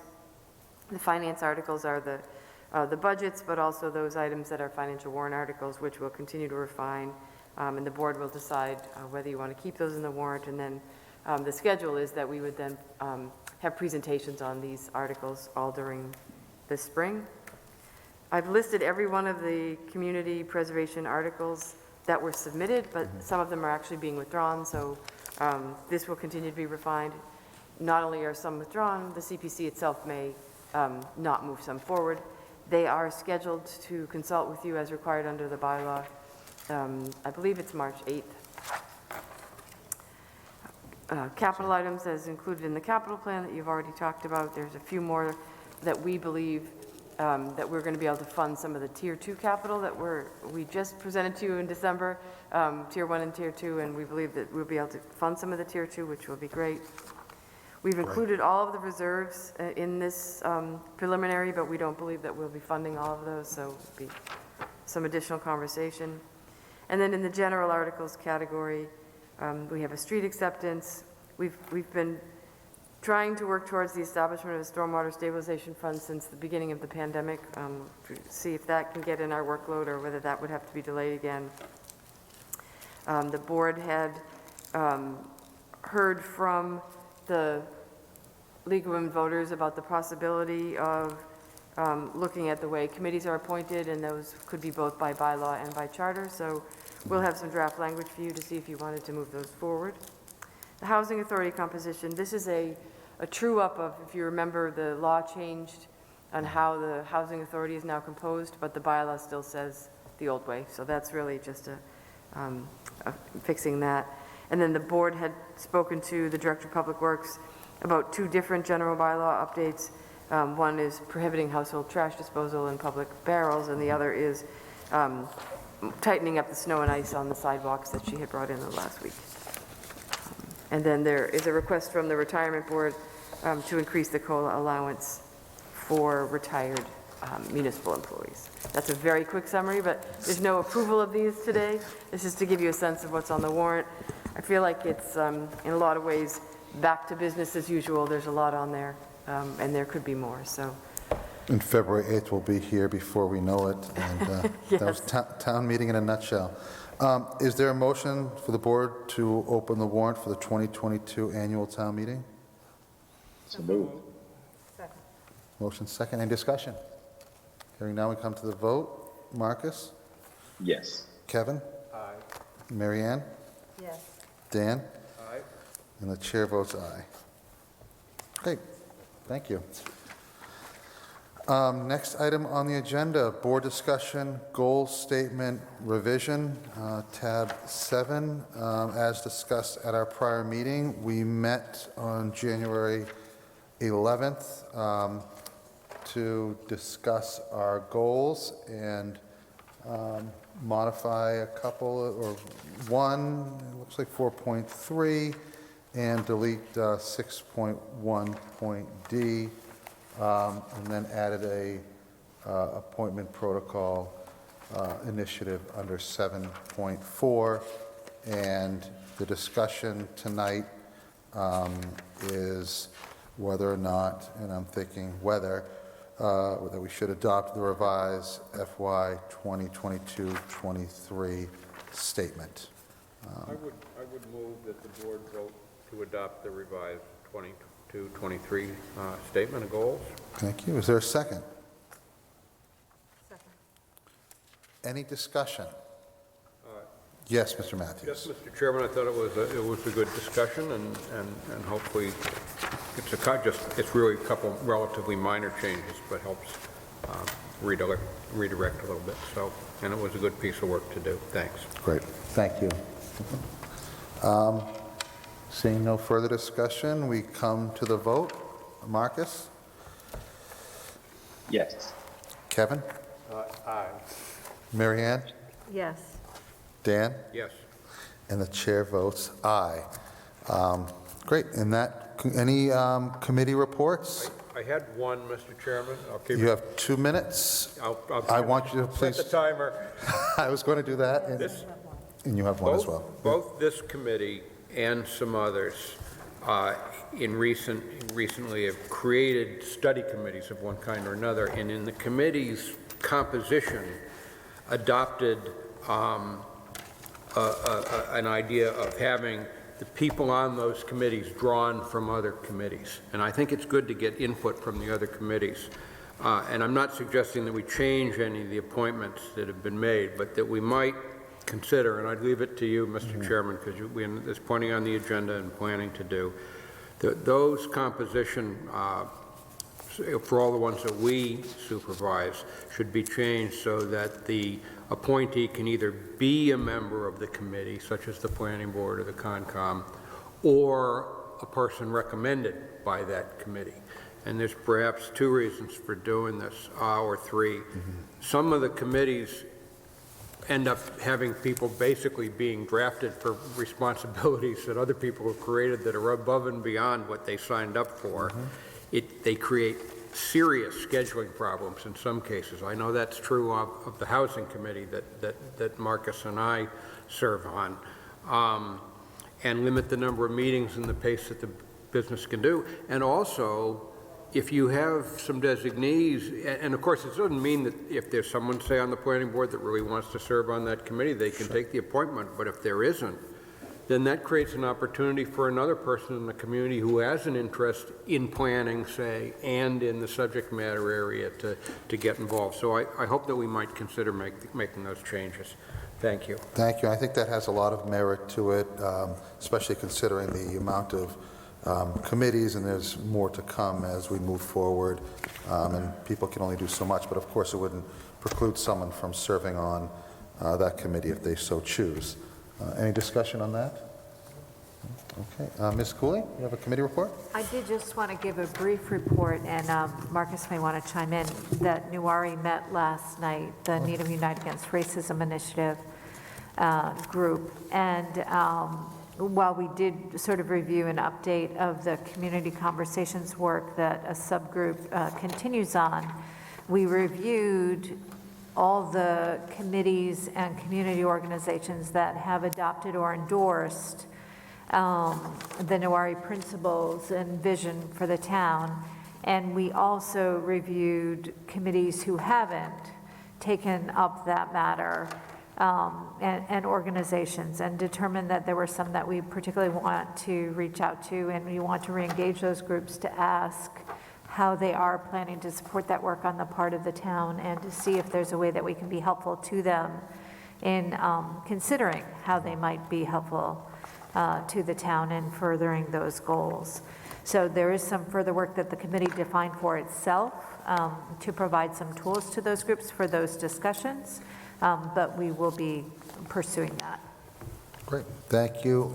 Marcus, anything to add? Hit it right on the head. She usually does. Great. I think then no more committee reports. With that, is there a motion to adjourn? What's the rush? Motion to adjourn? Again. Is there a second? Oh, sorry. Yes, second. Motion and a second. Mr. Matthews? Aye. Ms. Cooley? Aye. Mr. Keane? Aye. And Mr. Nelson? Yes. And the chair votes yes. Good night, everybody. Good night, everyone. See you later. Night. Thank you.